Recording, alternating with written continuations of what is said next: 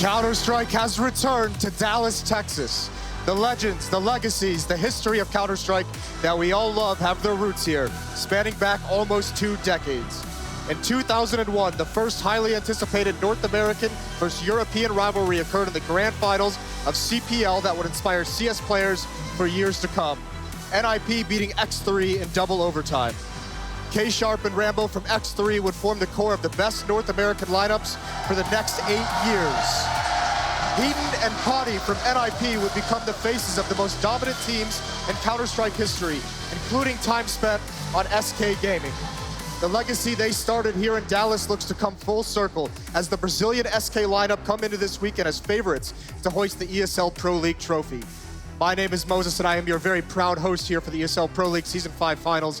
And joining me on the desk, very proud to have these two gentlemen with me, the finest minds in Counter-Strike, Yanko and Sponge. I'm also very proud of you, Jason. That gave me goosebumps. That was a nice little intro right there. Yeah, thank you, boys. It's been good. You guys have we had a nice trip out here, so everyone's feeling good. We had so much fun, me especially. I was on Twitter. I was pretty vocal about that trip from LA to Dallas. Yeah, you went full tilt mode. That was good. I like that. It was a great bonding experience as well, you know. Didn't have time to get a haircut, but who cares? In a tin can together for 7 hours. Well, either way, boys, I mean, you guys are back here in the birthplace of Counter-Strike. It's beautiful to be here. Thank you guys, Dallas, for having us. Thanks for coming out to the crowd. We're loving it. Got some good matches for you today. The semifinals of ESL Pro League begin. It's going to be SK Gaming taking on G2, and it's going to be, the other match that's coming in. That's going to be good stuff. Liquid versus North. Liquid versus North, the North American team, of course. That's the one I forget, of course. Well, you had some painful experiences. Yeah, it's a love-hate relationship at this point. Yeah. And you did the regular season in Europe as a bit of a trader with me. I did do the regular season in Europe, so we had a lot of good Counter-Strike. Are you guys expecting a lot of good finals here? I mean, SKG2 might as well be the grand final, almost, it feels. Unfortunately, but kind of fortunately at the same time, because it's a great way to kick off the Saturday for sure, and to potentially have Liquid in the grand final is another highlight that we could see. I think there's obviously the mismatch of which semi-final is going to be more interesting. I think it's going to be this first one. I think the crowd might beg to differ. I think they might be behind Liquid here today, but... Naturally. Listen, if anyone's not biased towards NA Counter-Strike, it's probably me, but Liquid has been playing some good CS at this tournament. Yeah. Sure, their map pool is limited, but on the maps that they actually play, they've been looking pretty strong. And seeing how North has played lately in playoffs, I think there's definitely a chance for them to make an upset. Yeah, definite chance for an upset from Team Liquid. Either way, we've got our silent reporter down in the crowd. He's going to be with us all weekend. It's going to be Stunna. Hey, Jason, thank you. I do appreciate you very much. Dallas, Texas, a riveting environment where it all began way back once upon a time. But we've had 12 teams come out. We've got 4 teams left, and we've got a hell of a show for you guys here later today. Make sure you head over to ESL.gg, get involved in the plays there. Let's get in the ladders. Let's get into the gameplay with you and your friends. And, well, you know what? Take it away, Jason. Yes, and just a reminder as well, if you want to watch the ESL Pro League Season 5 Finals in virtual reality, you can do that over at youtube.com/ESLCS. There's an option there to select full 360 VR for a top-notch viewing experience. I actually haven't watched Counter-Strike in VR quite yet. Haven't watched a number of things in VR yet, only a couple of movies. What's interesting, though, there's also a VR camera here. Does that mean they can see us? Yeah, a little alien ball, it looks like. It's kind of cool. Either way, let's get right into it. If you guys are just tuning in for the weekend, you missed a lot of group stage action earlier on this week. We're going to bring up the groups for you here. Tuesday, Wednesday was group play, groups A and B. We had all the teams coming in. We were over in Burbank. You can see there, as they're brought up on the screen, G2 and North, the 2 dominant teams from each of the groups going through straight to the semifinals. The big story for North, of course, is the fact that Config has showed up in a big way here. Yeah, definitely. Config, you know, just ran away with all the halves when the game started for North. He was putting up like 15, 16, 17 frags in the first 7 to 8 rounds and putting up amazing multi-frag performances. I think one of the highest for the tournament out of any other player we've seen so far. Shots like that, you know, is getting North off to some great starts and getting them across the board. And this is good because the rhetoric behind North has always been we need to improve, and finally now we're seeing kind of the product of all that hard work. And also we need to improve our CT sides, and it definitely helps when you have an aggressive player as Config having a great tournament. That means a lot of the times North is going to get into a round with an early advantage, and just he's a player that really, when he gets confident and when he starts off well, he can just snowball the game for North pretty much. There is a bit of an issue there with that as well, right? If he doesn't show up today, they're going to have a real issue because no one else has been that secondary star for him. We haven't really seen Magic's doing work. Cajun consistent online, still consistent on land, but not with any star power. AZ's still yet to come into his own, and then MSL is the in-game leader. You never really expect too much from him. So Config has to show up today if they really want to have a shot at putting down Liquid. Yeah, and I mean, just to look ahead just a little bit, I mean, does Liquid have the power to be able to stop these guys? I think so. I think they do. I mean, as I said, they've shown really good structure and fundamentals, and that's always great to have a team that's not that often going to beat themselves, but by making silly mistakes. And on the server, actually, they do have individuals who can match North. It's all going to be dependent on, you know, can they get a map on which they're going to be comfortable on, because North definitely has a deeper map pool. Yeah, and I mean, that's going to be the big thing that they have going for them, obviously, in that matchup. Either way, moving on to the other team that made it straight to the semifinals out of Group A was SK. And I mean, they had a dominant game day one, they had a dominant day three, but day two was a bit of a blunder. Definitely a bit of a blunder. You know, they weren't themselves. I think they vetoed poorly. You saw Taco with an interview with HTV.org where he said that basically what he was saying was contradictory to what they actually should have gone with in the veto, but they still ended up on Cobble and Inferno where they just didn't look themselves. They were getting beaten quite badly by both French sides. I think it was a 16-4 or something like that on Inferno. 16-3 even. Yeah, it was a dominating scoreline either way, and that's kind of what gave, you know, a second lifeline to G2, who, on the contrary, had a very, very difficult day one, and then on day two they showed up significantly, improved their play, and in a four-way tie, because of the head-to-head scores, they actually managed to secure first place and a bye into the semifinals. Yeah, that's the crazy thing. SK went from commanding lead of that group to almost dropping completely out of it, which would have been a frightening prospect. They eliminate Fnatic as the team who drops out of that tiebreaker. Either way, going on from a team SK who had such a good offensive side, Terra sides for them were so nice on day 1 and 3, to a team that had great CT sides. It's G2. They showed up very, very strong. Absolutely. It's a great change in mentality, I think, is something that was pretty obvious. In that day, too, they were a lot more assertive around the map, a lot more aggressive, and that's actually where G2 thrives. You know, you were wondering where was that on day one from them, because they are a team that's very, very good at mid-round and early round aggression. I have a feeling, you know, that we might be overestimating them from that group stage thing, because they showed up when the matches when they needed to, but they also had they also faltered against teams who you would expect them to beat. So a little bit of worry for them, I think. Yeah, that's going to be. I mean, it seems like the story we had in the group stage for both of those teams after we saw them go up and down, it was like kind of like which one is just. That's what it all kind of depends on. So hopefully G2, much like a team like Fnatic, we've expected them to make a resurgence. And now, I mean, we're seeing a little bit of it here and there. But definitely these guys have an opportunity to go all the way with all the skill in those lineups. Either way, we can move on to the quarterfinals now, because we did have SK and North going straight through to the semifinals. They got to skip a day. They got an extra day off on Thursday.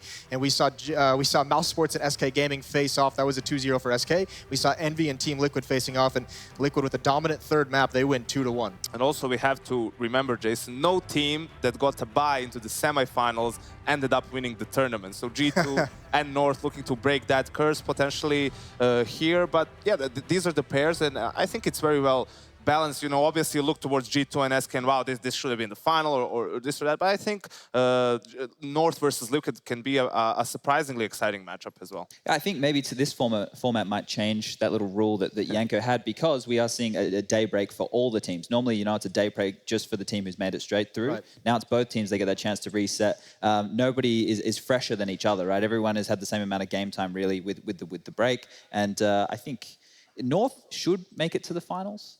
Should? Well, I mean, here's one guy who's going to be able to try and put a stop to it, a guy who's had a phenomenal tournament considering all the struggles he's had within his team. JDM on Team Liquid had a massive resurgence. Without him, they might not even be here in the semifinals. Absolutely, and it's not only in his performance, it's also in his style. He's been having huge impact for Team Liquid, being aggressive on the CT side, finding picks, even on the T side, put in good positions. I think Chad pointed out well the other day when, sure, he had freedom in Team Liquid throughout the iteration of the team, but it's different to have freedom and to actually have the team playing for you, right? Putting you in good positions, as we see right here on your screens, like twists, blowing up squeaky door for him so he can get that angle and find the openings for his team. Yeah, he even takes the initiative to continue to go aggressive into lobby and find that pick eventually. And the thing is, it's building around your AWPer, and that's something that Liquid have struggled to do in the past. And this is the first time Zeus's coach, Stanner's in-game leader, that we're seeing JDM or an AWPer, at least for Liquid, be activated in the right way. And it's good to see because it's helping them get that man advantage early on the CT sides.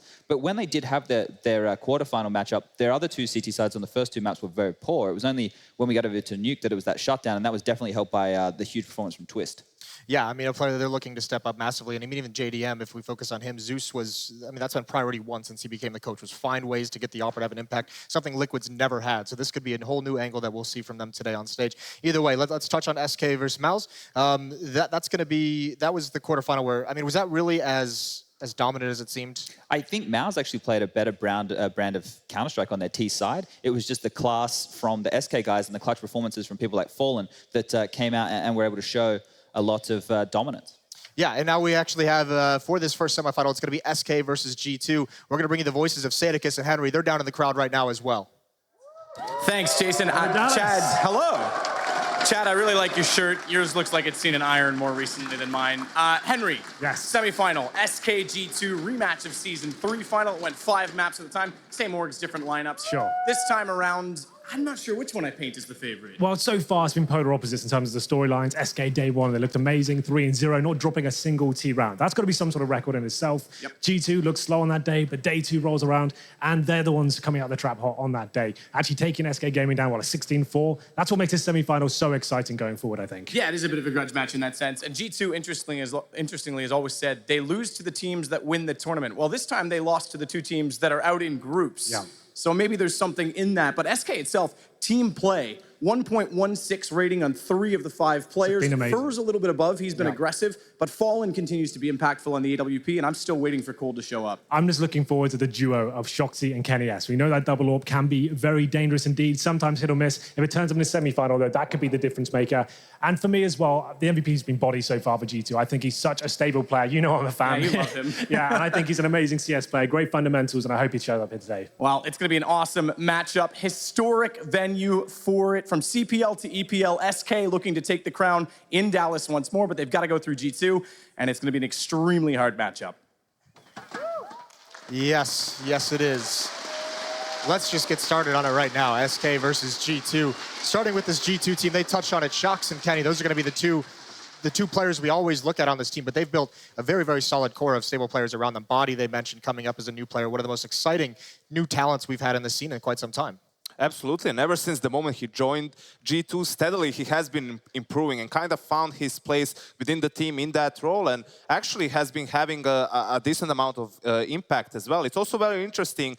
Apex is the fourth lowest rated player of the tournament, and Shox is actually the 12th lowest rated player, one of the best players in the world, playmaker, flamboyant, amazing skill ceiling, but they just haven't showed up individually. And with that, to make it all the way into the semifinals with a bye just tells you how much more potential they have in this tournament. You know, we're excited for this match. I'm getting rid of the players are way more excited than we are. They just actually did the map veto. They're a little bit ahead of schedule. Let's start. I mean, we know, Chad, touch on SK now really quickly, because this team, I mean, they look so solid from top to bottom. I mean, they just have everyone kind of clicking on all cylinders at the moment. Yeah, it looked so on day one, right? You saw everybody doing their jobs correctly. The aggression from Phelps and Fur was unbridled. Nobody could stop them. They were able to do whatever they wanted. Fur, especially on Cobble in that drop zone, getting in on the T side, finding so much room for his team. But the issue that I see for these guys is when we flipped over to day 2, the overextension from them was being like exploited. Where they were getting killed on the CT side, going super aggressive. Map control was being taken back off them, and then it was Fallen, the man who stepped up, got clutch after clutch, especially in those quarterfinals, to keep them in it. When, like I said before, Mouse was playing a better brand of Counter-Strike versus them on the T side.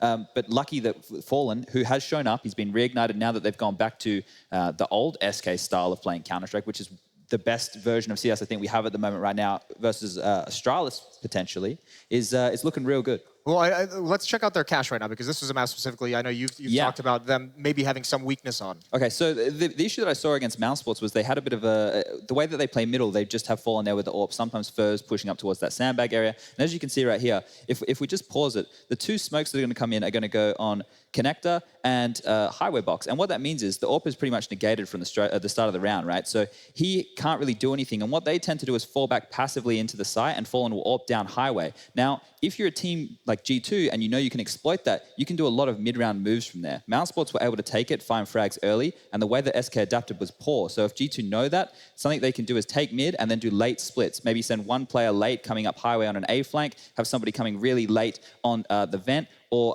all the way through to CT spawn and splitting B like that. And that's a really good way to apply pressure to a passive CT hold on Cache.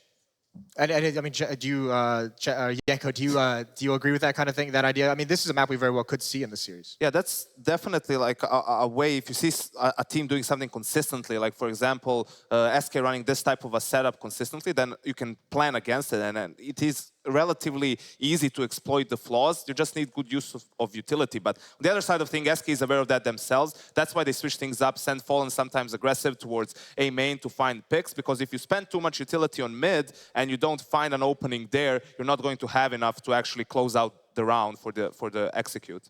Where else are we looking at this match to go? Because I mean, we talk about Cache as a little bit of a weakness of SK. They've shown they kind of want to play it, but where are they looking to take it? I mean, let's go to some of their strengths that they have. That's the thing here, because of the vetoes. You know, some of the strongest maps are taken away. G2's veto Mirage, the best map for SK at the moment. SK's veto is going to be Nuke. So then in this situation, it's more about preference and what are you going to specifically prepare for. It might be something unexpected, like an Inferno pick. You wonder, basically for G2, it's a matter of, do we pick Cobble again? Because we did beat SK on it already in the tournament. It's a very good map for us, but you also have that thing where you don't really want to play the same team on the same map in the same tournament twice if you're already beaten them, because they can always like look back at the game and prepare much better for it. I think there's 3 chinks in the armor of SK right now. They obviously lost Cobble to G2, so that's an issue for them, right?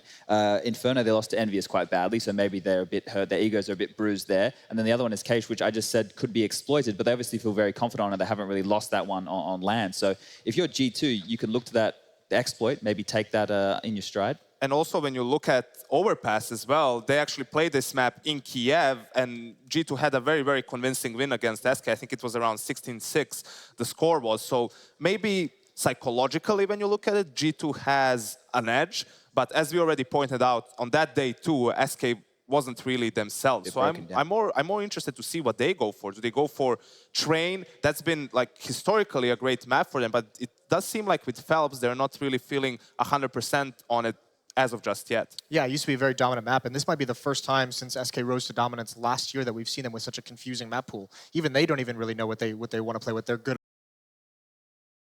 of a toss-up in the air of what's going to happen. G2 now, I mean, these seem to be teams that just stocked with talent. I mean, both of these teams, you think Fur, Phelps, coldzera on one side, what a trio that is. And then you go over to the other side, you've got Apex, you've got Shox, you've got Kenny S. Where are the different you know, positives of each of these trios? Where are the strengths? Where do they lie?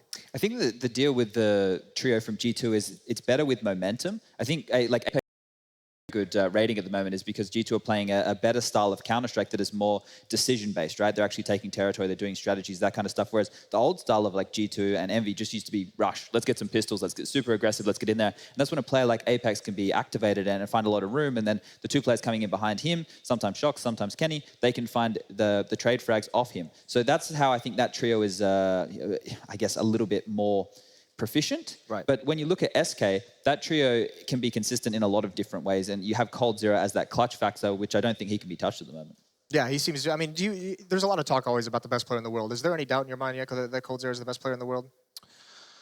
Not really. I mean, the thing is, it's also very team dependent, as we could see, right? When SK had that slump in performance in Katowice and Kiev, coldzera and Fallen as well also had worse performances. That tells you that they really benefit from the system and having good coordination, knowing at least in general what they need to look out for. And in their roles, in their positions, sure, they're like the best players in the world, but you know, there are always a lot of factors coming into it. I think at the moment he has that spot, even if people doubted it after those two group stage exits. Is anyone worried that he hasn't really had to have a big game in this tournament, that we haven't seen him have a big game? I mean, he hasn't had to, which is nice, but I mean, is this a situation where maybe he's just not going to get into it here this weekend? This is very strange in this particular matchup. As we already pointed out, like Shox having a very, very poor tournament. Apex, I mean, he's an entry fragger. He's never going to have great stats. On the other side of the spectrum, you have Fur and Fallen, who both are having great tournaments right now. So you wonder, okay, will SK be able to maintain that? Will Cold Zero show up? What's going to happen with Shox? Is he finally going to start, playing the Counter-Strike that we know that he can? And I surely expect so, and I hope so, because that would mean we're going to have a very, very explosive game of Counter-Strike. Well, explosive it very well could be, and we're going to set the stage. We're going to find out exactly what maps this is going to be playing on. The map veto is coming right now. So we're going to see some of this theory, which, we talked about Cash, perhaps a weakness, perhaps something G2 wants to go towards. Talked about Cobble as well. G2 beat him on it earlier. Like, I can say that I personally would like SK to pick Train and would like probably an overpass, no, a Cash pick from G2. I think like that in all the mind games should probably be the go-to picks, but obviously these teams are like, they have their own way of thinking and preparation. Those are the standard bans that we thought were going to come in. They're the perma bans for both teams at the moment, so no surprise there. Cage by SK is a really interesting one, even though, I didn't think... they're obviously very convincing on that map on land at the moment, so they're backing it in. They're very confident on it. The overpass pick by G2 is even more puzzling, I think. I know that you said they beat them in Kiev, but it was probably the weaker map for G2 in the group stage, right? Yeah, I mean, they had that game against Immortals where they win both pistols and end up losing 16 to 10, which, almost never happens, especially to a team like G2. Also, we have to take note that in this pick ban system, the team that picks the map, their opponents pick the side. So SK picking Cash, G2 starts as CT, but this map has actually been very T-sided lately, especially in this tournament. I think more than 70% of the rounds have gone to the T side. So at the very end, we see Inferno ban from SK, Train veto from G2, and Cobblestone as the last map. I think that's fairly expected. We've seen very safe vetoes this whole tournament. This is another one, right? This is very middle of the road, middle ground kind of stuff. The only one that surprised me is that overpass pick. I thought, maybe G2 would want to throw a spanner in the works and go for an Inferno or something a little bit different, or bring Cobble up in the order, maybe try and 2-0 it. But right now, I think the biggest issue for me is if SK can make sure they stay out and stay on top of the economy, they're going to keep G2 down. If G2 can make it a brawl, which they're definitely known for, they might have an edge in that kind of environment. I mean, this goes against kind of two tenets we talk about in the map veto phase that are always very curious. One is don't even if you're good on a map, don't pick it if it's one of your opponent's best. So overpass into SK is kind of one of those fears because we know how good SK's been on that map. Fallen specifically has been a monster on the map, and the other one being you don't necessarily want to play a team on a map that you've already beaten them on in the past, and now we have that with Overpass and Cobble both. Is G2 happy with this? Are they going to get the advantage here because they have those wins historically over SK? The thing is, like, this veto between these two teams at the moment is like so random for us to predict and to give reasoning, because they've had, we said G2 beats SK on Overpass in Kiev. They had a very poor Overpass here. They had a very poor Inferno, and you would expect that for G2, Inferno is one of their strongest maps. They got trounced by Cloud9, and that's probably why they don't want to pick it. So confidence within a tournament actually will have a lot of influence over a team's picks. If a team loses by a huge margin on a map in, for example, group stages, they might as well just scrap that map for the rest of the tournament. Fnatic was known to do that, when they were at their peak, because they could play so many maps. They have a bad game, it's just, this map is not working for us, let's not play it anymore. The problem with that is it's usually not the in-game leader that has that feeling. I've been in that place before when we got 60 COG. Cobble was our best map, so we didn't play. We went to train and we lost like 16-12 or something, and I was kicking myself because I knew we were better than COG on that map, and we had practiced them, and we knew that it was much better for us than them. So, those kind of things can come back to haunt you in a tournament. Yeah, now, I mean, that's also where you think SK, they've got to be having something planned. They have to have imagined. I mean, you said it was a very safe veto. They kind of have to know what's coming to them. What are we going to see? Let's go back to Cash. I know we did a little Telestrator segment on, but let's go back to that as being the first map that we're going to get into between these two teams. Are we going to be seeing a lot of aggression? This map lends itself to so many different playstyles. Absolutely, and also because both of these teams actually thrive in being aggressive. You look at the likes of G2 having a flamboyant AWP player like Kenny, double up in him, and Shox, aggressive players in general like Apex. You would definitely expect from them to go for that. Something they like to go for more than other teams perhaps is go for that boost on mid as CT and try to flank your opponents. On the other side of things, you look at SK, aggression towards B halls, you know, cutting off that area of the map completely. Fur around A main, playing around those smokes. Even if you know it's coming, still somehow he manages to find a way to get the entry kill. And Chad, you said this could be a brawl with these two teams. Is this the map to have a brawl on it? I think so. This historically is one where, you know, the Force buys can actually help the CT side when they're getting up close in those choke points. They seem to play with a lot less fear. You know, they get up close mid with the 5.7s, the P250s. They find some frags as people are cascading over that boost. I think the mid area of the map is where there's going to be won or lost for me. I know that the B side is very strong for SK, but it's all, I think for me, it's all about middle. Who's going to control that on their T sides? Who's going to be able to work at the best? Well, either way, the players are finally ready. We're going to get started with G2 versus SK, the first semi-final. Winner goes to the grand finals. It's going to be on cash when we return from the break.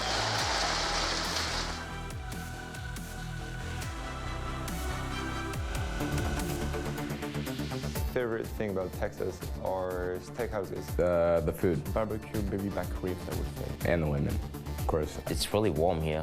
We're not used to that in Denmark, so I think that's really nice. The beef here is very good. Steaks are very good. To be honest, I haven't really seen the city so much. We have been living in the hotel and southern food. I love fried chicken, all that stuff. But it seems great and the weather is awesome. I think the weather in Texas is great. It's actually the weather, lying at the pool and just relax. That's quite awesome. I'm Brazilian, so it's kinda close. The TV show was here, and it was like for 10 years in France on TV, and my grandparents were always watching this, so I would say that.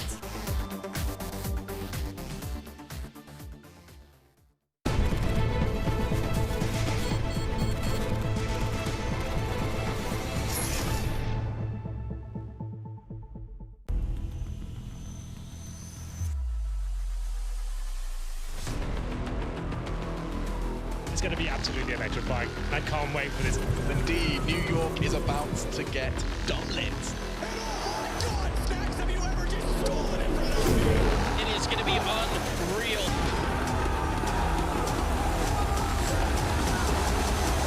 I'm telling you, this ESL, this is Electronic Sports League, is going to get nothing but bigger.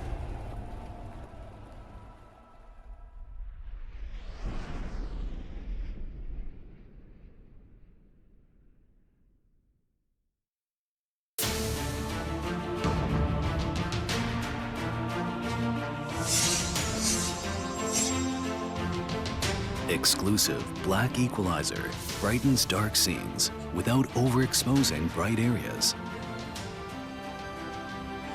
Use the S switch to quickly access the setting and switch between save modes.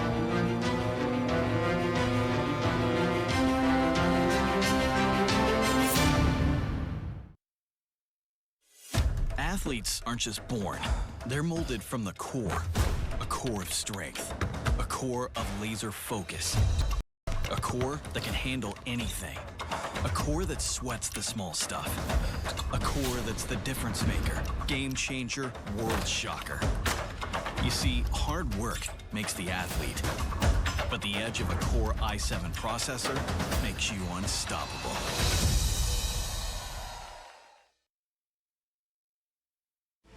This is your chance to actually make it into the Pro League, be a professional Counter-Strike player. That's the thing that Mountain Dew League provides. Penguin, you know what? If anybody has a shot at 2-0, it's Penguin. Beautiful Counter-Strike. You usually only see that into the professional level of things. We are one of the youngest team in top 20. Many teams can underestimate us and we can surprise them with our tactics, show our Polish power.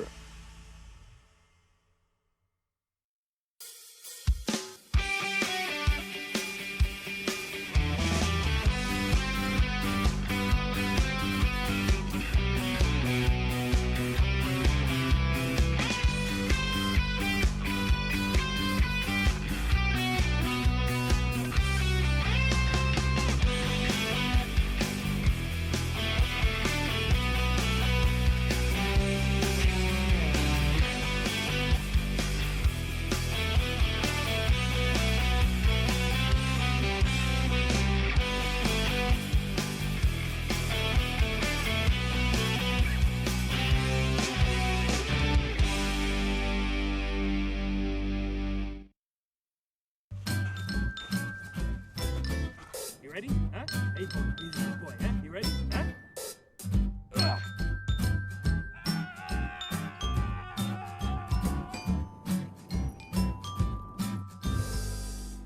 Start your esports career now at play.eslgaming.com.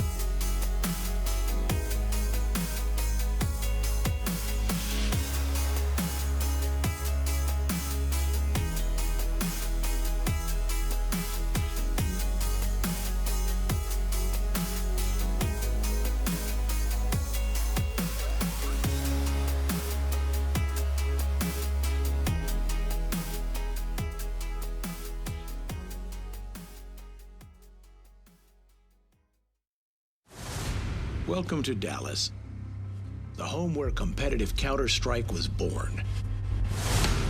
Dallas is the third largest city in Texas with over 4 million citizens. As home of the Texas Rangers or the Dallas Mavericks, the city has developed a fierce appreciation for competition and sporting tradition. It is here, at the heart of the Lone Star State, where professional Counter-Strike really took off with the creation of a league that would change the esports landscape. In 1997, the CPL laid the foundation for the future of esports and a legacy was born. It was here in Dallas where SK Gaming was crowned champions for the first time, gaining an international title. Winter 2004, the moment when Team NOA came from the lower bracket to take the title. 2006, the first taste of success for Fnatic's Forest at the CPL Winter Finals. Now, Counter-Strike returns to the city where it all started as a global phenomenon, propelled on the back of the same passion that is responsible for its overwhelming success. The story of Counter-Strike and its spectacular history will continue. 4 teams meet to battle it out for the glory of becoming the ESL Pro League champions. Here in Dallas, the city where legends are made.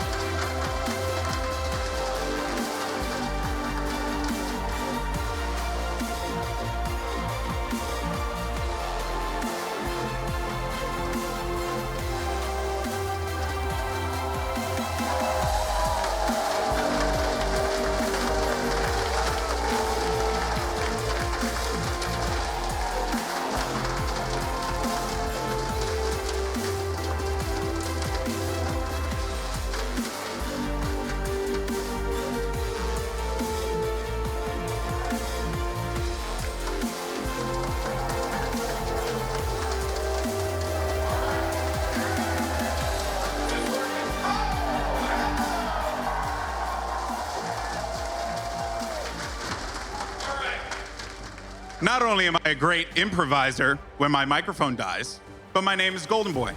So thank you guys so much for welcoming me here. This is actually my first ever Counter-Strike event, and I'm super excited. So thank you guys for the warm welcome. Thank you.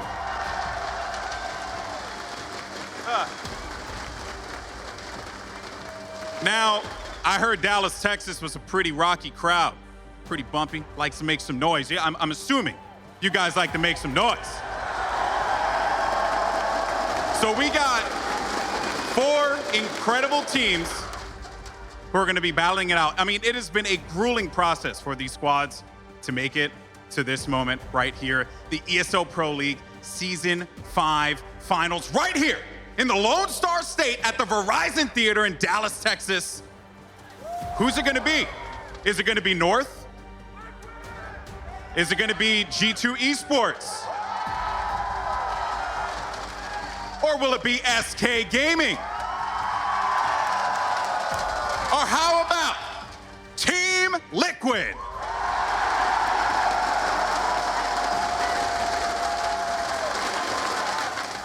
I can't tell that you guys have a favorite. I have no idea. But in all seriousness though, this is going to be an incredible day of competition. And let's go ahead and just jump right into it. Let's introduce your first team, France's finest, the one and only G2 Esports.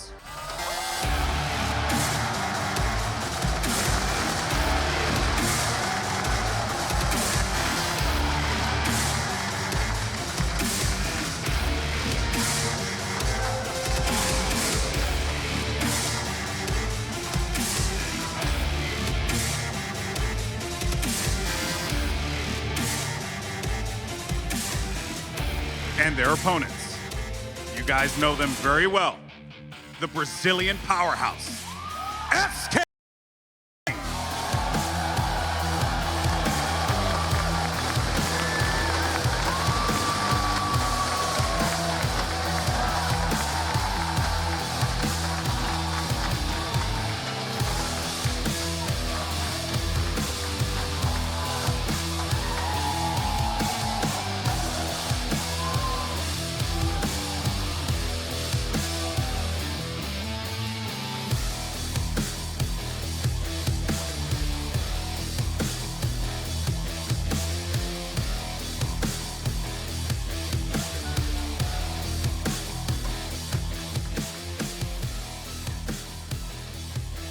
And now, I have a very simple question to ask you guys in the crowd, and for those of you at home.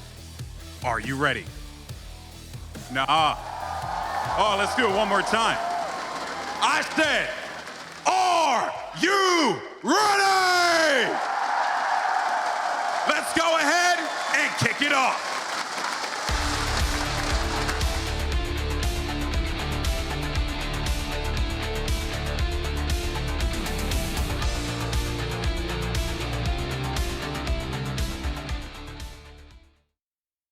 Yes, the players getting set up now. The first semifinal is about to begin.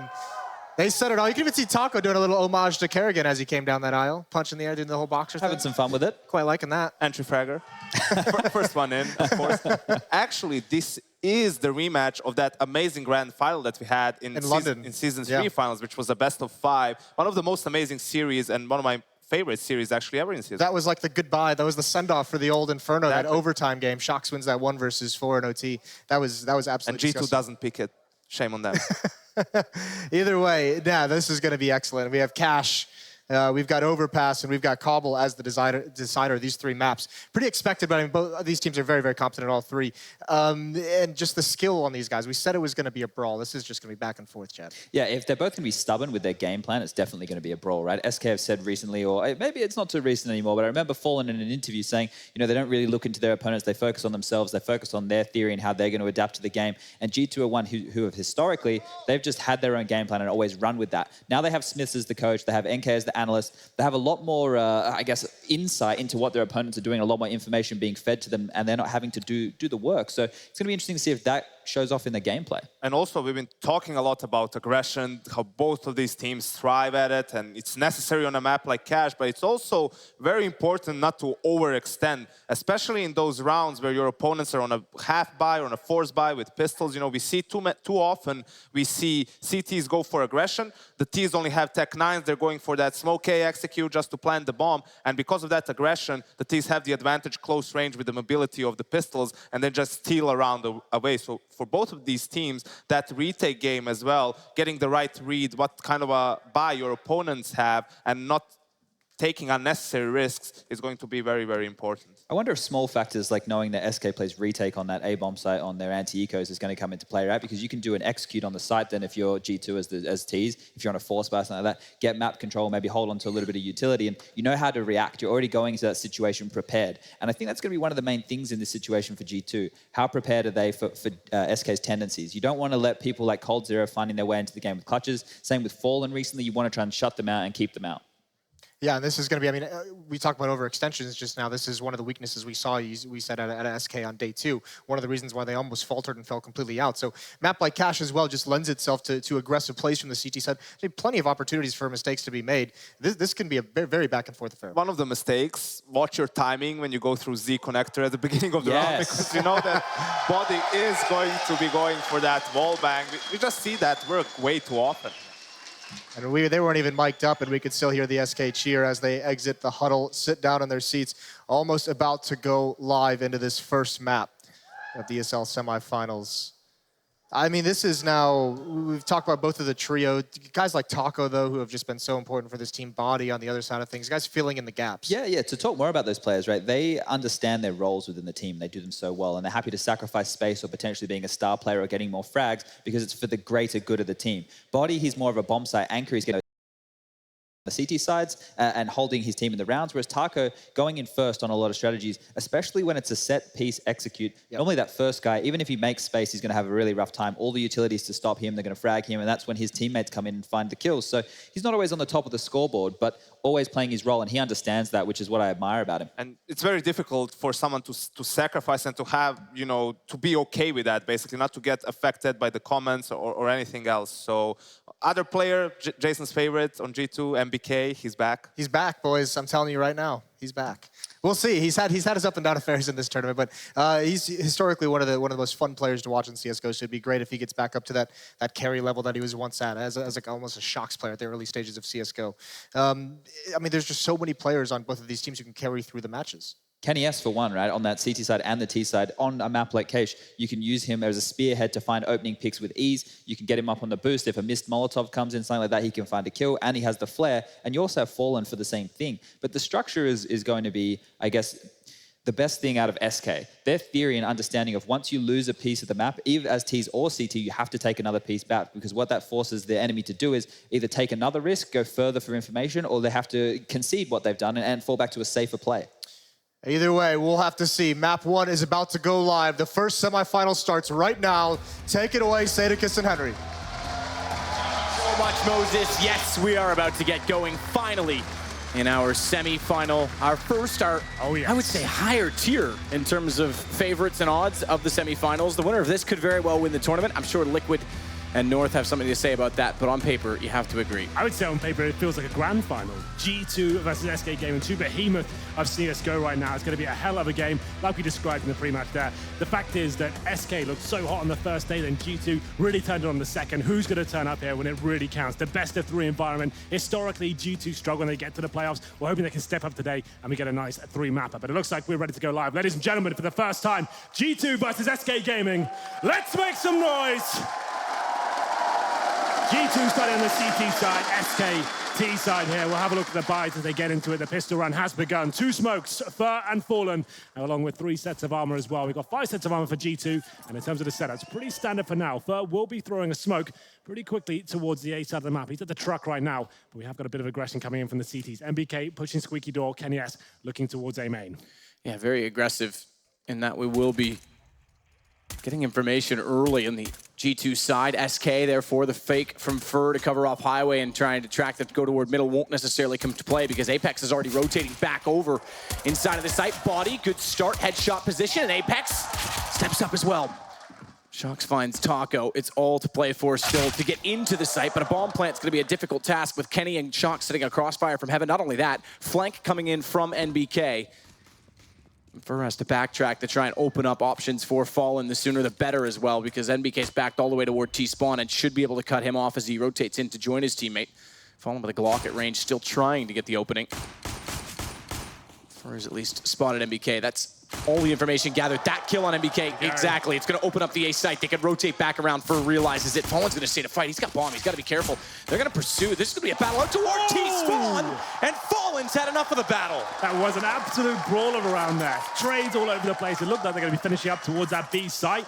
And then NBK, T-spawn, I thought he had them locked in. Pincered, no escape. But they managed to find the headshot on him. Then Fallen in the 1 versus 2 situation. Stepping up there, the Glock. 2 headshots to finish it off as well. So SK will pick up the pistol here. It's going to be a semi-force by from G2. Not going all in here. NBK and Kenny S without armor. Apex, Shox, and Body, though, they will go all in with the CZs and 5.7s. We've got 2 rifles available for SK Gaming. Fur looks like he's getting aggressive towards the B site.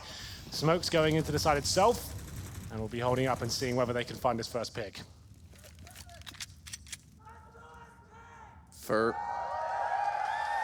slowly but surely with the MAC-10. We'll try and figure out exactly what's going on at B. It's a bit of a beehive because it is a stack. Oh, yes. 4 players on this site. First one, Kenny S takes down Fur again. SMG can afford to go aggressive to find that information, but quick and easy. He won't get much more of a read than the fact that Kenny's in the site. He's now in middle.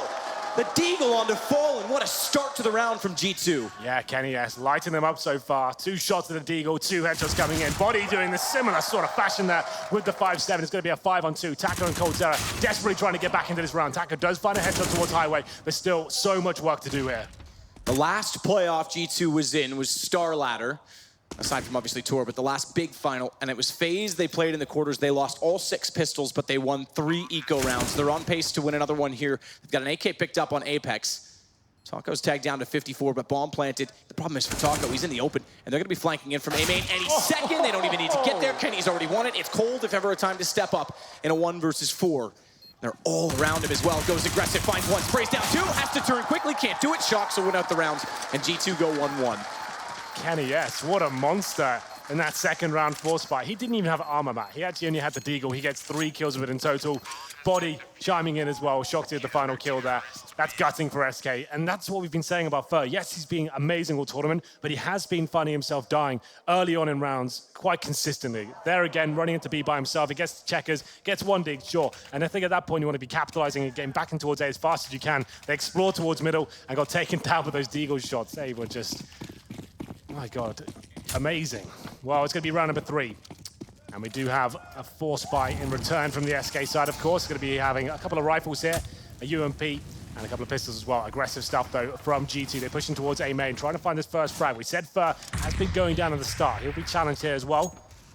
Trying to bail out some shots and work out what kind of weaponry he's up against. But for now, G2 with full control of A main. A lot of utility used toward drop early on from G2, the quick Molotov to deny the boost, and then 2 nades over, staggered in their timing, so that as the flames dissipated, they'd catch anyone trying to go up right away. No one was there, but interesting to set the tone that they'll be watching and trying to control mid early. A 3rd nade goes, that one nails them because they are boosting up. Phelps takes quite a bit of damage, so too does Fallen. And they'll be watching off toward White Box, where Apex is playing.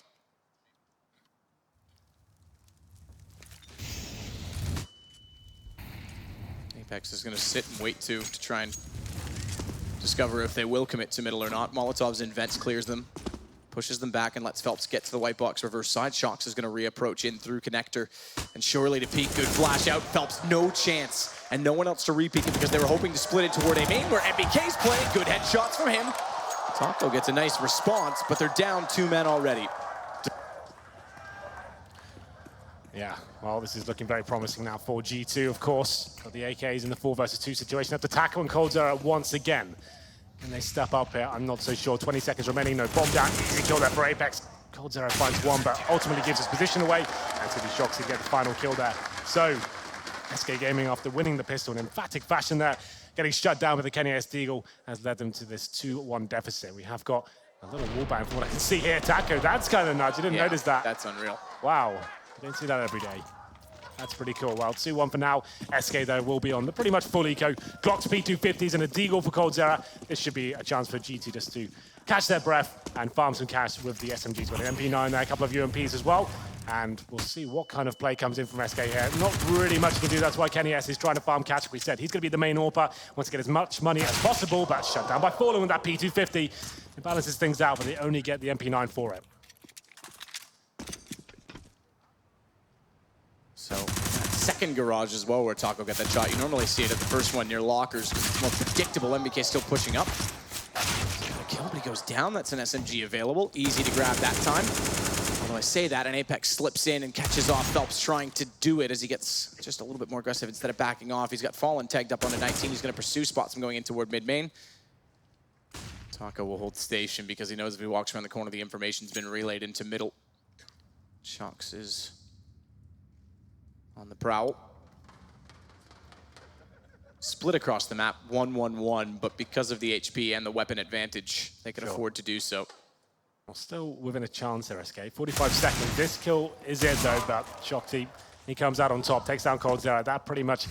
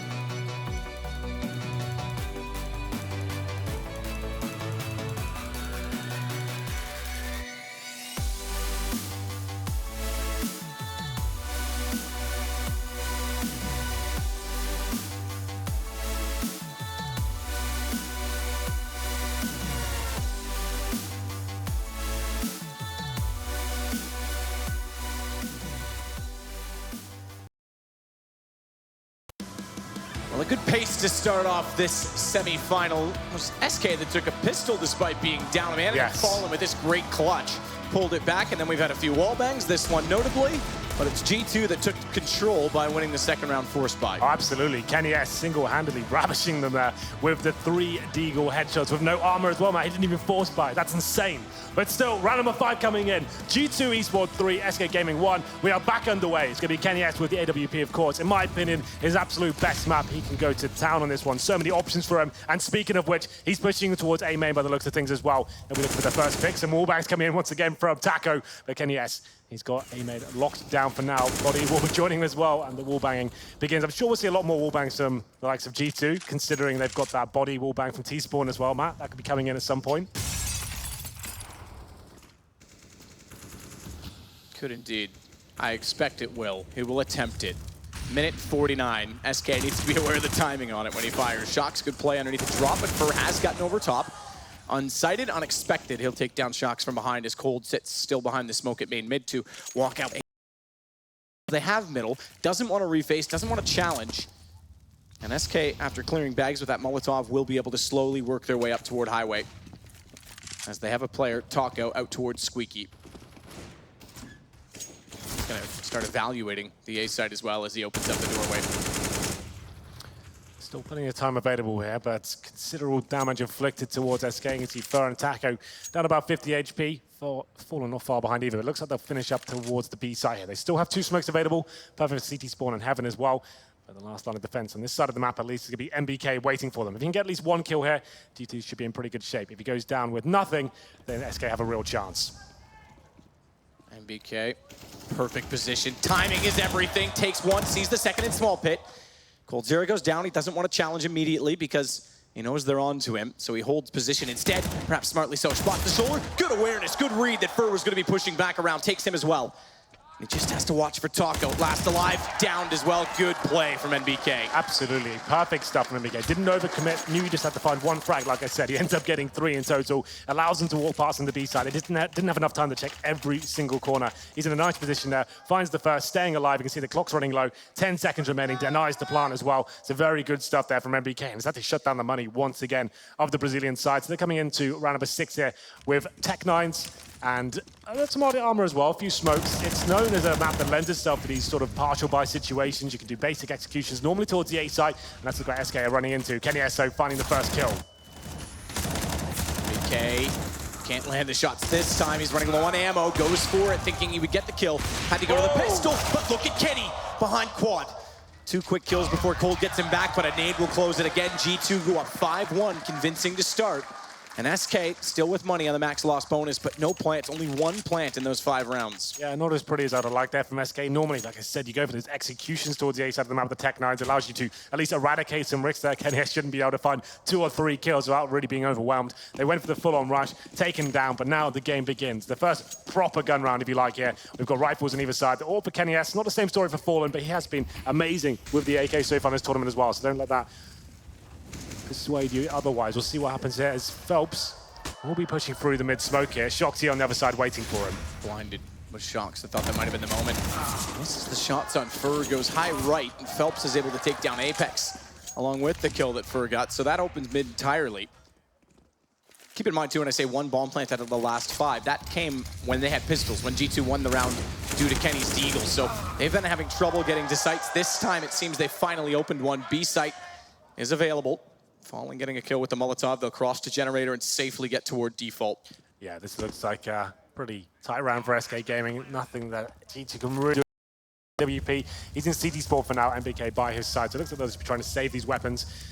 Kenny is looking towards the A round. MBK finds a frag, so there is a slight chance here. I would say still probably better off to saving the weaponry at this stage. SK Gaming focusing towards middle of that round, finding the first 2 frags, and then Body could not hold them off. He is a very good B-side anchor, but not strong enough in this instant. It looks like Kenny is exploring the idea, trying to find another frag. It's pretty much down to him. His teammate smoked off, and I think that's going to be the call at this point. MBK finds one through the smoke, but still will be falling back at this point. Yeah, they actually, despite... What? Okay, MBK. 2 through the smoke, why not? The thing is, those are big kills to get because Absolutely. SK just reset a maximum loss bonus. They had kept 1 player alive. They'll be able to buy in this round, but only just no AWP available to them. Yeah. And on the other side of that, even though they saved, there's lots of money available to everyone except for MBK and Kenny, so there's quite a bit left over for G2. So they're in a good position. If they can win this round, SK is going to be in a really dire situation without bomb plants. Yeah, it doesn't get much better than that for G2. Yes, sure you don't win the round, but the fact you took down 4 players in the process and managed to save your AWP and a rifle as well, you can see they're coming into this round even stronger. Double orb setup this time. We talked about it in the pre-game. It can be deadly, sometimes hit or miss, and we'll see what happens here. Kenny S pushing towards Squeaky Door, trying to get this first frag. Taco's there on the other side. He's not scared though. Nails the first shot and falls back. Oh, good refrag from Fur, but MBK again, smoke master in this game. As he gets above it in A main, Fur still made his way through the door as MBK was busy. That gives them a chance to fight backwards from Squeaky. Flash goes both ways. As each loses a little bit of vision, but it's Phelps that wins the duel. Fur, nice shot down highway, and Body has to clutch back. High HP, full set of nades, and a kit with no plant just yet. Minute 11, SK can slow this down. They can afford to, and Fur finds the shot instead. Fur, my God, a couple of amazing shots coming in from him in that particular round. He's been great all tournament, Matt. Like we said, sometimes dying first, trying to get plays done by himself. What a brawl of a round once again, though. Kenny S towards the Squeaky Door. We said he's going to be stepping up with those sort of plays. He nails the first shot, and his teammate, MBK, finds 2 in A main as well, but it's not enough. The trade's coming through, and Fur to finish it off there with amazing work towards highway. It's going to be round number 9. SK pulling one back. You can see they are starting to whittle down G2 now. It's going to be a Famous for Apex and Shoxy with a UMP. They still have the AWP available to them, though. There's still still a very difficult round for G2 going forward. SK know it. They can win this. They're right back into this one. Phelps, good position. Boosted in mid to see if there will be any aggression through. Watching to the right side of the smoke for that exact reason. Smoke that will be redeployed.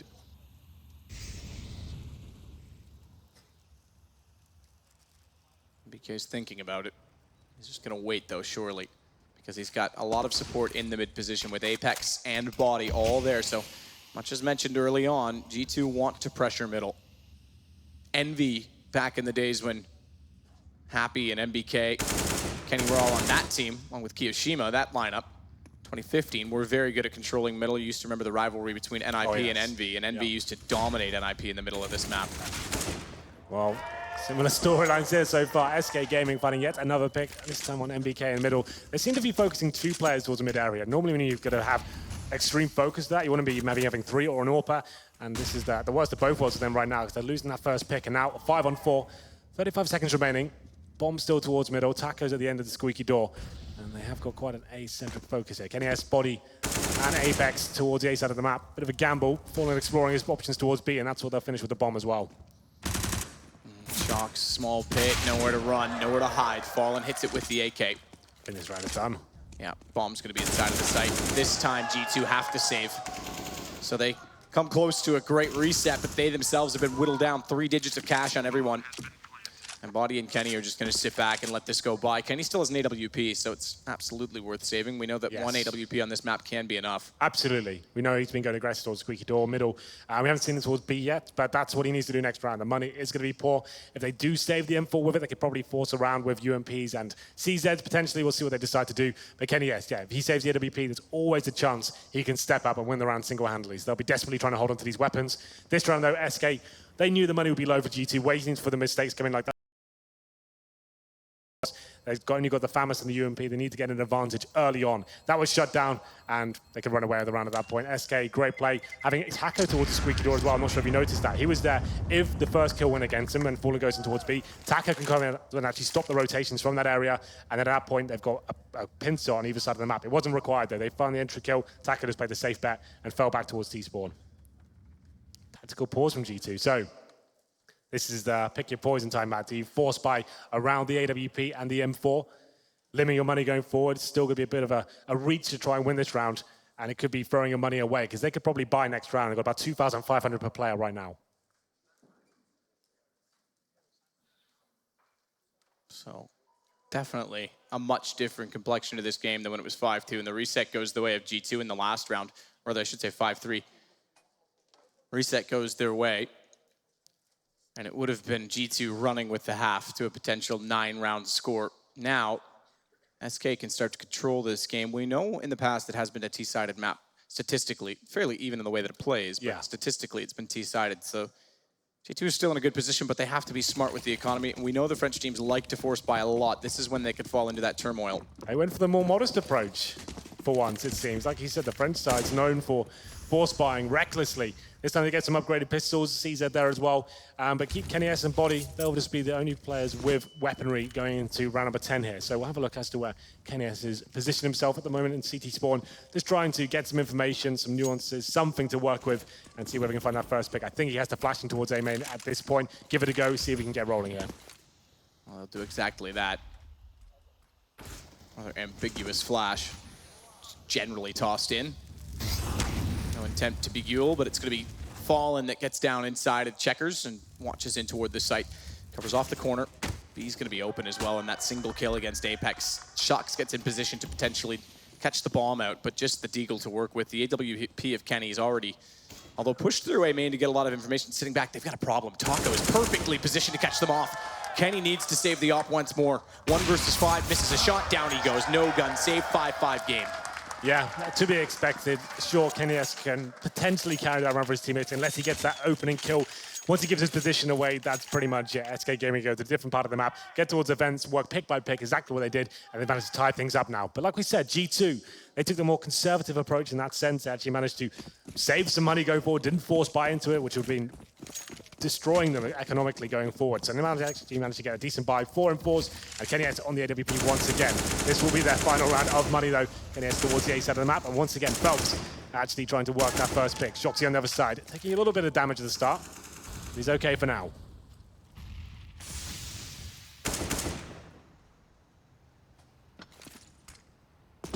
Working AWP aggressively for Fallen. Quick check onto Checkers. Apex, don't let the X-ray mislead you. He's on the other side of that wall. He's in middle. There you go. With an M4. We know he's very good with an M4 in middle as well. Yes. Shox is going to be left alone this time, pushed up. Okay, Apex has turned back. I was going to say, kind of needs to support, someone to bait him in if the smoke dissolves, and he's sitting in the corner. He goes back to the vent instead. Goes from mid side. It's blown out. They'll know that someone was in there if they're not still, and Shox is going to be moving away. He's actually going to go for a very dynamic rotation back towards Z connector, if I were to guess. Yeah, we've got a little boost coming in from the T side at this point. Looks like Phelps will be setting up smokes towards the A site. They'll start to go in at this point, and then maybe an A split here. We still have Fur going towards A main, and Taco once again holding the door. This is where you can tell they're struggling for information, because Shox rotates all the way back, doesn't go to Z. He stayed at Heaven. He doesn't know exactly where they are, and that means he's going to be late to the rotation on A. Comes in now, smokes down. No entry yet, though. It'll give them time to get in position, and Kenny is going to backpedal behind quad. Phelps becomes a big part of this picture because Kenny just barely makes it to quad before Phelps gets to the top of highway as the smoke was dissolving. Buying a lot of space is G2. A lot of space for Kenny. Only one shot for him so far, but he's still in the equation. And Apex taking down Fur. It was Fallen that's waiting on 11 HP. Couldn't find the angle, but does that time. Responded. Pistol for Fallen, and time is gone.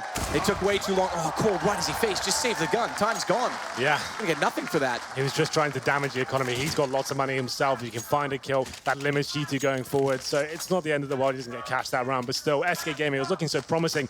They left the final execution, though, till the last moment. 30 seconds remaining when they deployed their smokes. They got very good map control. Like you said, CT's lacking information, but just holding, staying alive. Kenny S at quad position, hitting the shots that really counted. And you can see Fallen waiting for him to reface. Too disciplined, though. But this time, Coldzera, he's got the AWP at that decent spawn and takes down Kenny S. It's going to be a 5-on-4, and they'll be fully committing as well. Body drops. He had no idea they'd commit that soon.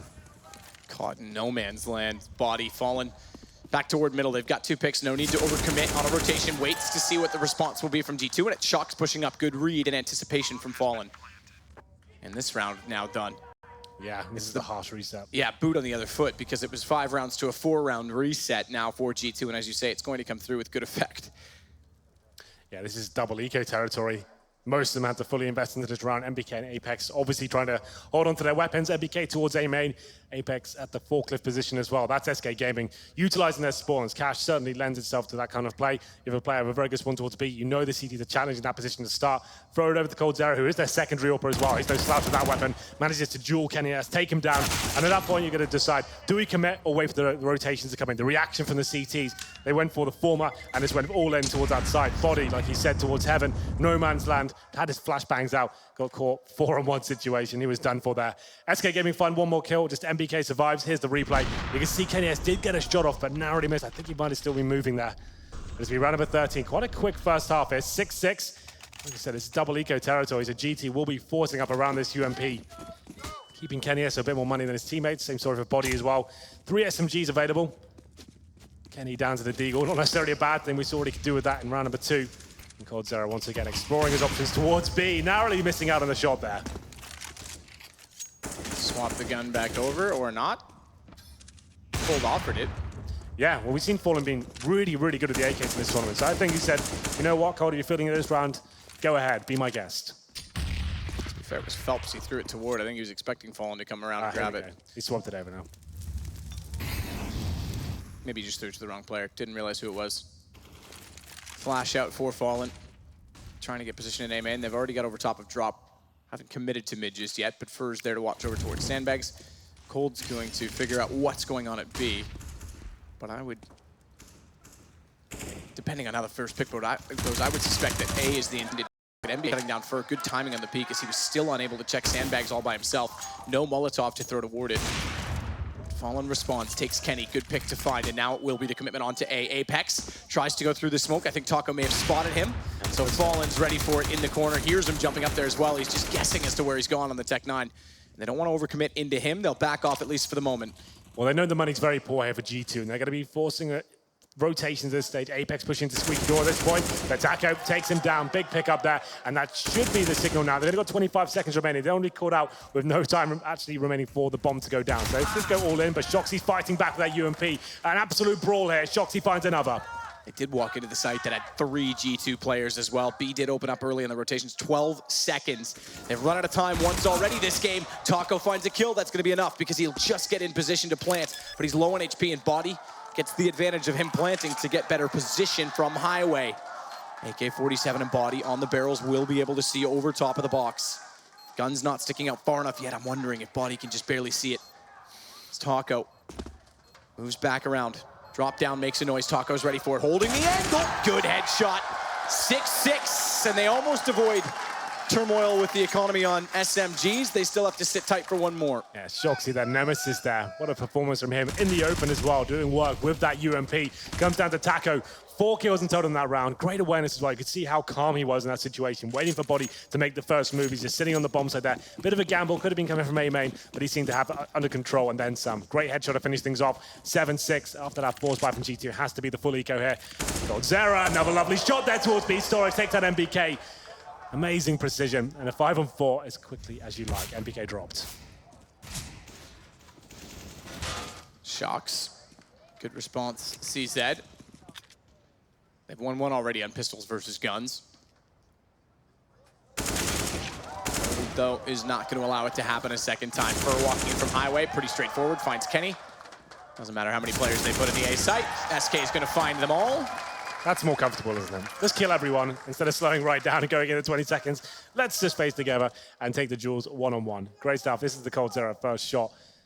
He's had a quiet tournament so far, Matt. Not looking better necessarily today. Like his best, but this is the thing. SK looked so good, got that 3-0 without him, which is the thing is something, as well, right? too. Yeah, I mean, they had a phenomenal first day. Second day was a bit of an interesting one, but even when we say he hasn't had the best tournament, he's still rated at 1.16. Yeah, absolutely. Still positive. It's a testament how good he is. We expect him to be godlike every single time. Phelps sprays into the smokes to make sure no one's pushing up in toward Cubby. Best guess, no one there. Smoke goes down toward B main. T-sided so that Cold can swing if he likes and face toward Checker. Shocks is covering off that same angle though, so that's a bit of a gamble if he goes for it. Well, a default for now. G2 with the double glass cannon setup, meaning Shoxy and Kenny S with the AWP, sure, but no armor to go with them. Makes him very vulnerable to grenades and body shots as well. Shoxy does spot one player. We'll be falling back as a B split once again. I'm not sure they can hold this off. I don't know if Shocks actually even did see him, to be honest, but he gets out just in time as vents break. Molotovs are everywhere. Shocks, AWP up close. No heroics this time. He goes down, but Body spraying. Blast! Gets 3! Bomb down. Phelps has made it in deep though, and he responds. Good positioning, and thankfully so, because SK, Body absolutely shut them down. And it's a 1 versus 1. Taco has to go to the B site to get the bomb, even though there's 44 seconds. It's Kenny on an AWP. He knows the bomb's inside of the site, but he knows there's also ample time that Taco could have gone either way. He's heard him go into the drop room now. He's waiting to cover the angle. And he's going to get aggressive as well. Taco's never going to expect it, but he walls him. He doesn't catch him cleanly. And that gives Taco a chance on the AK. Missed from Kenny. Goes back to the pistol. He just has to hit him once. But as Kenny will do, he sticks on the AWP. And we end 8-7. Body, the savior of round number 15 there for G2. It was looking so tight when Shoxy went down. Comes down to the 1v1 though. Kenny S, smart as ever, legs him and doesn't allow him to get to the bomb side there. He knows that bomb gets down. He pretty much can't win the round. Taco cannot find 2 clutches in a row. And with that, a start from G2 that fell apart. We'll take a break, see if they, with a 1-round difference, can make the half work better, I should say, on the T side.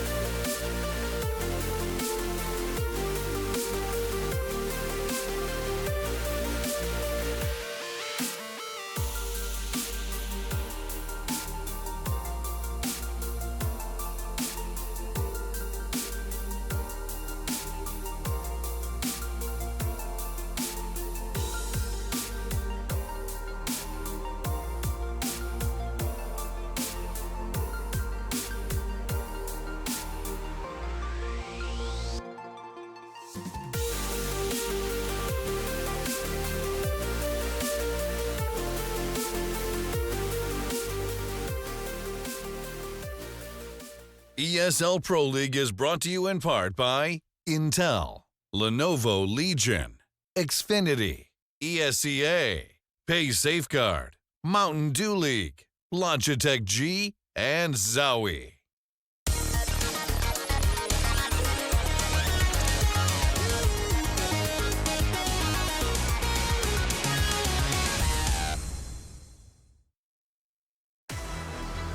Well, the server conditions look beautiful, Henry, because they're on the ESCA servers, and we've got a heck of a match going on inside of it. 8-7, G2 looked incredible to start things off, but SK certainly responded, avoiding a reset and then taking full control. Just what we expected.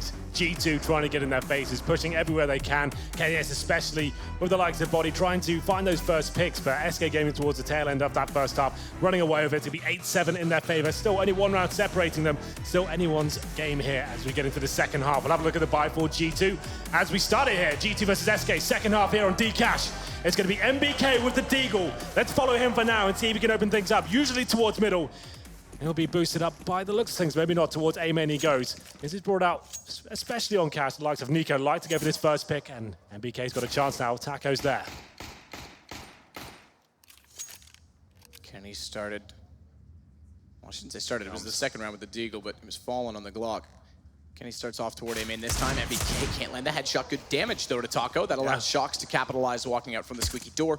Furs made his presence known. Good headshot. Recovers from missing the opener against Shocks, but fallen. Responds again to take down MBK. Apex has gone through middle to divide them, but he's pinched off. They know he's there, and they've got coverage from either side. He has to hit the shots and can't do it. That's poor from Apex. Well, 2-on-2 now. Bomb will be planted. It's going to be Shoxy on 16 HP, but coldzera finding another headshot. Just a low HP player now. Shoxy got his work cut out for him. Needs to start landing headshots here. There's one. Now he's got a chance. 18 HP. 4 kills for Shocks. He's doing it alone. He might do more. Spots the shoulder. Phelps is patient, but no kit. Patience can't necessarily be his virtue in this round. He's got to go aggressive, and Shocks continues to put damage into him. He's down to 53. He's made noise jumping. Shocks is baiting this out. He's got all the time in the world now. Phelps has to get desperate, and Shocks not even looking for the ace. Plays the long game. Does he have enough? I don't know if he does have time here. This is going to be very close. Very, very close. Shocks may have just barely done enough. 4 kills. Is it the round, though? It might be. Oh! It is! Shocks has done it for G2. My lord, doesn't get any closer than that. Shoxy with 4 kills. You thought he fluffed it at the last possible moment there, but 10-second defuse. SK can't do it. Shoxy, so good in semi-finals to say. It does feel like a grand final here. This is the rematch from Season 3, and this is when he went absolute town on this team, and he's doing it once again here in the second half pistol. It's going to be round number 17, of course, and we do have the force buy from SK after looking so promising there in the 2 versus 1. I thought they had that for sure. Falling with the Desert Eagles, CZs. And we'll see whether G2, and they're 3 rifles here, more modest with the Galils instead of the AK-47s, means they get a bit more utility. So this works out for them. Default for now. Apex and Shoxy with the UMPs. And in terms of the setup here for the CT side, 2 towards A, and then 2 players in middle and just coldzera in towards the B side. He's got the Desert Eagles trying to find that first shot. See if it works out for him. Phelps is beneath that boost position.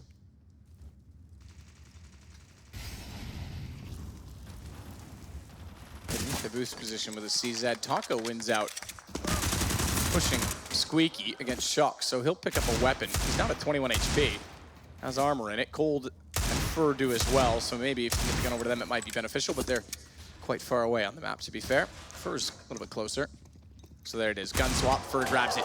Speaking of guns, it's just the Deagle for Cold, but he makes it work against Apex. He's still in behind the box as well. Knows they're pursuing him. Looks for another headshot, but can't find it. Galil for MBK. We have to keep note of those guns. In fact, 3 Galils in this round. So G2 perhaps giving up early on the UMP. It seems so.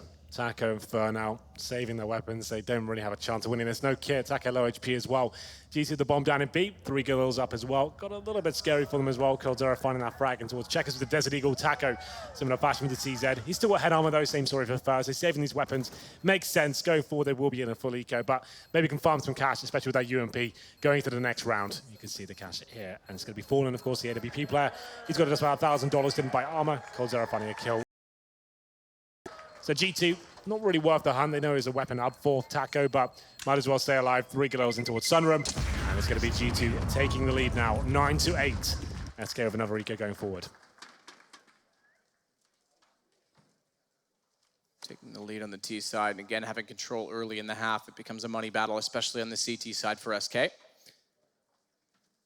Chance to farm some cash for Fur by keeping this SMG. Yeah, that's pretty much all they can hope for here. Can't really force around this. So the UMP CZ, we do have an upgraded pistol for coldzera. Like I said, a bit more money than his teammates. So he brings that out, nothing else. And Taco's found a Molotov. So things get interesting, we'll see going forward. But it's going to be falling out towards middle. He's got only the silent USP to hold that position. Not really much he can do about it. At this point, G2, hold up. Try and get some map control. Make sure you're trading frags and they're boosting 2 players up. Molotov to flush the CTs out on the other side. And like I said, Fallen, not really much you can do about that situation. Body takes him down. And this should be quite a convincing round for G2 at this point. Molotov thrown out by Apex, clears the box. He's confirmed it, waited to see if anyone was going to go for the last minute shot, dropping it as well. Ooh, Phelps actually wins this duel, even though he lost the HP early in the exchange. But 2 more G2 players in position, and they're easily able, to pull that back. This position becomes interesting for Cold. He's waiting for the last minute as well. Using the triple box to cover off main entrance. He's just looking toward Checker. Bomb is slowly getting closer to the B site. Cold, the only one left in this position. Yeah, they can just walk in at this point. They know the CTs don't have any grenades, but coldzera, headshot, like he said, this could be deadly. We've seen him cause horrific damage in this position before. Not meant to be this time. Taco dealt with in similar fashion. It's going to be a 4 versus 1. Fur might just want to save the UMP and head armor here. Definitely a viable setup going forward into that first gun round. He has no chance of winning this one. He looks like he can CD spawn for now, so he might just be looking for anyone hunting potentially here. It doesn't really matter if he goes down. If he finds a couple of kills, sure, that's amazing, but ideally just wants to hold on to the SMG. I mean, he has head armor with it, and UMP we know is viable, but as you say, he can hunt for kills and get frag money with it. Starts off well, takes down Shocks. Economic damage is beneficial, but Kenny gets him, so he won't find any further. 10-8, SK in the money. AWP, glass cannon, no, Fallen does have armor already purchased, so he's gonna be fine. Yeah, he didn't force find into that second round, so yes, he gets the AWP out. This map certainly relies on the AWP itself. We do not have the AWP for body, though. Like we said, that wallbang, certainly a potential. I'm sure Kenny S can do it as well, but it won't be coming out in the first gun round at least. Kenny S, AWP in hand, and he will not be boosted up. This looks like a full-on A execution off the bat. Normally, a very good idea to do on the first gun round. CT's limited after their 4 spies, won't have all the nades or even the firepower to hold you off. So I like this a lot from G2. It means they have to commit very quickly, though. They have no map control anywhere else. So expect this execution. Quite a basic one, I'd imagine. Smokes towards highway, Molotov towards quad on the bomb site. Maybe a smoke to the left of the side as well. And they'll be trying to refrag as much as they can and overwhelm the CTs with the lesser weaponry. The smokes. There's the other smoke as well. Oh, he goes deep. Kenny wrapping in. Smoke down in front of him as Taco holds them off. He's got the right position. He's going to switch to the AWP even though he's up close. Bomb's being planted. But Taco, a bold move, a bold call to go to the AWP. He's trying to find an angle for it. Gets on ticket booth, but he's a second late to catch off the player at the door. His body goes back in, and BK takes Fallen. Body's got good position to catch off Taco. And I'd say that is the round, as Cold inside of middle is going to have to hold on, or at least want to hold on to this M4. He's not even going to be allowed to do so. Yeah, well, for me, that's just textbook Counter-Strike from G2. Like I said, you know the CTs have force ball in that second round. They might not necessarily have a full array of M4s or even the AWP. They won't necessarily have incendiaries either. So you're going into a full execution. Decent one at that, like I said. Smokes on the highway, left of the hand side of the side as well. Isolates the players there who might just have UMPs. And Taco did what he could, picked up the AWP, but taken down. G2 running away with that one. 11-8 now, looking very promising for them on map number 1 here of this best of 3. In terms of the buy for SK this round, CZs, Deagles. Couple of sets of armor as well. Phelps and Taco picking those up. One flashbang to go with it, but Fallen. Okay, he opens things up. That's a nice shot from him. I think that was towards middle, taking down Apex. Sounds like someone just got killed by a Zeus in the audience. Fallen. The Deagle gets flashed in. They will check off A main. Shocks is going to go for the Taco style bang this time. Can't find anyone on the other side. Does get some damage into Fallen, though. He's down to 49. Well, the man advantage for SK Gaming. With the CZs, Fallen finds on that 1 dig towards middle. And it's up to Shocks to recover the frag now. Taco finds himself caught out of position there, so it's going to be a 4-on-4 and should bring G2 right back into this one. Haven't committed just yet. They still have plenty of time, just under a minute. And all of that smokes and flashbangs. They're making sure they've got that pick back, which they've done now. And they should be quite comfortable going forward. They have the Kenny S AWP as well. Fallen Can be a bit of a nuisance here. We'll see whether he can find another shot. Phelps to open things up, though. Fallen waiting to see if he can get a headshot out of it. Oh, another step closer. Body might have been caught out by that one. Sure. Now he has mid position, going for the vents, busts them out, refaces off toward Fallen, who's going to give up on the battle. Meanwhile, Kenny does his own work over toward the box, clears it, gets the AWP ready, swing in. First standing very wide, as Cold is still in the corner, has no one to bait him in anymore. They almost overlook him.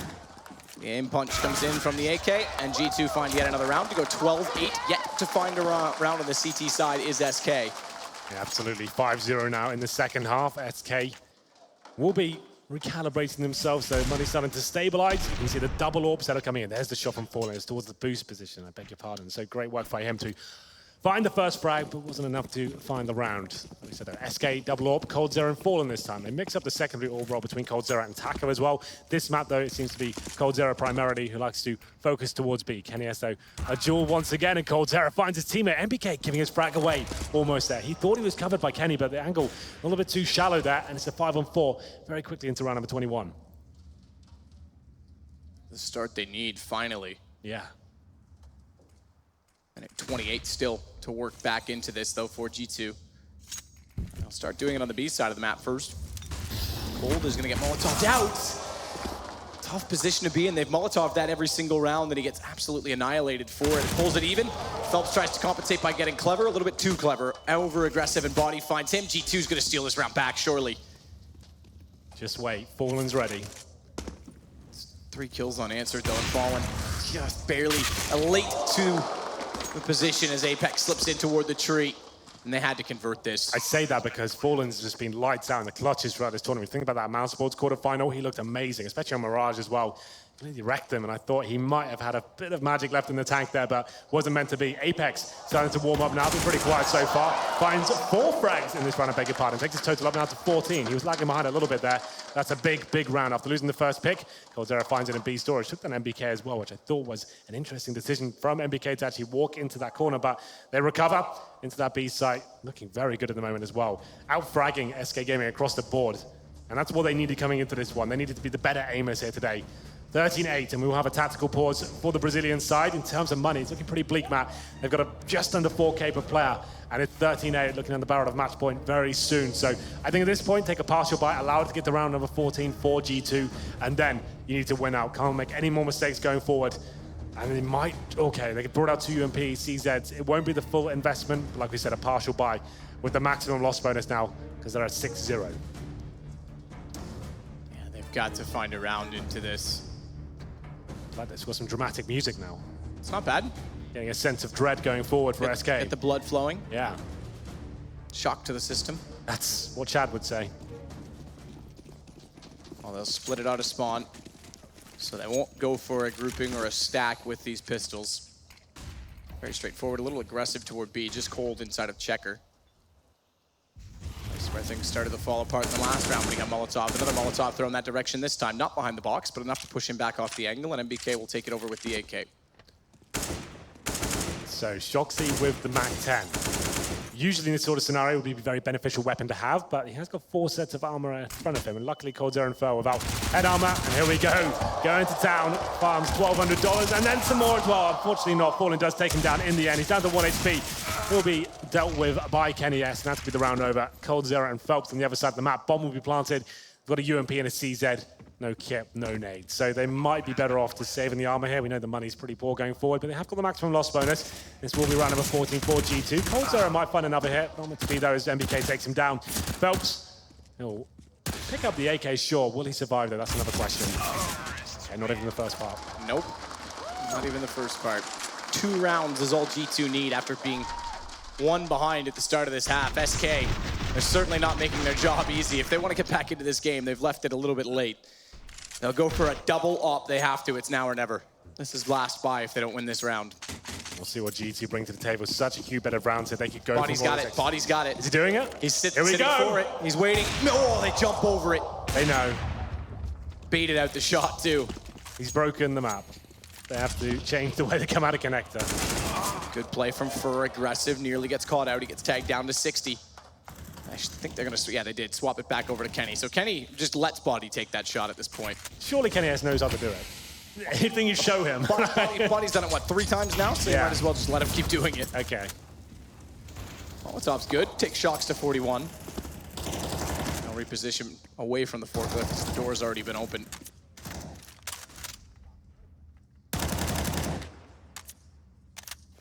Exchange goes both ways on that door. Shocks is a brave man with 14 HP to go back for it, considering the spray. They got that first pick once again, but they had this in previous rounds, and then G2 overwhelmed them with the team play and the firepower, I have to say as well. MBK boosted up towards middle now. Fallen doesn't seem to be aware. This could be a key exchange at this stage, as Fallen will get some information. Not scoped up for now. Just trying to get the intel as to what's going on.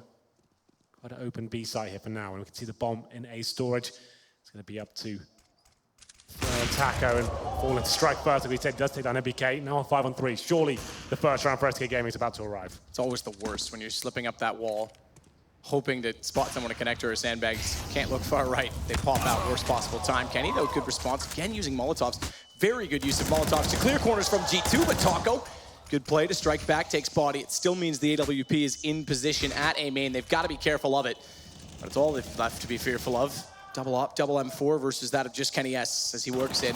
Gonna swing in, knows there's one near the red crate, easy enough. Phelps had no idea that he was there, but Fallen strikes back.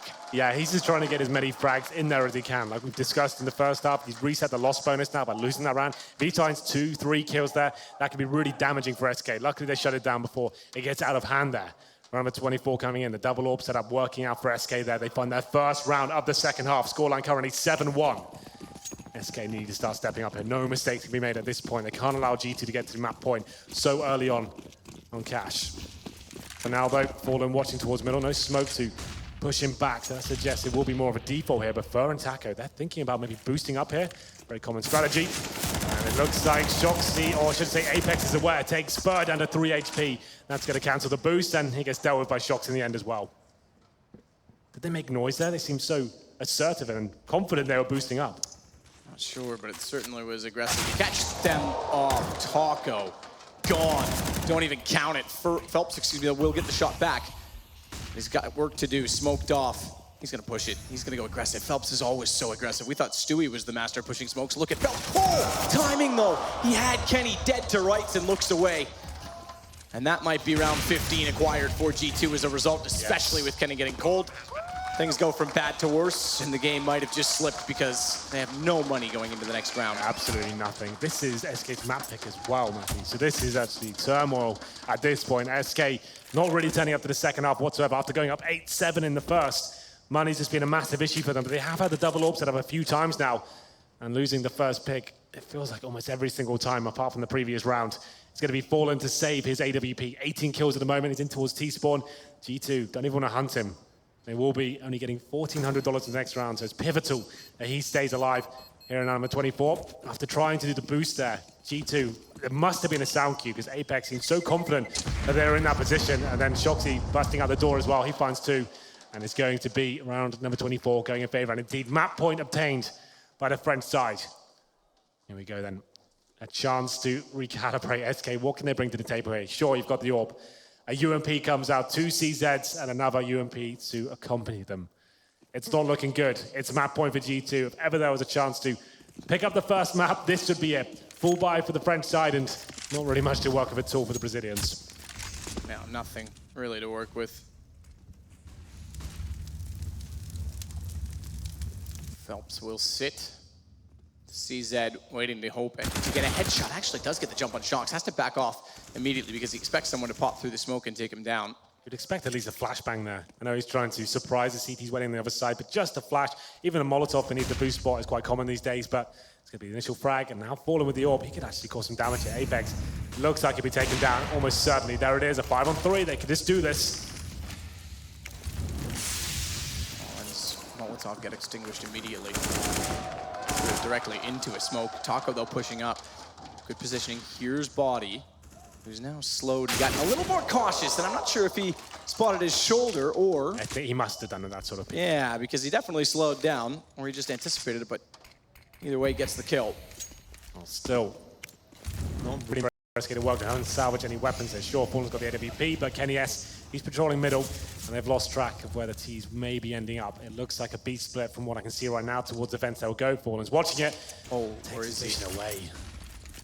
He still has a decent angle by going passive, but it gives a lot more ground. It also does mean though that they have to commit through the vents, which means he can line them up. Oh, Fallen has hit the second, can't do it. Does get Kenny though. It's beneficial, no doubt. They can also start to try and flank back in and pincer them from that vent position with the pistol. Phelps does it with the distraction. It's all on MBK. Bomb down, Fallen has it. We stay alive for at least one more. Just about. SK do it. It's going to be down to that man on the screen right now. Fallen, who's been amazing this tournament, especially with the AWP, find 3 kills just when they need them as well. G2, a little bit sloppy, they have to say. They seemed like they were very confident to find that pick towards middle. No utility used whatsoever.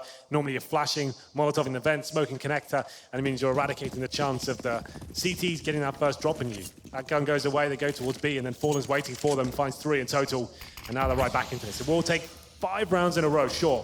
Whatever those teams to do it, SK would be it. Round number 26, still on the double orb setup. That's SK. Single orb setup for Kenny S as he's boosted up right now, using the flashbang this time to push anyone back from that white box area. Fallen waiting on the other side. Does he face any further than what he's done already?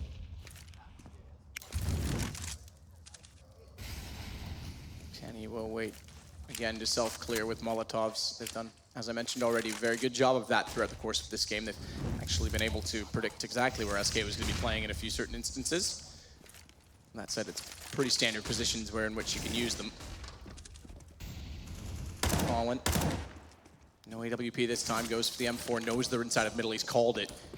And they'll sit back then with Fur to cover off Z Connector, but Fallen, as he retreats, wanted to get in toward A and let them take Highway. He's gone. He's put so much pressure on Taco, who's the AWP in this round, along with Cole, up close. Somehow no response from Apex. You would have thought he shot back in as Taco wins it out. That brings Phelps back in through the smoke. He finds 2, but Body pushes through. And it's Shocks now to get a smoke down to cover off a bomb plant inside of the A site. It's a full retake, AWP and AK. A kid on either, and the AK succeeds to start it off. Shocks, the man to clutch.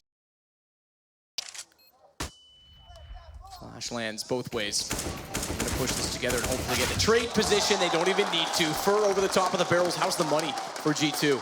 It's not looking amazing. They do get the bomb down. We've got 6K on Body, and then his teammates at about 2K as well. They've got another full buy going forward. It's starting to be whittled down at this point. Shoxy, usually so deadly in those 2 versus 1 situations. He has the bomb down. He knows both players towards Highway as well, but he can't get rolling. If he hits that first headshot, he probably wins the round, but couldn't do it. Fur took him down. And that's a really nice setup from G2 to begin the round. They got the first pick and managed to get the A split set up as well. Apex to open things up, but through the smokes, the UMP prevailed. And we go now to another full gun round here. This one, if SK can win it, there's a real chance. And Body tries the wallbang once again. Obviously, doesn't work out for him.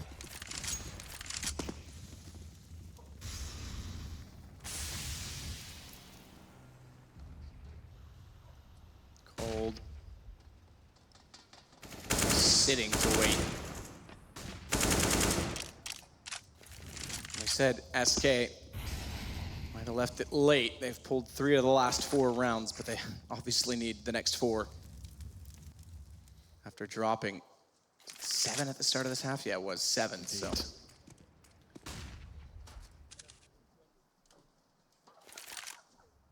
Well, for now, all quiet and no presence towards the B side whatsoever from G2. There should be another execution. Shoxy towards the end of Squeaky. This round worked out for them so well before Matt, leaving Apex boosted up as well. Showing presence, getting some intel, and they're going to try and get that first pick. The smokes will be deployed. This is a retake setup from the CTs as well. Look at Taco, Fallen and Fur. They're not on the side whatsoever, so they're going to have a rough time here. First trying to get in towards the bomb site. Boost himself up. Fallen strikes first. Takes down Apex. Good pick to find on the AWP. They've got 2 of them, so they have to find them early.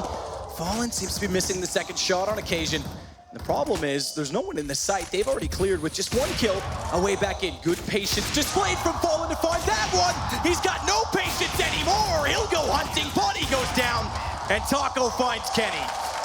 Now we're getting warmed up. Fallen looking like his old self there. 4 close-range orb shots. He took that Apex towards middle. Like we said, that would have been the pincer. It was looking so promising for G2 at that point. Losing that first pick, Fallen comes and eviscerates all of his opposition. I thought he was going to get the ace as well. It was stolen away from that last shot, but what a replay that is. Amazing. We got that shot on Body as well. Denies the plant. And now this should be a pause, I would imagine, for G2. 15-12 SK Gaming, like you said, if they win that round, they break the bank of the French side. So around 3K per player, we've got Shoxy's on 4 and Body just above that, but overall not looking like they should force into this. Maybe a Tech 9 round. They've got third stage loss bonus, so some Tech 9s, maybe some smokes as well, try and get the bomb down. But SK Gaming looking to take us to overtime. Looking much better at this point. 25 kills for Fallen, continuing his good form in this tournament. Fur, also very good, 20 kills, 19 deaths. Cold Zera, just to note as well, we talked about his slow performances so far in this tournament. Matt, currently 11 kills and 19 deaths at the bottom there. So hasn't been his best, but SK Gaming looking to get back into this. 3 rounds will do it. So it is going to be that partial buy described from G2. Tech 9, CZ, couple of smokes, pretty standard stuff. Try and get the plan down. You can win these, sure. The smokes are good and you find the first pick. Some damage can be done. It's another retake setup on the CT side. Fur, good play. Again goes down in that same angle though, but this time he does manage to at least get a kill. So they find themselves in a similar 4 versus 4. But a bomb plant for G2 on Tech 9s and CZs. We've seen games end like this before, especially with a lurk in Shox, who could be perfectly timed to go up highway behind them. They're getting closer to the site. No smokes down in front of them just yet.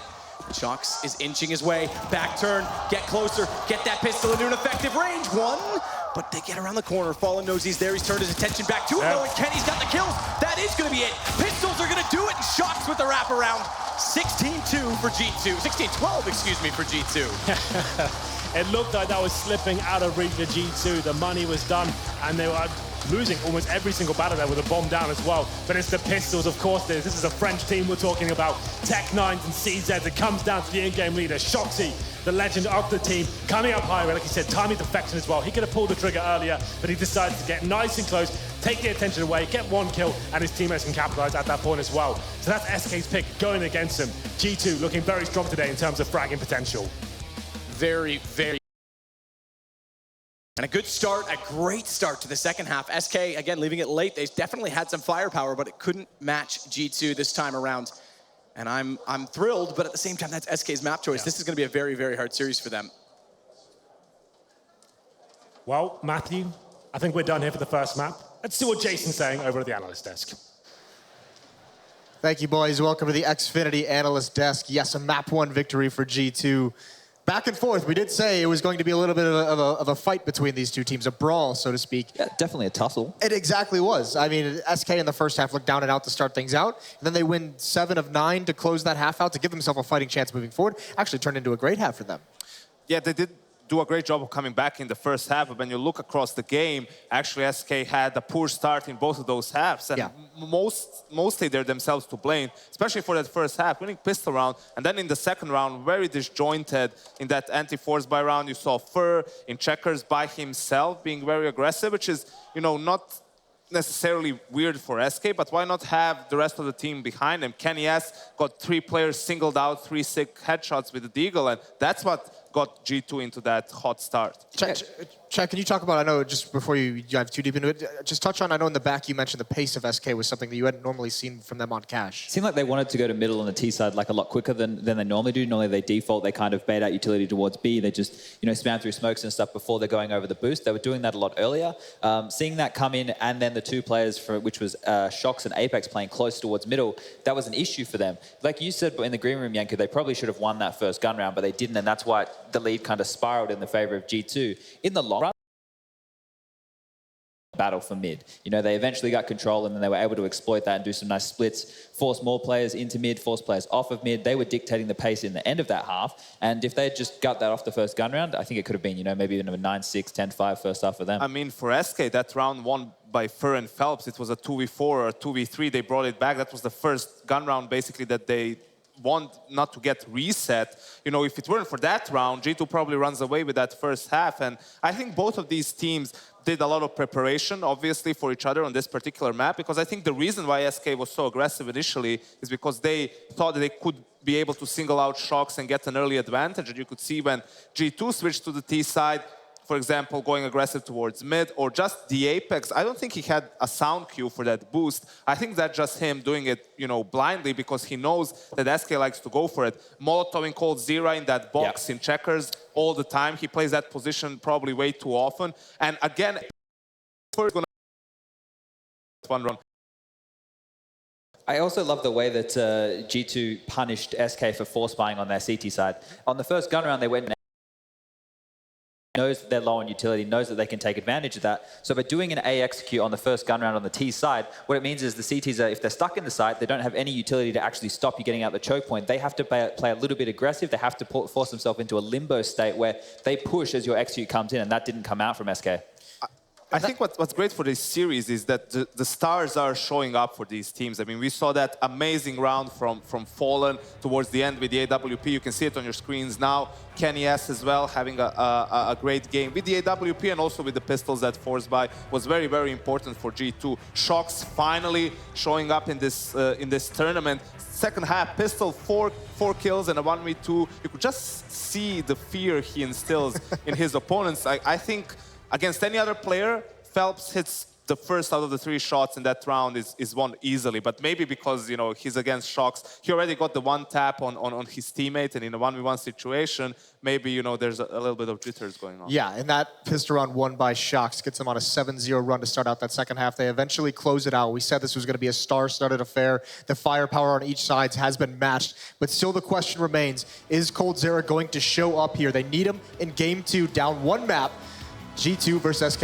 We'll be right back.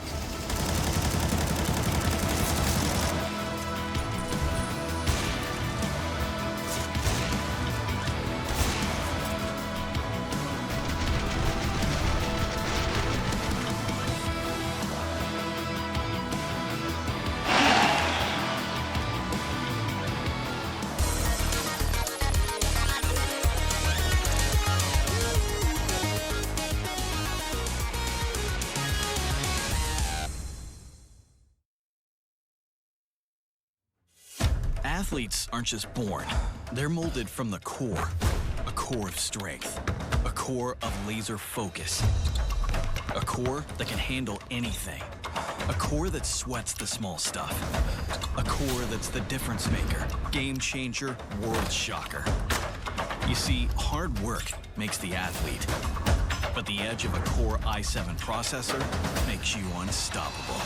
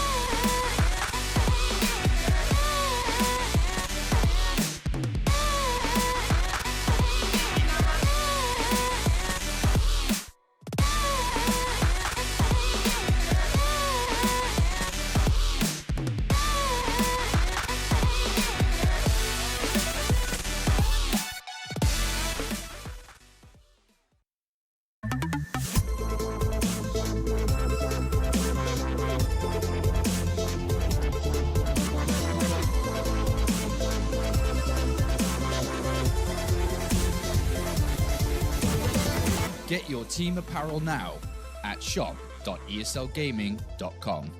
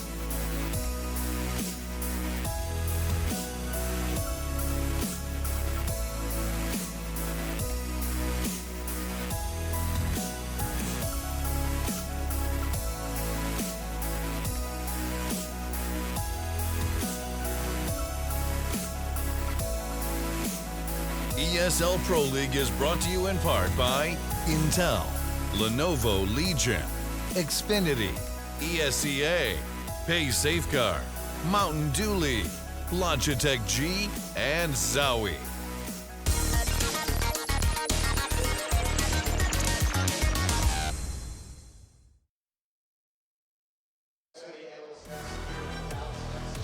At the Verizon Theater, we're at the ESL Pro League Season 5 Finals. And it is the semifinals between G2 and SK. Map 1 goes the way of G2 on Cash. Important to note, that was SK's pick. And now we move on to Overpass. Yeah, Overpass, a map that G2 has actually defeated SK on in that Star Series tournament in Kiev. At this tournament, G2 did fall to Immortals. So historically, a map that's also been very strong for SK, and they get to start on the CT side here. Does SK gain anything from the confidence that this has always been a map where Fallen is just a specialist of? And we saw how well he played in map 1. If he's going to play like that on Overpass, surely this has just been his playground. SK have this amazing aura to force people to make mistakes when they're retaking bomb sites, Fallen especially. With that B site, right, they don't really play on it too heavily like they used to.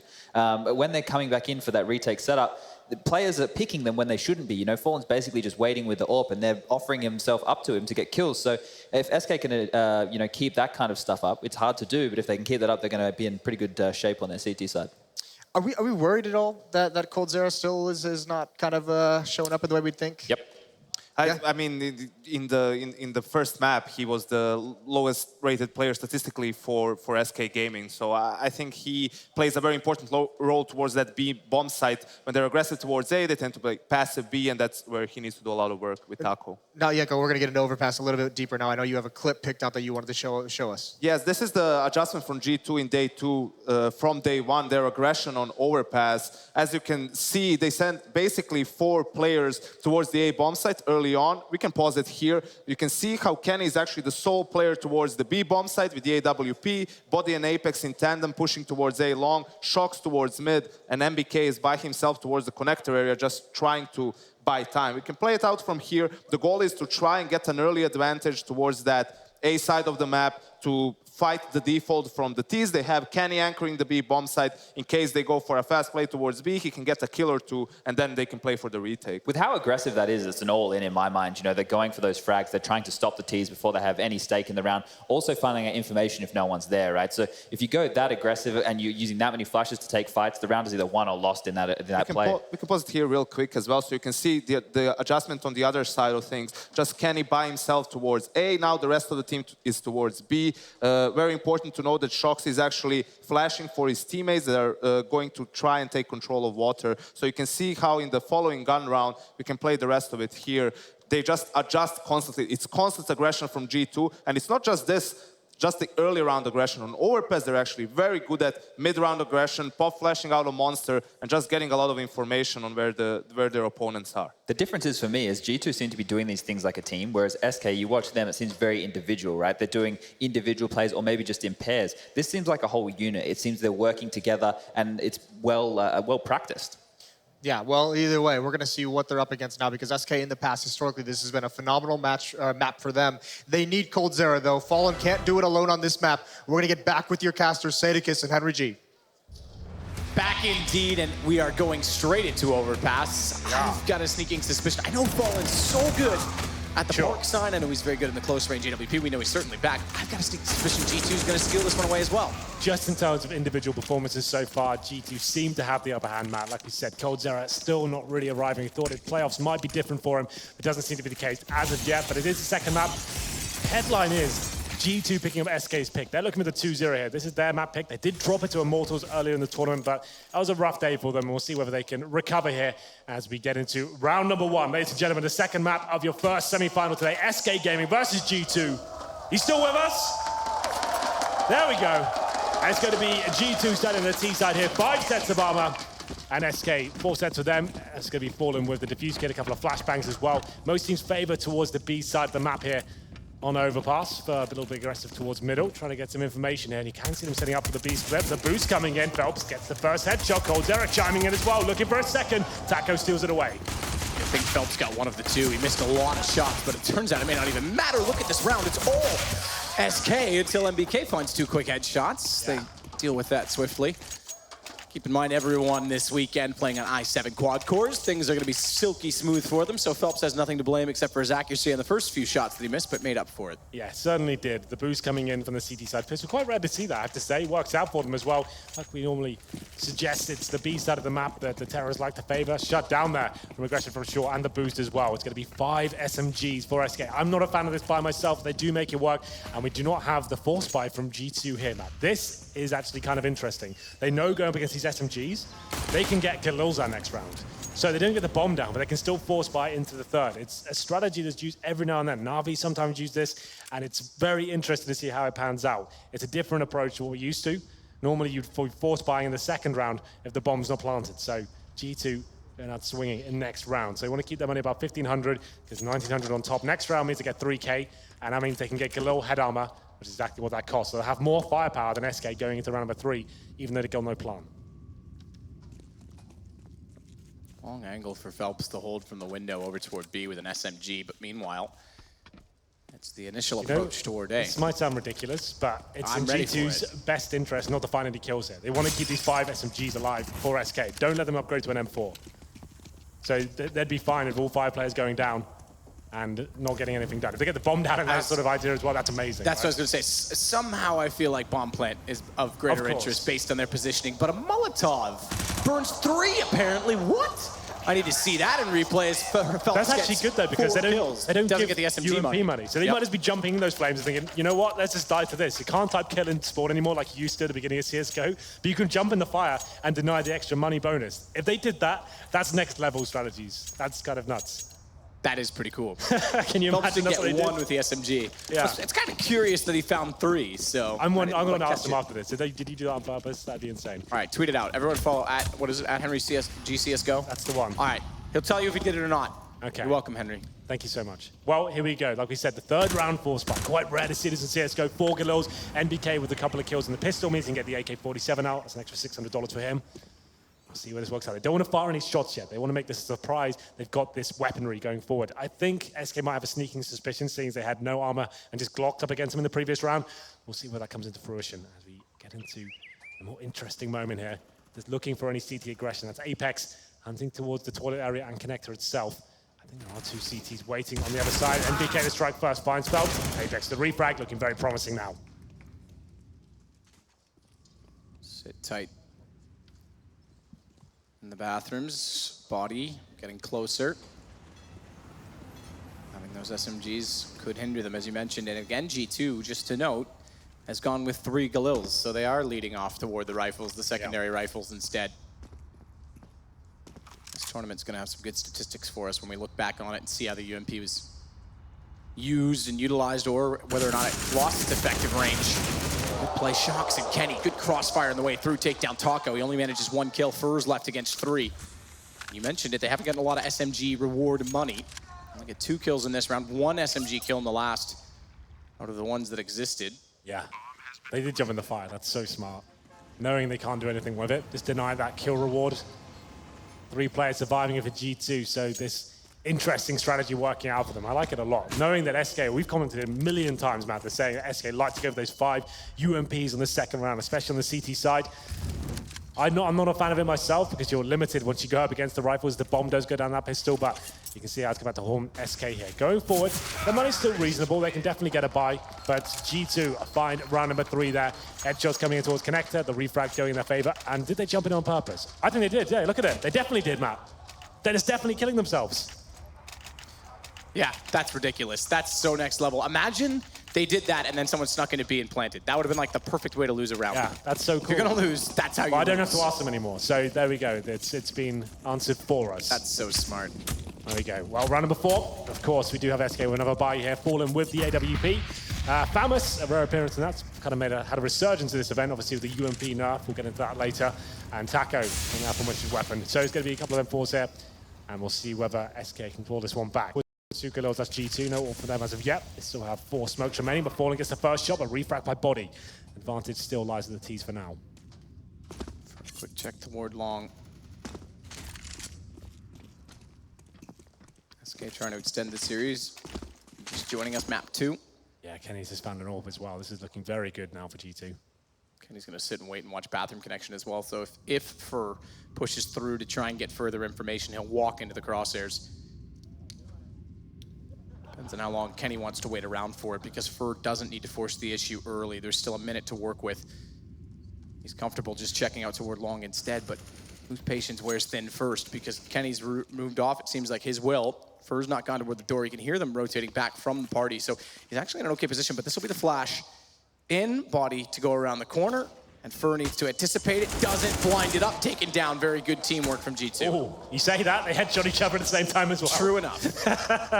Just a pat on the back, Henry. Yeah, well, there you go. Body gets 2 frags. He's doing well this round. So the Phelps now, there's no refrag. Why is MBK there by himself? They need to make sure that kill's answered back straight away. Phelps gets gifted one. Now it's down to a 3-on-3 shot, so cleaning things up. Phelps still alive. He might be the difference maker here, but Body finally gets him at 2 versus 1 now. coldzera, no kit. Pretty far removed from the situation right now. He's got a flashbang to work with. Unlikely he wins this. Body with 3 frags so far. Now the bomb's down in the open. Kenny S on the AWP as well.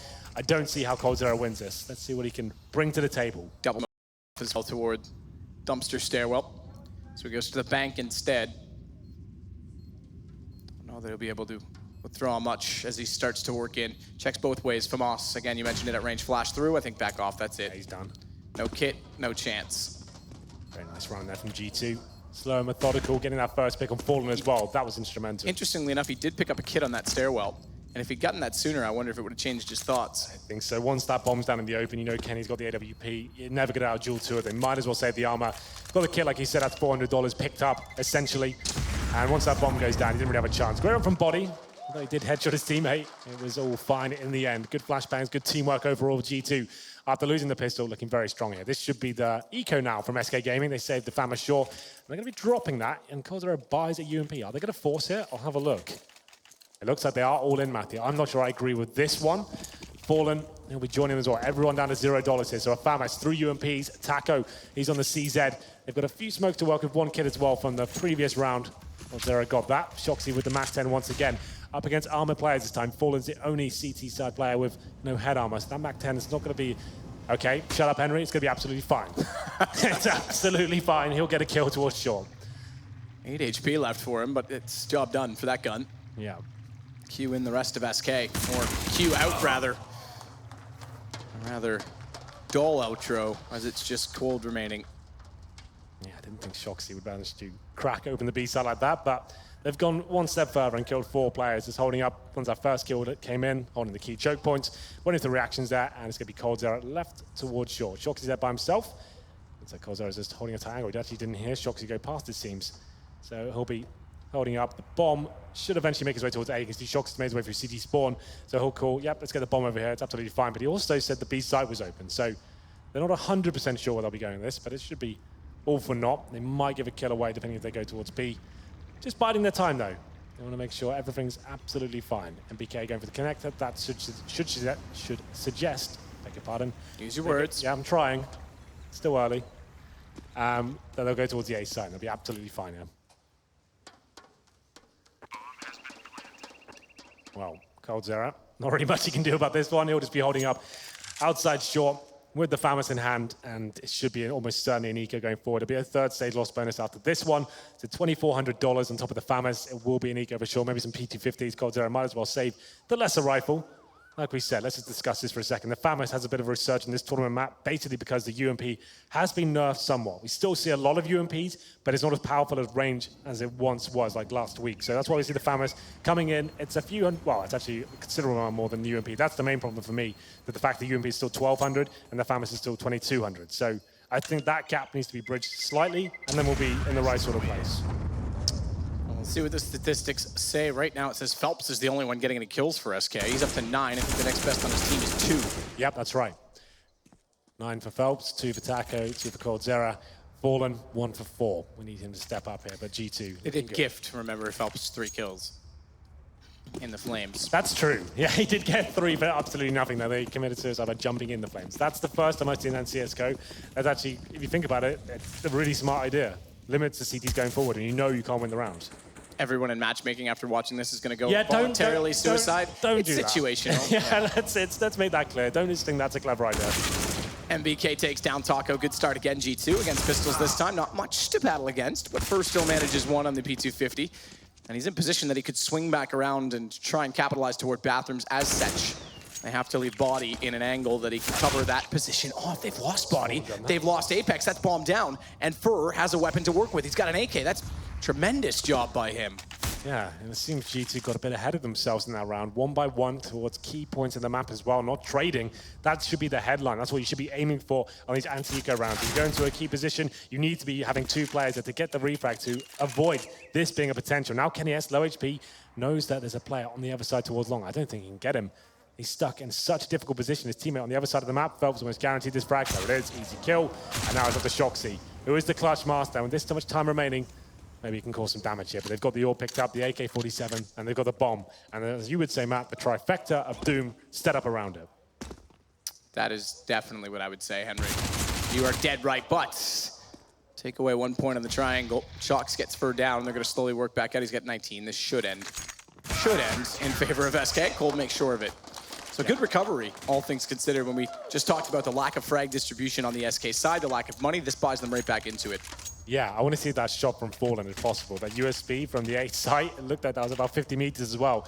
Blows off the head of the T coming out towards middle, and I think that was a bit of a sloppy round from G2. A wake-up call perhaps, because they shouldn't really be giving that away. We get to the first real gun round here now. It's round number 7, 3-3. Fallen back on the AWP, of course. Kenny S will be challenging him as well. Aggressive play towards the steps area is what he's known for, and narrowly misses out on that shot. I thought that was destined to be a kill, but can't quite land it. It's going to be 1:35 remaining. More of a default setup now, and Shoxy, of course, he finds the first headshot. He takes down coldzera towards Monster, I believe, as well. That was smoked off. I'd have to see that from his POV to see how that went down. Spray through and Fallen, not taking any damage, has a nice gap to work toward long. They won't expect this, even flashing through. Ooh, Wald clipped it because Body goes to 19. Even flashing through, you wouldn't cover that angle traditionally with the way the pop flash goes in there. So it's quite smart. Architect of his own play with the smoke down, but unfortunately can't land the shot at completion. Spray through, and Phelps comes out with some heavy damage on 46. Rotate back over to B as well with the man down. They've spread the defense very thin. Fallen's going to try and be dynamic and get in a position to cover that from window, but it doesn't take much. That's where he got the kill, is the coldzera is jumping up. Coldzera got his head blown off by Shoxy, so very nice stuff there. That's a difficult shot to hit. Down, Fallen, rotating around. We said he did so early, gets in a good position. He's also spotted one at Sandbags. He'll flash over, though. He's caught by the second one. He won't have the angle to work with. Neither will Taco. He's forced out, but they line up! Best case scenario for Taco as he's completely caught and manned by a Molotov, but Shox has done a great job getting back into the site to find 2. It's Fur to clutch back. Full kits, full defuse kit. As if you could have a half defuse kit, Henry. Yeah, right. But he's definitely got a chance in this one, unlike Cold in his clutch, so... He works his way through, smoke in his hands. They're both going to wrap around behind him and go toward the sandbags, get the straight lineup. He's got to be quicker. If he doesn't have a smoke down or he's not ready for this angle, doesn't consider the fact that they have rotated, he's a sitting duck. And they're just going to wait for him to go for the bomb. He could Molotov towards short and have a real chance of winning this one. Apprehensive for now, time to point. Molotov short, smoke the bomb, this could be it. No, they went early. Smoke didn't even have time to bloom, and Shox reads it. Very well done, G2. And as you say, apprehensive from Fur. Here we go, this is the shot we missed. Oh, that's lovely from Shox. Opens up that B bomb site, spreads the defense thin. Taco with a great effort there. The flashbang all over the place. Apex manages to take him down in the end, and he got another great shot towards Fallen. That was pretty much around as a 2v1 there for Fur on his screen right now, but unfortunately for him, quite slow in his decision-making process. If he just takes a gamble, throws the smoke on top of the bomb, tries baits one of them out, then the incendiary coming in. That could have been an idea, but for now, another eco for SK Gaming. Scout of a Fallen, and he's so good at that weapon. Takes at the AWP as well. 5-on-4 once again. Our G2 going to struggle in these anti-eco situations. BK getting closer to where Fur actually won this battle last time. P250, he may do it again. Headshot there, he gets it. But good and swift for Apex to make his way back into the stairs. So no gun grabbed, no further threat. A lot of map opened up, although we still sit even keel. Apex changes that by obliterating Fallen on entry. He'll wrap around and try and catch Taco in transition, does so successfully. And Bot. Pretty brutal stuff there from Apex. He's looking pretty crispy today. 5-3 now. Here's the replay of the Scout headshot through the smoke of the HE grenade as well. That's really nice stuff from Fallen there. And it's going to be a mishmash buy from the CT side. Fallen, AWP, but no armor. That's an issue. Similar story for the other players as well. They're lacking the firepower. It's going to be Fur and Phelps down to those SMGs. Smokes in towards T-steps, and looks like Fallen wants to try and get that pick once again. Holding the bathrooms for now, seeing if anyone walks into his crosshair. They'll be holding towards Playground, watching Long A, and Shoxy once again up towards Short, being a nuisance as that.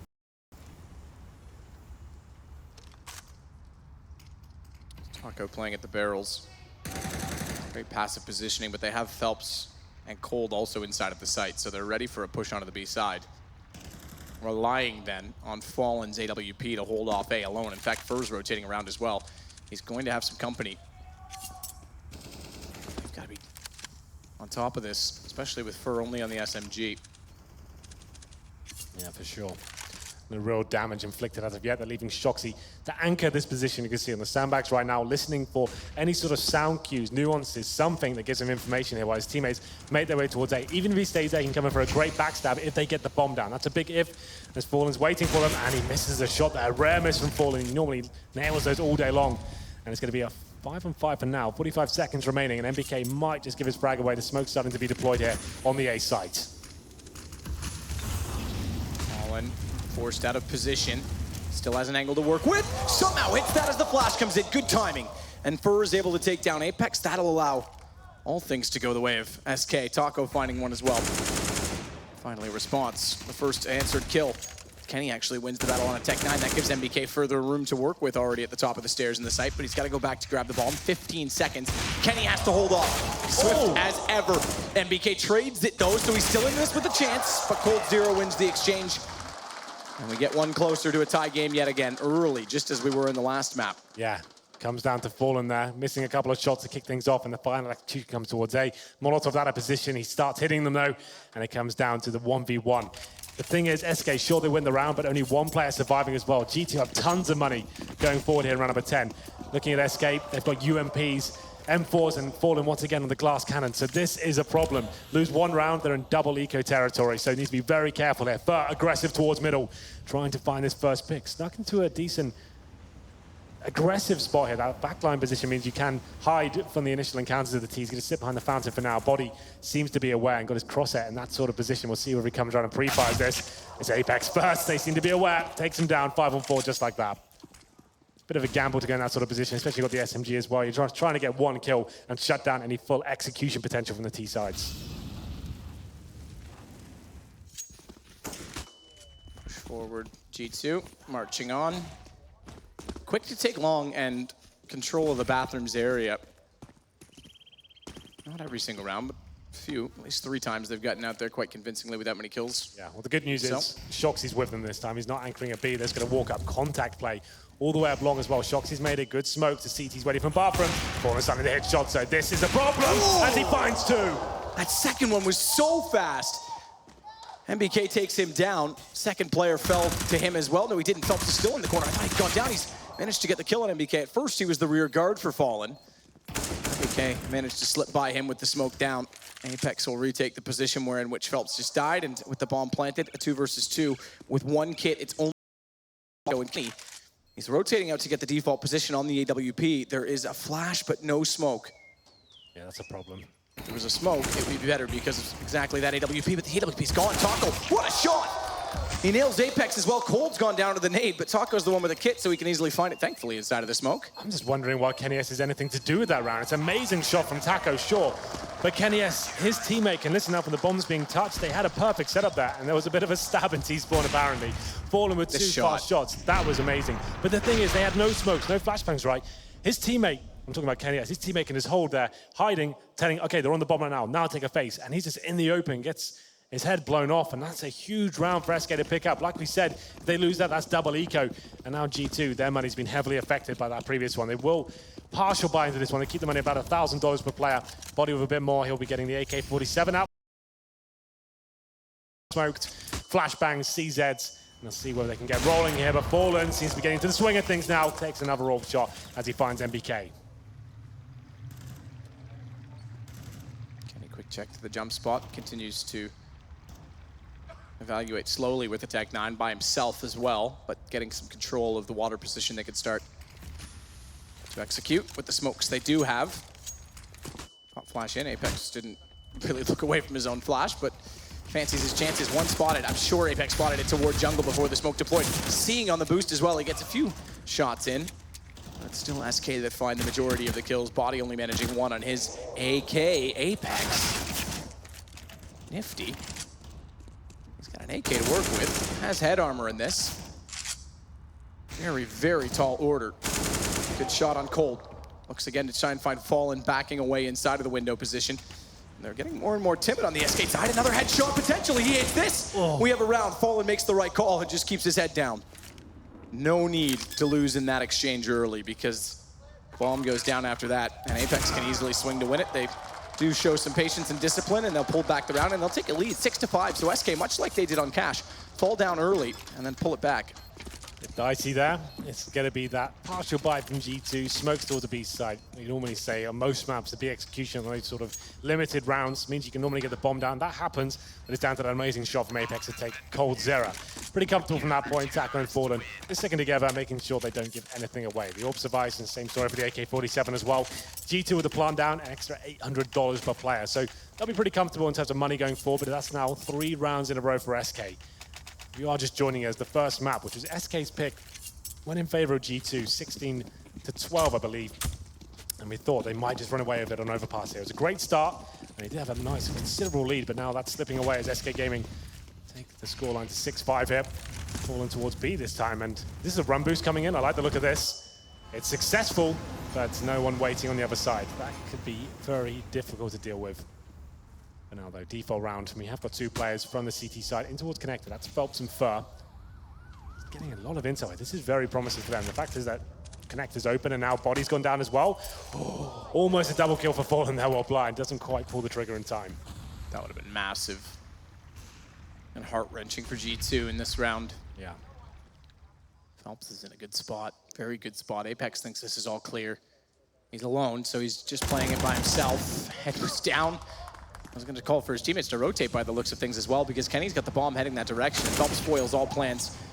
Fur is also trying to be sneaky and get behind them, but he gets through, and Kenny had no idea that he was there. Quick greeting. Phelps gets away with 100 HP. The bullets just flew over his head. He's going to re-smoke off in bathrooms and continue to be a nuisance with that bomb down inside of the smoke as well. Chalks is going to ignore him. He's got confidence in MBK to win that duel. And as soon as he does, that means he could actually surprise them in the site and be a lot closer than they anticipate. Or this, Phelps backs up, back turned, Chalks, easy kill, swing out, no one else exposed. Yeah, now we've got something. And now we don't. Indeed, Cold Zera ready and waiting for that one. It's going to be the 3 versus 1 now. 15 seconds remaining, not really much MBK can do here. Maybe find one more kill. That would be something, but he will not be getting this plant down from what I can see. That's a good start. Smoke and CT spawn might give him something to work with here, but that's it. Round over, has to try and go for the plant. Taco ready and waiting towards the truck. Finds it, 7-5 now. That's actually going to be 4 rounds in a row for SK. And I think this is the tactical pause coming in from G2. Shoxy's called it. Here's the run boost map. This is quite nifty, but no one waiting on the other side. But he did get a kill after he managed to get himself in that turret position. So the pause coming in. In terms of the money for G2, it's not looking great. They only have the max, well, not maximum, so 4 stage loss bonus to work with, which is $2,900. That's pretty much all they've got to work with. I think they have to take an eco here and allow SK to find round number 8 and winning the half. Indeed, it is a CT-sided map. G2 won't be feeling the pressure too much here, but there are some big rounds, especially that eco as well, that they gave away. That was quite disappointing, quite a sloppy round, and that could cost you maps against a team like SK Gaming. Nice spinner, Taco. Way to be trendy. Yeah, living up to the memes. Yep. Is he embracing the meme, though, or is he a slave to it? He's probably a slave to the meme. Okay, just, I know you have a rating system for memes, so. Yeah, get back to you on that one. Well, it looks like, okay. We've gone all in. G2 have managed to get 2 AKs here. Upgraded pistols as well, a couple of smokes to work with. Molotov towards short for now, but they're looking for that first pick once again. Presumably, let one of the rifles face the jump spot. It's going to be Shoxy feeling brave, and then we're going to be waiting on the other side. This will be maybe a contact B play with, oh, Taco spots him with a couple of smokes deployed at the same time. shot from MBK, though, even though he spotted them heading that direction. Cold gets a glance. That's enough for him to find the kill through the smoke. Speaking of, they've smoked off Phelps at Heaven, so bomb gets planted. There has to be another retake again against Pistols. 2 AKs to go along with it this time, though. Strengthens it considerably. And Apex and Shox are the two on the Pistols. Apex is up close when they wrap around from jungle, and Shox is anticipating Fur, or rather I should say someone to rotate around from behind. It is Fur, but Phelps is the one that starts off well, getting in through. Dropping down though, MBK still in it with a fight. Another clutch situation where he has a chance in it, but Fallen has enough and spots him up. Fur's able to take the wall bang. Yeah, nice wall bang there as well, just in the nick of time. You can see the bomb getting to the tail end of its time there. So that could have been a little bit interesting there for G2. They managed to get the bomb down and a few kills as well. Here's the retake, a little boost coming in from G2. Shut down by Phelps. Some acrobatics out of that balcony position. Finds 2 kills and pretty much wins the round for his team. Money available for G2 once again. Their maximum loss bonus coming in with the bomb down as well. Means they get the AWP out once again. As you can see, Kenny S not really turning up to this map so far. Matt, 3 kills and 10 deaths. On the other side, Fallen with 10. So you to keep track of the AWP jewels there. We'll be looking towards middle for now. SK Gaming have won the half, 8-5. G2 looking to pick up the last 2 here. Another missed shot there from Kenny. He doesn't miss those every day. No. That was quite an easy one by his standards. He was quite confident in it too, because as soon as he shot, he started flicking back to the right, so he expected to hit. Yeah. And he does not, but it's Fallen that gets Apex back as a result of it. So think of what that changes. It could have been a 5-on-4 for G2 instead. Well. 5-on-4. CTs can fall back to the bomb site to this point. Don't need to overcommit, but he fancies a bit of the action. Takes down Body, and now surely he'll be falling back. He's taking the bomb down as well. Good incendiary. Kenny is hoping he can get something going there, but takes a lot of damage. Hoping the CT refaces. Bomb still down. We have got one player sneaking towards B. That's going to be Shoxy, of course. He's known to do this, and Taco seems to be aware, but he has snuck by. Oh, Taco. He spotted him the first time and then took the shot. I'm surprised Taco kept going for it, but obviously didn't see him. Cold will back off the jungle. Dodges the first flash. Shox is trying to hold position to get his team into place. The bomb's coming through Monster now. I don't think Shox has spotted Cold in this position. It's not like Cold could do much of it from down below in the pit. Fallen makes a great entry back toward the site. Kenny's the one he finds as well, so the AW peeked on to the T side. Another 4 versus 2 favoring SK on the retake. Shox this time, the one to start off again. MBK's gonna play it from ramp, and again, 2 headshots. But again, the round to SK. Close but no cigar once again for MBK. 2 kills, both headshots as well. He's been great recently in the clutches, especially online, but can't find one here on Overpass. It's gonna be SK Gaming extending their lead to 9 rounds to 5. G2, maximum loss bonus and the bomb down once again, so he can certainly buy into this one. Another B play there. That was Shoxy. After losing the first 2 frags, he sneaks in towards the B site and makes it a possibility. Finds Taco, great shot there, smokes towards Heaven, calls for his teammates to come in. The bomb's planted, and the retake definitely thwarted, but overall, it's SK Gaming to win yet another clutch. Double AWP setup to finish off here on the CT half. Cold Zero and Fallen this time. Body looking towards middle. Smoke's been deployed. No orbs in the T side, and maybe it's not really working out for Kenny S's, but Cold Zero this time striking first. He takes down Shoxy, 5-4, just to note. Kenny has 3 kills, 11 deaths. Fallen and Fur going together this time in tandem toward long. Pull this back. Fallen has to hit those. Another miss, but somehow Body, in jumping out like that, exposed himself to Fur. So that's why they go together. It works. Fur's locked in between the giant column, if you will. The garden at the party. Disappointing now for G2, but they do find the HE kill towards Fur. Finally taken down, but look at the damage being inflicted. 2 kills found, and MBK down to 25 HP as well. They've got no real map control here. MBK's in connector, sure, but they need to get to the bomb sites. Time's still fine. It's just under 1 minute. Apex towards long, the bomb's in middle, and Fallen. Such a scary prospect going up against him. Always guaranteed to be finding frags here. Baiting his teammate in. Phelps as well. Kenny S encroaching towards the mid area. Phelps smokes him out. We didn't make it in the last game, by the way. No T rounds won against SK. Last game, they struggled to close down G2's T side. This time, doing a little bit better off and Fallen again. This is his position, but Apex gets him better on the second peak. Thankfully, Kenny's found by Phelps from that perspective, because even though Apex gets to the site, there's nothing to play for. It's 10-5 SK take control and a commanding control of the first half. Absolutely. After having a really impressive third round force buy, we saw that Molotov play. It looked like G2 were going to run away with it, but SK looking very dominant towards the end.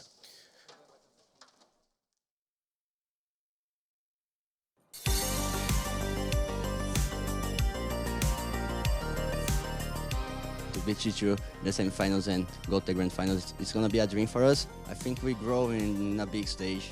I think it's not the real truth. From what I know, like they're using, they're talking to the media or stuff, getting like, yeah, we are ready, we are really strong, we're gonna win. But it's just some hype. But I don't think they're really feeling confident going against us. I think they have definitely something wrong against us. They don't like the French style or something like this. So he's saying this, but I think he is really scared about us. I think every ESL Pro League that I played, I got to the grand finals. The first one we won, the second one we lost, was the tough one in Brazil. And the third one, I want to keep the same thing. I want to go to the grand finals. It's going to be insane for me. I think, first of all, we just have to remember why we are here. It's because we love this game, we have the passion on it. Yeah, we played against G2 many times. We know how they play, they are really aggressive, so we know how they play, so it's a good thing for us. I think they have way more pressure than us, because they are definitely the favorites compared to us. Actually, G2 against SK is one of the best matchups in CSGO, I think. Both good teams, good aimers. We have Shox, we have KNS, we have Code Zero, we have Fallen, so it's gonna be insane. I mean, just make the best team can win. Like, you have some teams when you lose, like you are angry against yourselves, I would say. But I definitely don't have it against SK. I just want the best team to win.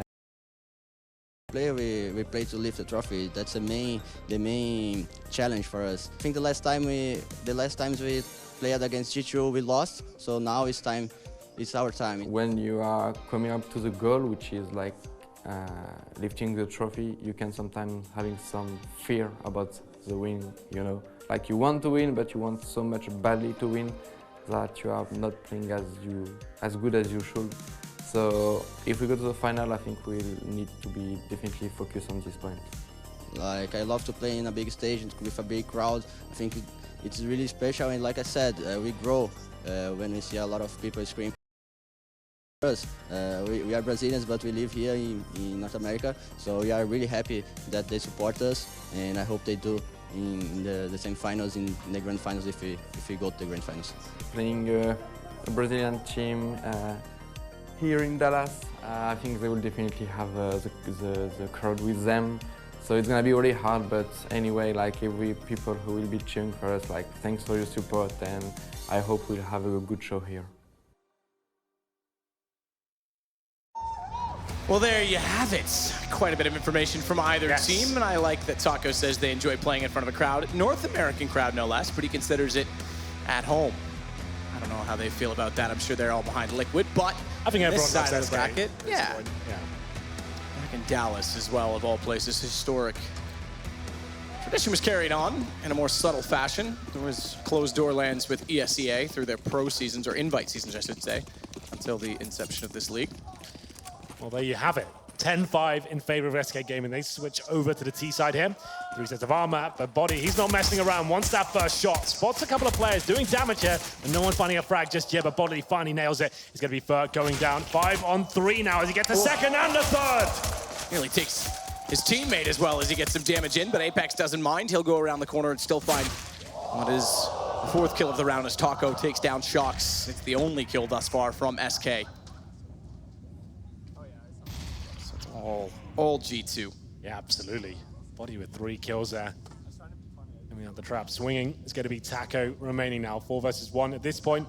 Hope the CDs make a mistake and you get to farm some cash. Maybe get a couple of kills and you can run towards the other side. Very unlikely. The bomb down. You don't need to work hard here as the CT side. KNS coming from T-Spawn as well, trying to be as quiet as possible. This is what Taco's hoping for, though. You can see him holding up in that position. And KNS is going to find him, though. Try and stay alive. He might get taken down, gets a dink there, but finally gets the shot required. G2, though, quite a clinical pistol round. Body especially. Missing a few shots. It's a little bit messy at the start, but then makes up for it in the end after he manages to get 2 more with that first frag. Shot the second one. Great work. Another headshot for him. Yep. Likes it. Certainly does. That splits our pistols. Ooh. DJ. Remix. Prius back there. Gonna go 2-2 on pistols is where I was going with that statement. So they've split them. The difference is, of course, in the first game, G2 obviously won a force buy. No one else has done that yet. We'll see if that changes now with SK. As they get quickly to the outside of B, they haven't penetrated through just yet. Outside of the monster tunnel is where the bomb is. They'll go in from bags instead to close off the angle, but Body, again, showing off the headshots. Bomb will for with SKA. We're going to see whether they can do anything more. No frag contained just yet. Good damage towards Shoxy, but the round looks like it's coming to his logical conclusion here as MBK gets the fourth and Body with the fifth. It's going to be him with 3 kills in total that round, same as he did in the pistol as well. Something to really rack them up now. Defuse comes in. Good news for SK Gaming after that force buy. They do manage to get the bomb down. There will be eco into round number 3, but they'll have a nice, decent buy in number 4. So a chance now for G2 to calibrate themselves and find some frags. Objective, keep 5 players alive. There's a replay from Body from that upper area, finding 2 crisp headshots. So more partial stuff from SK Gaming here. They won't get armor. They'll get Deagles, PT-50s, and 1 Tech-9 as well. Felt picks up a smoke. But like we said, a chance for G2 to just try and keep 5 alive. Allow Shoxy maybe to get the kills here. He's got the SMG, if you're not aware. Maybe a new viewer, CSGO. If you get the kills with the lesser weaponry like the SMGs, it's worth $600 per kill. And M4 is $300. Oh, like that. Very quick indeed. Fallen tries to do anything he can. Bombs down. That's going to be the round already. Nothing that they can do about it. Phelps especially locked off toward the stairwell. And he closes it. Very fast round. So thank you very much for honoring the proceedings and getting us back to level head where we'll pick up AWPs. Just one of them, I should say, for Fallen. And 4 AKs to go along with it. Decent utility on all except for Fallen. They've got 4 smokes to work with. Yeah, a bit of a bonus round situation here for G2. All 5 players surviving the previous round. The Famous is finding gun rounds, but not ideal by any stretch of the imagination. So they'll be keeping those up. And Shoxy with the UMPs. If they win this round, they're right back into this. They'll shut down the money of SK going forward, and as their accounts begin to swell. We'll see if it works out for them. It's round number 19 here. Body pushing off towards short.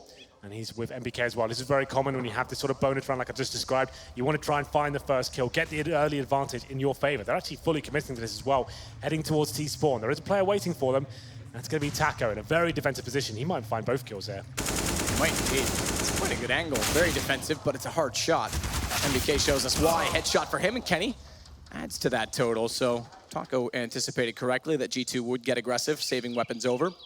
Doesn't seem to make much difference. They do have the advantage now because they'll thin the defense considerably. Peculiar position as well for Apex in that regard. Shox will play backside, and he'll have to swing back through and try and pinch them in, which he could well do. Even that Fallen as an AWP, he's realized.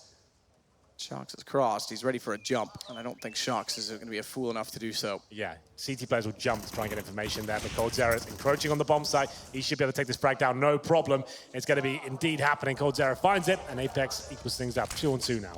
Cold, yeah, slipping in, did find that kill just as we jumped away, and Cold's going to find another. Reads that Apex is toward long, all onto MBK. He's had so many clutches. Very close. You'd think that eventually one's going to go his way. Planting for default. Molotov to go behind them. That forces them left on their exit, which means they go right into his crosshair, but Fallen's too quick. And SK find round 11, their first of the T side. They keep SK honest there with this coming down to 1v1, but MBK, once again, another 2-on-1 situation when he gets the first kill, then shut down the final hurdle there. It's Fallen hitting another fantastic shot. The AWP finds the first gun round for SK Gaming. Plenty of money available for G2, so we have another gun round going forward. Fur only with a Tech-9. That cannot be right. And apparently it is. That's all he's got. Pistol going into round number 20, like we said. It came down to the 1v1 in the end, so that's all he's got to work with. They'll need to find the opening pick to get him a weapon. And more aggressive plays here from G2. Apex and Body ready along. They might flash over. Shoxy's joining them as well. Waiting for a flashbang, something to work with here. Not committing just yet. But we go towards B. That's where it's looking like the bomb will be heading forward just to keep these guys entertained on the other side of the map.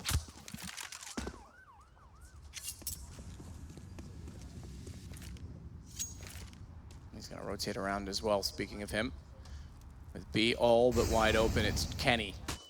Formidable force alone to solo hold with an AWP. One's gotten by in the flash. One crouches under. What an accurate shot as he had to line that up on just the forehead of Phelps. Fallen gets the shot back on MBK as he rotates in, but that means AWP of Kenny is still in position. Good read for Fallen as he's still waiting for the rotations to come around from behind them. He'll go down, long way from the site. He's bought a lot of time and space. He's bought position for Fur, but somehow he doesn't win the exchange. He's only tagged body with 1 bullet as well, which means they've got ample opportunity to get closer. Taco levels that out, finds him. It's going to be Cold that needs the information. As they swing around on him, Shox is able to get the kill. Pressure on for Taco. Tons of time with the kit for Kenny as he jumps across. Smoke down. He can get on this. He's going to as well. He's going to reverse the side, which means Taco's too far to the right. He can't find it. Kenny's holding. That's done. G2.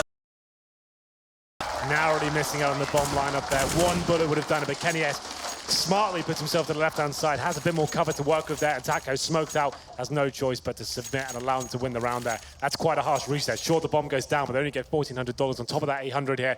So it's an AK saved and a pause to come in. They have to work out how they get back into this one. Do they force buy around this? They've got about just under 3K per player. It's round number 21, G2.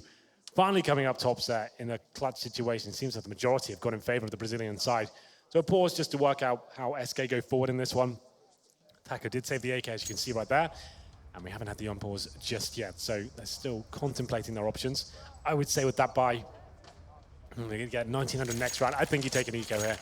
Maybe get some P250s along with his AK-47. Then you still have a buy going forward. 1900 on top of the money they have right now. It's still enough for AKs. And we'll see whether that comes in. That would be my call at this point. A couple of flashbangs purchased by Fallen and Molotov as well. That suggests they'll go back towards B. Molotov, oh, they are. Oh, okay, coldzera's gone all in, surprisingly. So the money, they'll only get $1,900 on top of that. So the bomb has to go down in this round to have a chance to buy up the next round. This is a gamble. We'll see if it works out for them. 3 Tech 9s, PT-50, and the AK for Taco. He needs to light up the scoreboard this round. Has been good so far, holding that B position once again. The CTs, nothing too aggressive this round. They know the money is going to be in the proverbial bin. As we get into round number 21 here. Kenny S, of course, on the AWP. He's patrolling the A-bomb side. Taco's waiting in the same angle again to see if anyone's going to push. Only 1 round for SK before the money was gone. Fur's gone top stairs. But look how passive G2 are playing, knowing the situation. All they need to find is SK and the AK for Taco. They've sent him on the hunt, not surprisingly. Bombs waiting back in the hands of Phelps toward the spawn. Taco opens it up. I imagine they'll try and go as fast as they can toward B, but there's 3 players in there. Even if Taco finds one on this side of the map, it's not like he's done much to open the door with the weaponry as it is. Still a 5-on-5. SK biding their time here. 1 player up towards long. Kenny S could find a bit of a problem here, but that's Fallen. He's low HP. I think his position has been given away, been legged. By the looks of things, Bomb still towards the B side of the map. They have forced a rotation though, the T side, so less body fractured. This could be problematic. Only gets 1. He's at the Shoxy now to pick up the pieces. He's fine. Good play. Shox both directions. It's Cold. Gets him down, but it's damage done. And enough of it. You'd expect at least, because the tapping of Tech 9 does considerable damage to Apex. Knows he's going to be going up toward the ramp. Just barely misses the shot, Cold. Has to swap over Tech 9s as well because ammo remains.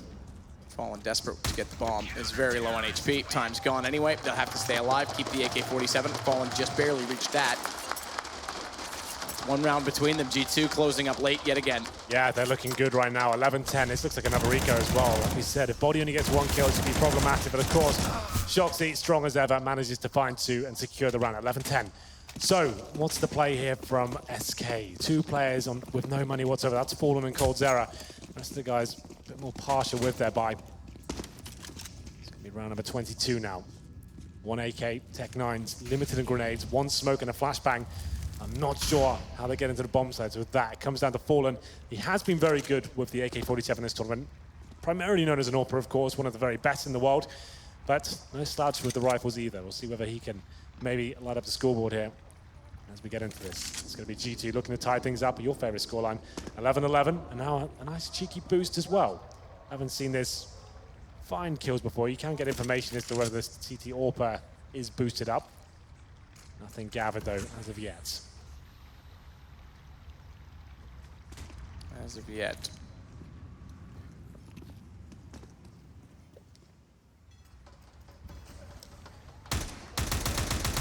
Taco. A few taps on the Tech 9. It's a lot more than that. Fur does spot one. Jumping Shocks will have seen him as well, hence a little flashbang. Yes, I know you're there. I know what you're up to, Fur. One smoke, one flashbang. The B commitment comes in momentarily. The flash comes in. They go through Monsters. Body to challenge first with the UMP. Not the cleanest to kill, but he gets it. Fallen takes him down. Now is a real chance for the T's here. Shoxy has to wait for rotation before he fully commits. Doesn't even get that done. Fallen managing to find 2 kills with the AK-47. Big on the AK. Boost is smart from MBK, and Taco walks back into it. They've lost Fallen, the man who got all the kills, as Cole desperately tries to spray through to find the damage where he can. It's Phelps in the sight with the Deagle instead. Fast first kill, and he knows that he can back off. That'll do for now. It'll buy some space for Cole to work with. But Kenny's in a good position, reverse side of the bags. I think he's been spotted. He certainly has. Good strike back. Cole's got a real chance now, but he's trapped in. And NBK's going to get aggressive, and NBK's going to get the round. We will go to 11-11. We will indeed. Bit of a tight round there. Some great shots coming in, especially with Phelps with that Desert Eagle. Very strong indeed to get that shot and open up the side itself. Comes down to the 2 versus 1 in the end for coldzera, but his position given away in the 1v1 scenario. MBK is waiting for him to overextend, takes him down. That's to be 3 rounds in a row for G2. The money's been a real problem for SK, but starting to stabilize now of another full gun round here. coldzera, he's only got the AK-47 and armor. No real nades to work with here, so still not a full buy going forward, but we'll see whether they can find round number 23 here. Still the single AWP setup for G2. They love a double AWP setup. Haven't really seen that so far on Overpass. And yes, towards the B site, and more aggression towards long. It seems like this is G2's go-to strategy there. Waiting to be flashed in, and then try and challenge at that playground position. Fallen just being patient as ever. To see if anyone will push up. He holds the bomb. Has a lot of times, to be fair, even though he's on the AWP, so letting the rifles try and get a little more aggressive as Fur and Taco set respective choke points toward B. I guess they're anticipating, and rightly so, that G2 is going to push those positions. They've done so quite a bit. Not so much this time as MBK gets down to the stairwell where Phelps awaits in the hallway. So very standard default. The aggression comes at A instead. Fallen is ready for it. Sliver to shoot through, and he threads the needle to take down Body. NBK's got to pull this back. He needs at least a kill here. If he doesn't, round done. Yeah, Fallen wasn't actually ready for that first shot. They had to re-scope and manages to find 2 in the end. Now it's a 5-on-3, but MBK spots one rotating towards B. He could be the snake in the grass. He can find the timing to get behind them. If they're going to set up for a full execution, he could actually find maybe 2 or 3 kills, but they've already gone into the B side. Maybe the timing eludes him this time. Taco straight contact. Fallen's waiting as well. Flames from Fur to take down Kenny. That should be the round in a 5 versus 2 bomb plant on B site. Fallen's got MBK. That is the round. So aware. Fallen, what a round from him. 3 kills in total. Clean sweep for SK. Finally getting the guns back out and looking very strong in round number 23 here. 12-11, they take the lead back there. And this is what we were saying. It was G2. That aggressive stance towards long once again. Fallen just waits for his chance to strike. Takes 2. And now we get to the point where they could break the bank of G2. We have got enough for a buy.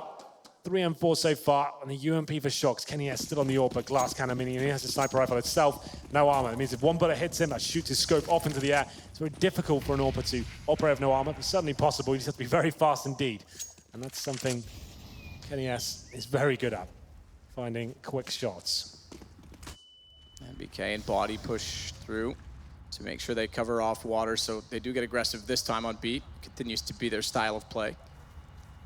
And it's SK that sit well back on the T side. It's almost round in reverse from what you'd expect to see in terms of map control.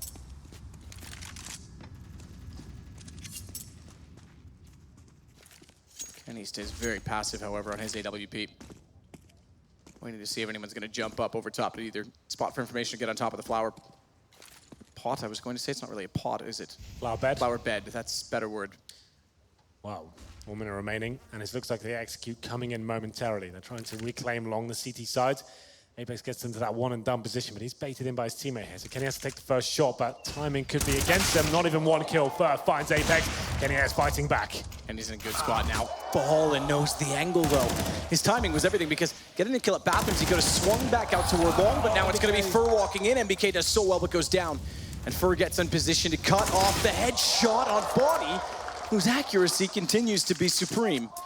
Fallen's going to try and run this back to be 27 seconds, AK-47. He's got to go. He's still checking bathrooms, so yeah, it's going to have to be A. As soon as he hesitates for a second, there's no time. He's going to go straight up brawl, 2 versus 1, and spots out the first, but not the second. Body's ready for him. G2 steal back the round. Fallen has delivered some memorable clutches on this map, but 2 versus 1, no real time to play with that. If he had maybe 10 more seconds, you're right, could have gone back towards B, but didn't have that to work with. So finding 1 round, SK, and unfortunately for them, they have been reset. They kept 5 players alive in the round they won, so the money won't be in a position where they have to eco here. It just won't be the best of buys. It's 12-12. We're coming to the closing stages here of the second map. 1-0 in terms of the best of 3 standing for G2 at the moment, looking to get that 2-0 finish. Another pause for SK here. You get 4 per game to use. Round number 25, Fallen, the tactical mastermind of this team, working out how they get into this. They're having a look at the money right now. Phelps and Taco have brought up armor. And it looks like they will be going all in map. It's going to be a mishmash of a buy. 2 AKs, a Galil, a UMP, and Taco yet to buy. He's only got the Glock right now, but he already has armor. Presumably, he brings out the Galil. Oh, actually opts for the AK. Only had $2,700, exactly enough for that weapon. Means he only gets a Molotov and a flashbang. No smoke for him. Big round up for SK. Lose this, almost certainly going to be an eco. And that is not a place you want to be on the round number 26 part. Slow push in toward the lower tunnels. That's clear. Tick the box.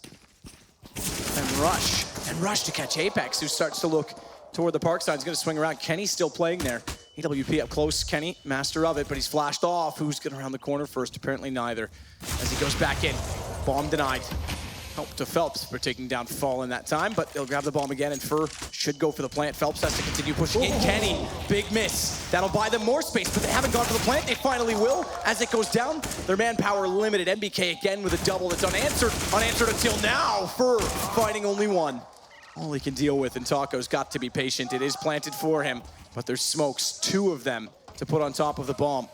He's playing the longer angle. They'll double that smoke, so there is no chance to push up, and Kenny jumping above.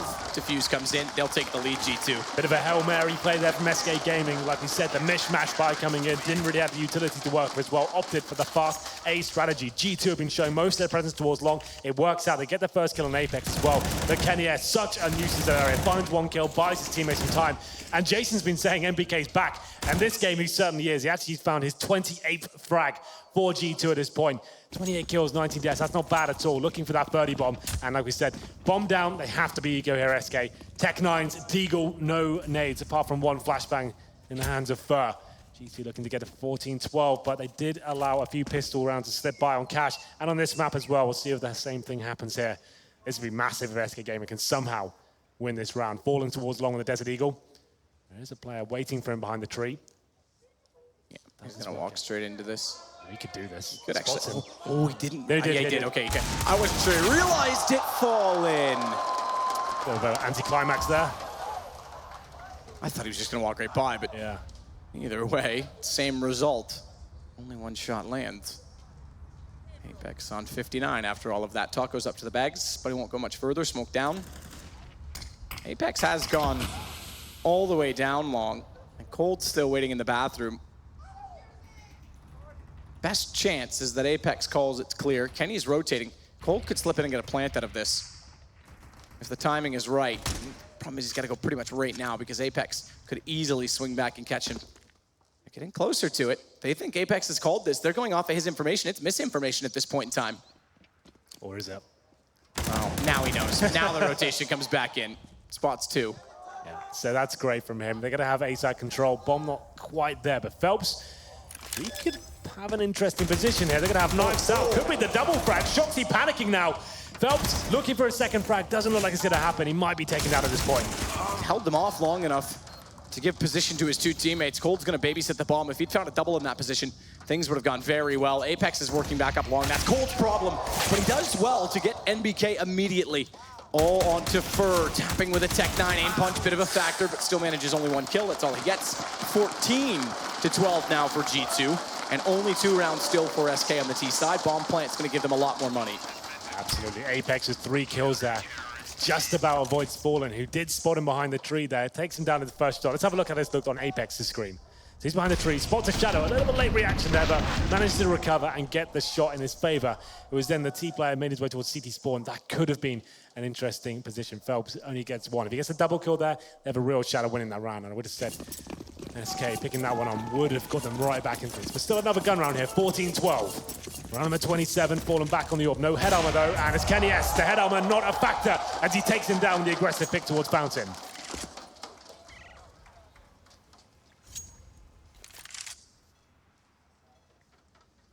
Taco's gonna wait patiently again to see if anyone will go through.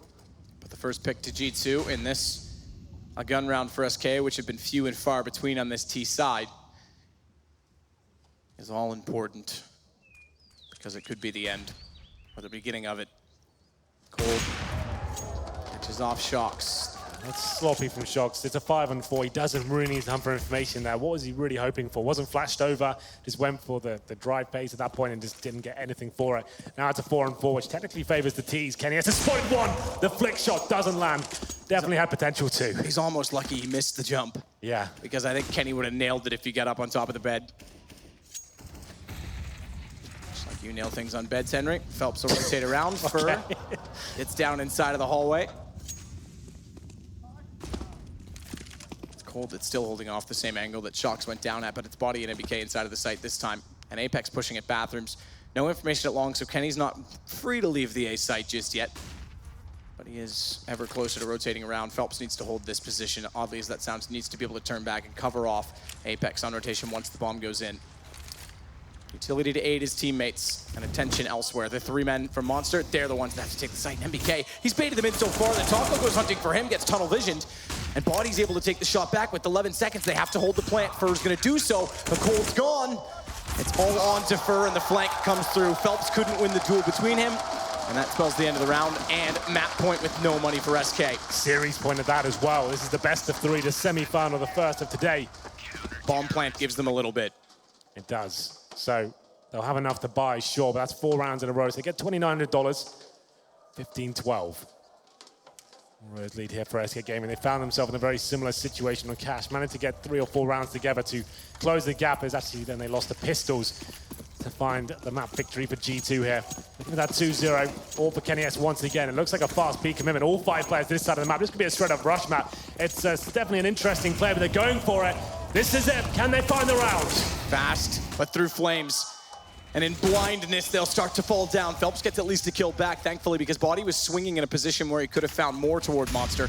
And Fallen's gonna go fast plant. They've got to throw everything at it to keep him alive in the post plant, to get the bomb down so they can't wrap around. Exactly that. As Taco goes down, Cold can't do anything of it. He wants to swing, but Apex holding the angle. It's all on to Fallen on the site. Down he goes to Shocks and Phelps inside. Oh, it's only 17 HP, and that won't do. It's G2-0 over SK. They move in to the grand final. Very good performance here from G2 today. Clinical stuff. Cash was excellent. That was SK's pick, and they look like the much better team overall. The fragging potential. Everyone turns up from this team, and I have to say, SK struggling. Some of the superstars not necessarily performing. Cold's error. You hate to say it and keep bringing it up, but he's a player's not living up to expectations here. That's a disappointing finish to the Pro League for SK. Looking to get in the finals once again. Narrowly missed out of Cloud9 in the previous season in front of the home crowd. Looking for redemption here and couldn't do it. Couldn't do it at all.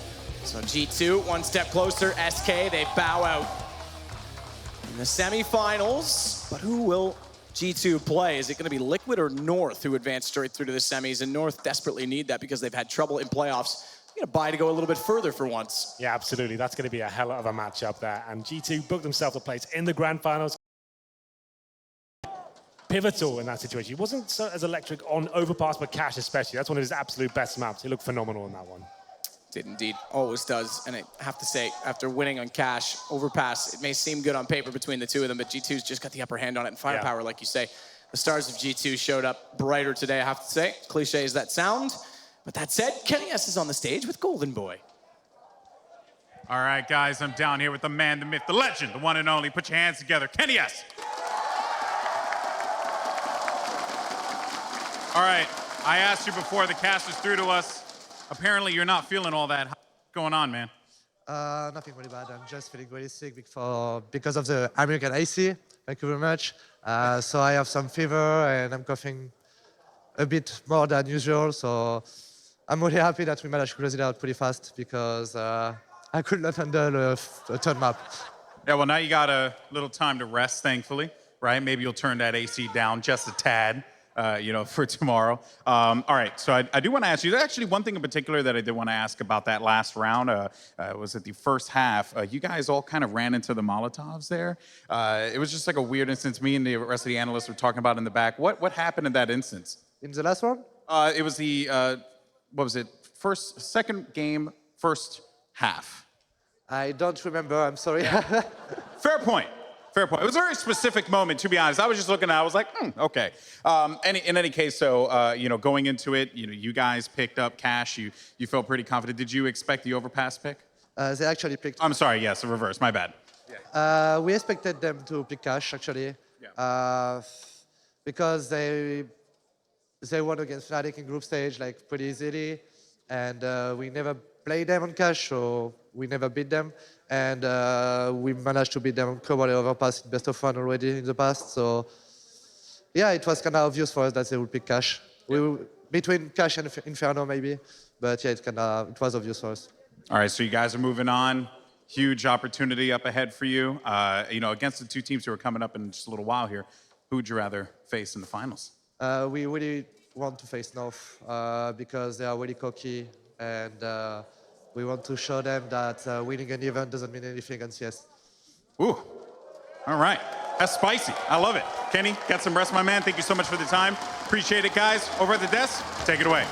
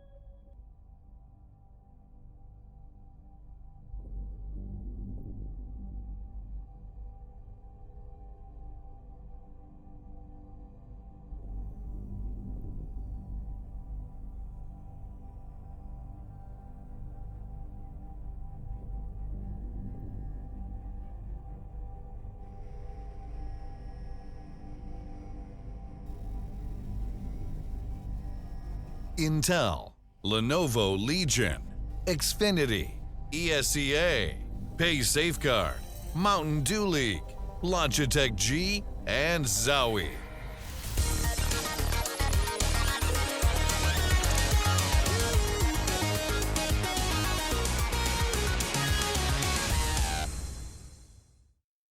Welcome back to the Xfinity Analyst Desk at ESL Pro League Season 5 Finals. G2 is going to be your first team in the Grand Finals. Brilliant performance on 2 maps to eliminate SK from the tournament.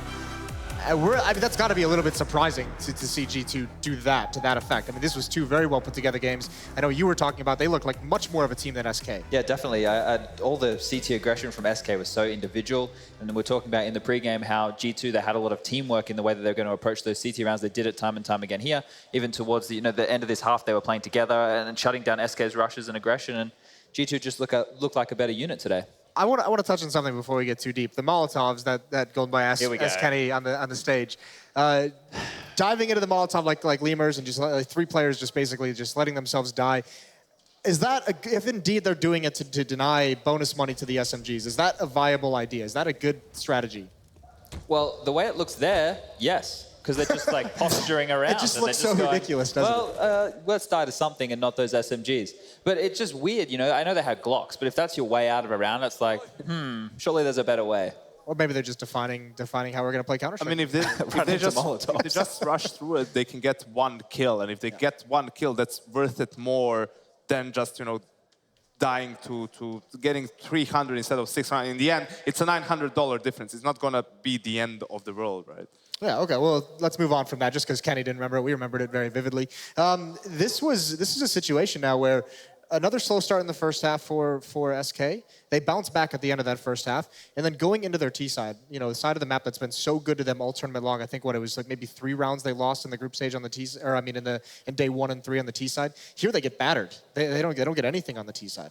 I think the big problem was they couldn't get a hold of the economy. They were just getting reset whenever they would win around the T side, and the biggest problem was after the first gun round, which they won. Then we had that 1v2 from Taco where he couldn't get the kill on the diffuser through the smoke. And after that, we had that super weird round where Cold and Fallen were left alone, and they decided to save, and Fallen was on an eco. There were a lot of WTFs in the back room when that was going on. Yeah, it was very strange, and that just really magnified the problem of the economy game from that point on, because they would get the 4 kills and plant the bomb, still lose, and then we keep buying because we feel like we can reset them, but we don't have that super healthy buy with all the utility, and it really felt that was the downfall of SK. Yeah, I don't think you want to play G2's own game against them, right? Even though I think maybe in a skill-for-skill matchup where SK is probably evenly matched by G2, you don't want to play into their force by hands, and you don't want to be buying behind. There was a couple of rounds on the CT side as well where they were buying behind just a FAMAS. And I was like, what are they doing? Like, that's where G2 wants you to go. They want you to save those guns. They want you to keep buying because they're rolling around as a pack. They're using, their trade ability to beat you out in every occasion. When players like Phelps and Fur are going to be aggressive on their own, they're going to get punished time and time again. Even though it was a 10-5 first half, that was the aura that we saw come out from SK with those retakes, right? It happened, I think, 4 times they were able to retake the bomb site when the bomb got down, and that's not something which they can bank on every time. Jason? Yes. Here? I mean, you're a little bit distracted. Yeah, I'm looking some things up on my... Knock, knock, Jason. Who's there? Definitely not Cold Zera because he had a terrible... You forgot your own punchline, didn't you? No, I just wanted to find a way to make it even more bad. But the problem for him was he couldn't get a rhythm. Definitely not on the second map, but it seemed like throughout the series, because in the first half, couldn't really see it, but I think at least once, maybe even twice, he got caught by Shox when he was just jumping over the wall to get information. And Shox in the first half was getting so much work done. Like even with a Mac 10 in a gun round, he just runs up towards short and gets an entry kill. And that forces the hand from the CTs basically to be more aggressive in that setup that we saw towards A, 2 players long, 1 player towards Fountain. And G2 is just waiting for it. They're in a 4v5, they need to push, they get punished. And that early potential good start that they had from winning the pistol, they couldn't turn it into a 5-0 lead. I mean, you saw it up there on the screen just briefly. It was 55 ADR across the series for Cold Zera, so it's not even the kills, it's just not having impact in terms of damage. And that's very surprising for someone who seems so consistent over the past 2 years. We could forgive him an event here or there, I figure, but still, it just didn't seem like without him, there just didn't seem to be enough, despite, Fallen having a pretty good series. Yeah. We had Fur once again performing. Well, Chad, the key for G2 was firepower. Oh, boy. Jeez, could you have a more vague tweet than that one? Fallen for sure, he was definitely an impact player. It's unfortunate that, he himself couldn't carry them across the line, but the amount of times he had multi-frag rounds, with quick switching, not quick switching, quick scoping or no scoping, and in those pressure situations, he's got to be one of the best at being a combat quick AWPer in the world, I'd say. Yeah, definitely. But I mean, still, even aside from him and Kenny had some great duels, some great rounds out of Fallen, couldn't carry it forward. This is a map he's normally stellar in as well. So, I mean, just a very good series. They just couldn't like you said, there just didn't seem to be that team element that we know so much out of SK. And if you're looking for a silver lining for SK, it has to be, Fallen is definitely back now. So it's something that they were really missing during that slump period. He obviously has a lot of impact for the team as he's the in-game leader in addition to being the opper. So that's something that they can build on moving forward. They're going to spend a lot of time in Europe with the tournaments and boot camping and all that stuff. So plenty of time to iron things out. Yeah, either way, that's going to be it for this series, obviously. Congratulations to G2 for making through to our grand finals. That'll be tomorrow. Coming up next, the second semifinal, Team North taking on Team Liquid. We'll see who is going to meet G2.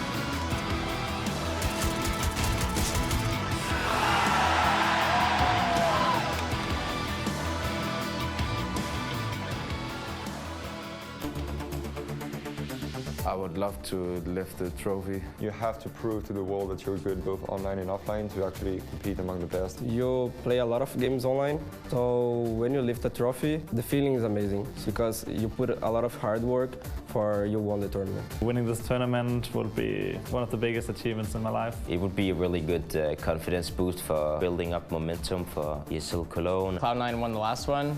It would be amazing for us to lift this one since they're kind of rivals of us. So. This time I feel like we are really prepared and we want to lift that trophy again for sure. It has been a long time since Epicenter and I feel like this is our time. That's been my goal and dream for CS. I just want to raise the trophy just in general. We've never been a team that has actually ever at any LAN event, and I would really want this to be the first.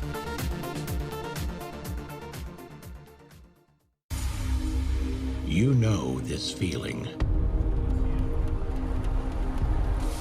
The moment when goosebumps take over.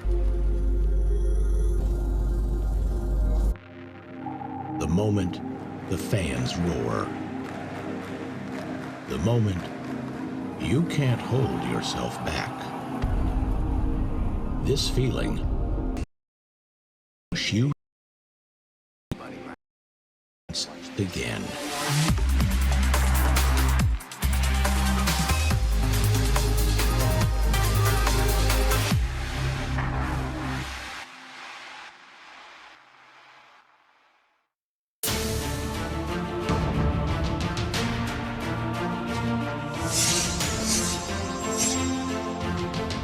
Exclusive Black Equalizer brightens dark scenes without overexposing bright areas.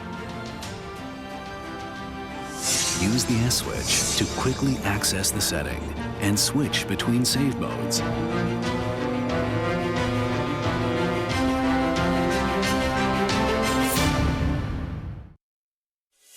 Athletes aren't just born. They're molded from the core. A core of strength. A core of laser focus.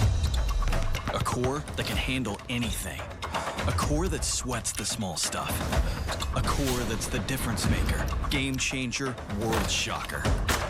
You see, hard work makes the athlete, but the edge of a Core i7 processor makes you unstoppable.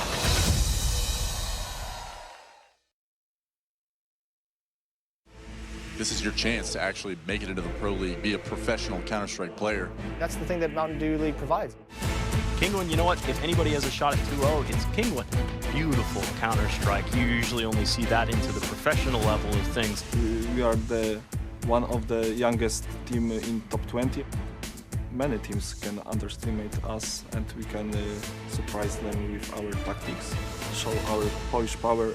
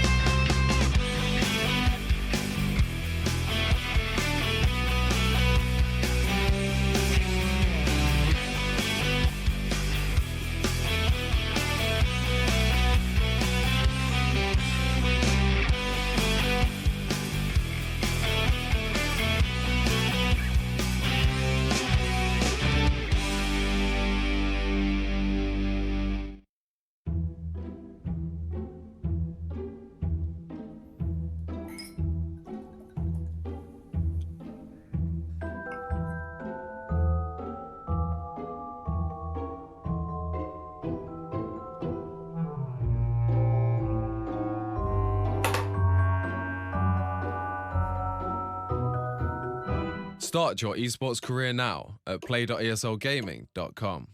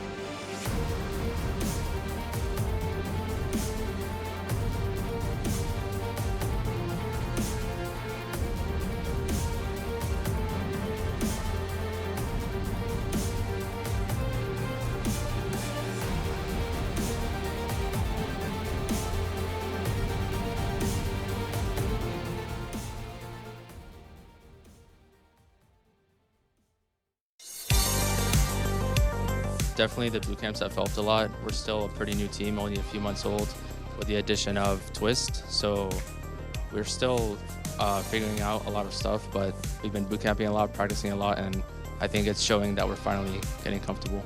We have prepared a lot better, like on the teams here.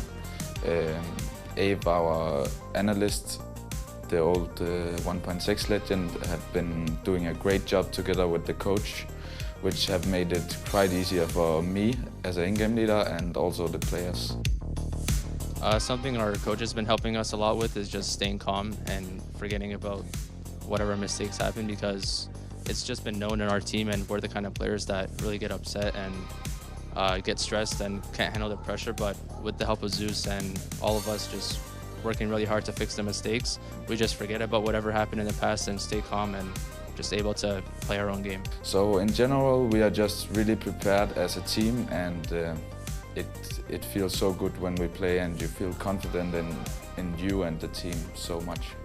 Toughest player on North, I'd say for sure, is Config. He just has insane skill and great confidence, so definitely gonna watch out for him. Config is a big X factor, and he is doing some random shit a lot, so I can understand why they fear him. They don't really know what he's gonna do. It's a player that you can't watch a demo and be 100%, but he's gonna do that. Our biggest strength to beat them is that we have the firepower and we have the tactical aspect of the game, and we are really good on both.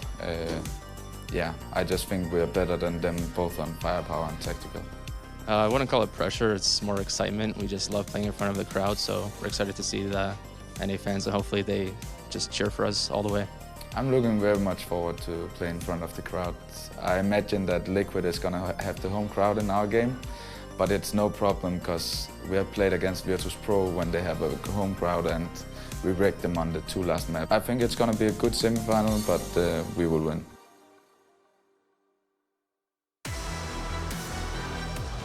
You've heard from the players how important it is to play in front of this crowd, in front of this stage, how big of a deal it is. And if you guys are interested in getting involved in playing in front of a crowd like this, go through the Mountain Dew League. It is ESEA's direct path to the professional level of play, the professional divisions. Build a team, compete, climb the ladders, and you'll find yourself in the pros in no time.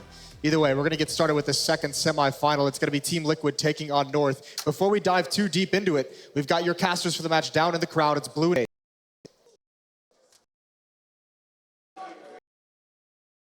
Looking into this match to start things off, North has to come ahead as the team that really, looking at this as the team that most people are going to be predicting to win it. Why is that? Well, I think North has multiple play styles that they can rely on. They could be tactical, but they could also be very free-flowing, letting Config and Magicsploit just take gun battles all over the place. And a lot of the time, that's really tough to play against. Cajun B can run around with an op, get early picks and whatnot, and they could just play a play style where they could just fight you and win gun battles, or they could, take a step back and be a lot more tactical. So, at the end of the day, it's really difficult to play against when they have both of those tactics. Yeah, now on the other end of the spectrum, we look at Team Liquid, a team that I'm sure the crowd is going to be looking forward to make sure that they win out through this match. So, what strength do they have that can push them through to a possible final position? Well, I think when Liquid plays at their best, when JDM is being assertive, if Twist can be at his best, he is like absurdly good. Obviously, we already know about Nitro, Elige, and Stan. But when they're at their best, they could beat any team in the world. Their problem is that sometimes they just have one guy show up or 2 guys show up. But if they have all 5 guys play well and actually, play to their potential, then they really can't beat anybody. So if Liquid shows up and they all play really well, they could easily win this match. All right, guys, well, we're going to be bringing you the match in just a few minutes, but for right now, we're going to send it back over to the analysis desk with Moses. Thanks, boys. Yes, back at the Xfinity analyst desk. They touched on it a little bit, but let's talk about Team North. This is a team on paper that has looked like they could be so dominant, so much talent, so much skill, so deep. They've talked about the improvements they need to make. We're finally seeing it here in Dallas. Chad, how do you think these guys are doing?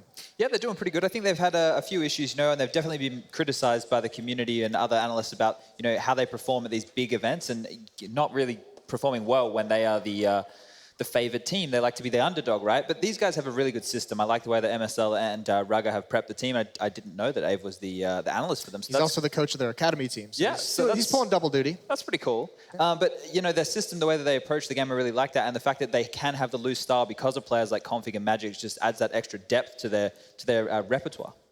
Yeah, I mean, they're now so deep. I mean, Yanko, we've touched on Config so much when we've talked about these guys. Let's try and talk about someone else. Who else is performing well? Cajun B always just seems to be the all-arounder, MSL, the brain, the tactical mind behind it. But they've got to have more than just that one guy, Config, really pulling his weight. I mean, the second obvious pick is Magic, because he is also a player who, creates a lot of space for the team, very aggressive, and he was when they were Dignitas at that Epicenter tournament, right? He was regarded as the best player of the team and the one doing the most. I personally really like Cajun as a player because he is one of those just solid players who gets the job done for you. Sometimes he has an amazing game and really carries the team over to a victory, but you will almost never see Cajun fail at his job. When he's holding that angle with the AWP, he's going to get that kill and be able to reposition. Yeah, one of the big strengths these guys have over their opposition is that map pool. That's going to be huge. We've touched on it a number of times. You can see North up on the screen there. MSL, Magic, AZ, Cajun, and Config. Cajun being so versatile. Where's AZ fitting in? That seems to be the discussion that we always have around this team. I mean, is there anything new? Is it still just kind of feels like it's not clicking yet? Still a little bit of a lost boy in the stats, but I think he is playing a role. When he was in FaZe, I don't think he was a star player necessarily because there were too many stars around him and that team didn't have any direction. Before that, when he was in Dignitas, he was a star. Now he's been put back in a team with structure and he's just filling gaps. He's just plugging holes and trying to do the best he can, and it takes a while to adjust to those positions. Yeah, I mean, these are the guys. We mentioned the map pool is going to be so deep. That's their big advantage over Team Liquid right now. But still, the question is, with all this firepower, with guys like Config, which guys like Mages, because they're even enough on the Liquid side of things to compete against this. They have a big, big job to do. They've got to step up in a new way. But certainly MSL has this team playing at a level that, you know, Team Liquid can't rival on the team front. I mean, absolutely. North, I don't think there's any doubt about their, you know, either individual skill or team play or their T-side play, even CT-side play. Their problem is, you know, inside their heads, in a sense, psychologically, they seem to falter when they have all the ingredients for success and all the advantages, even in a certain matchup, right? The playoff games that they've been losing at previous tournaments have all been to underdogs. But that being said, I do believe Liquid has a chance because they've shown some really solid fundamental Counter-Strike and very good use of utility, of team play. And when you have that, you can use that to your advantage to basically negate some of the effect that your opponent's individual stars can have, but by forcing them out of play with, you know, smokes, molotovs, making it very difficult for them to get those clean duels. I think the problem is they relied on a lot of that versus, who were they playing? I've just forgot. I've had a brain fade. Liquid Envy? Yeah, that's the game I was thinking of. They relied on that so much to get map territory, right? That if the disrespect does come in from players like Config and Magic, and they're able to pick them apart before they can use those executes to take map territory, we haven't seen how they fall back and how they're going to react from that. On the positive side of things, to initiate, they've been really good. So with those executes, and especially with JDM, right? That guy on the AWP, he has a lot of new moves that have been built for him by Stan and by Zeus. It looks like and AWPA by Liquid has been activated correctly. There you can see Team Liquid on your screen, setting up, getting ready. I mean, this is a team that's playing in front of their home crowd here. And I mean, Chad, as a player, how much does that impact you if you're playing against opponents who are in their place, or if you're playing on a team that's in your home? I mean, as a player on the stage, is that actually something that really, really changes how you can play? I think when you're playing away from home, it doesn't really affect you too much. You're so focused in it. But when you're at home and you have all the fans behind you and cheering for you, you can ride that wave, right? And the louder they get, they're going to see people standing up. They're going to see people clapping for them every frag they make, and that's always a positive thing to have. As you and I experienced firsthand in Sydney, Jason. Yeah, we did experience that firsthand. That was rough. What was Henry as a what? Wanker. Oh, yeah, I do believe that was the chant. That was quite a good one. Accurate as well. Yeah, quite nice. Well done to the Australians. Shout out to the Aussies. Creative as usual. Now with Team Liquid, Yanko, I mean, you've been plumping these guys up all through this tournament, saying they were going to make it out of group stage on day one. They do that by the skin of their teeth, but it seems like we've seen them improve day to day throughout even just this tournament itself. Yeah, I think for them the question was how are they going to perform on LAN, and also how much time did they actually have to establish some sort of structure, coordination, right? And in that game against Envy, it actually looked super crisp in some of their executions, in their approach towards anti-force buy rounds, right? You couldn't really find a flow in it, which is rather impressive for a team that hasn't been long that much. Talk to me specifically about JDM, because I want to know, this team has struggled through Adren, through Kusta, through Simple, of not being able to have an AWPer have actual real impact on the game. Now it seems finally they've got JDM locked in. They figured out some way to make JDM as an AWPer work. Even he struggled for a long time in this team before Zeus's arrival. What are the changes that are putting him in position to have this effect? Yeah, I think you definitely need to give props to JDM, but you also need to give them to Zeus and Stanislaw. As Chad pointed out, he is now being put in a position to succeed, right? There are, you know, the nades into squeaky door for him to peek, the flashes into B holes on train for him to be aggressive, the team working around him so that he can get that advantageous duel instead of just trying to, you know, find a duel by himself, going for those contact plays. It's way easier for an AWPer to be effective that way. Yeah, in COG, he used to just find the duels himself, right? He was the type of player who was just getting caught in positions where he was able to get multi-frags with the AWP, and he was making it happen on his own. But when someone becomes a star, they start to get looked at, and when you get looked at, you get counter-stratted, and your little tendencies don't work. I remember playing, I think it was COG actually, and JDM was around to quad side on Inferno to pick middle on the first gun round. We watched that in the demo. Yam studied it. He knew exactly how he was going to peak, and we just booked him the first time. So as soon as you know you get too one-dimensional as an AWPer, it gets difficult. And it's so hard to come up with ideas yourself. You need a support staff to help you. Right. Well, here you can see on the screen, it's going to be the map veto just concluded, as I pointed out. So obviously, let's talk about... I don't think it's over. I think it's over so quickly. It was up through the entire time you talked. I don't think even... Is it over? They're still there. I think it seemed over. I think if you're North, even Exist couldn't screw this one up. Like, wow. it's so straightforward for them. Like, their permaban train is one of the maps that Liquid play and that actually pretty good at. And then for their picks, Liquid doesn't play either cache or overpass, so that's going to be one of their two bans. I think North is just going to go straight into the map that's open there. I think North as well, they get the advantage, right, going into the veto phase because they went straight through in the semis. They get to decide if they want to ban that last map, which normally you would like to, so it gives you the choice of the decider and gives you a little bit more confidence there. But like Janko said, for them it's pretty clear cut. I'm going to assume maybe an overpass would be the pick. I mean, if you're Liquid, probably, in my opinion, you should go for the overpass ban and then leave Cash in, because Cash is a map that in North America is very much played individually, right? So at least the players know their way around the map, and you have more room to improvise, right? Even if you're not practiced on the T side, still players know the basic smokes, you know how the map works. Overpass, you need much more coordination, right? When the CTs hit you with that aggression, you need to be able to know how to react, where to push. Basically, I think it's much easier to do it on Cash than it is on Overpass. The problem with that is the best things we've seen out of Liquid's T-side is based off of structure, right? Yeah. So if they're going to go to a map like Cache where they don't have that structure, they need their players like Nitro to step up, who are very free-flowing. When they get that space, they're able to run away with the game.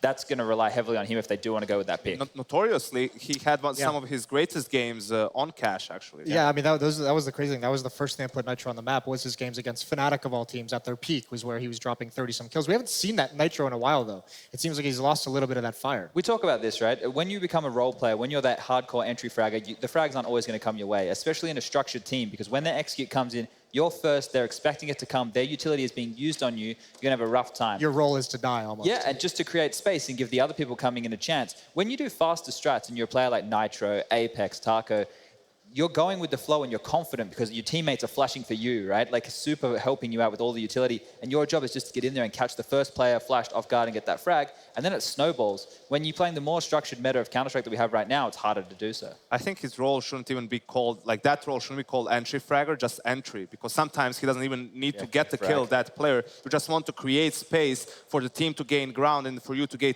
gain entrance into the bomb site. If you can do that even without getting a kill, if your teammates can get the trades, that's all you need. Well, now on the screen, we're going to have the vetoes pop up, as we did see it. Did see them performing it in the small picture earlier on. We can bring those up because this is where we'll see what kind of advantage North is going to come out of here with, because it seems like no doubt the kind of opinion is that no matter what happens, there's going to be an advantage towards North. Yeah, it's not just because of the fact that there's a clear, there are clear 2 permabans for Liquid, and one of them has to go through, obviously. It's also that whichever map Liquid goes for, it's going to be an extremely comfortable map. So 3 maps that they can go for: Mirage, Nuke, Cobblestone. All of them, those are probably North's 3 best maps. So it's like, you know, what are you going to pick? Obviously, it's going to be something that they would specifically prepare for. What do you pick if you're them? Because we've seen them have very good games on Nuke. Historically, though, that's a really good map for North, right? And having that Cajun config combo outside is super hard to deal with. Didn't look like they had that versus Envious, who they weren't really menacing. They weren't able to stop them from taking yard control, getting down secret, getting around ladder with a lot of players. I'd go for Cobble.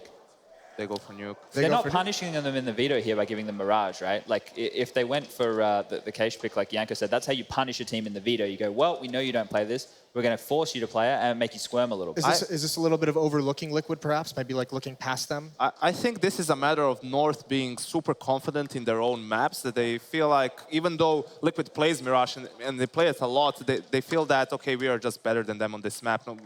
No matter the fact that they play it. But I actually think this is a mistake from North, because Cache, yes, historically it hasn't been a great map for them, even statistically, but all the losses that they've had recently have been 16-14 to FaZe, 16-14 to SK, 16-13, right? It's been very, very close games. They even managed to take down FaZe on land recently on the map. So I feel, considering Liquid doesn't play it at all, I feel North should have definitely gone for Cache.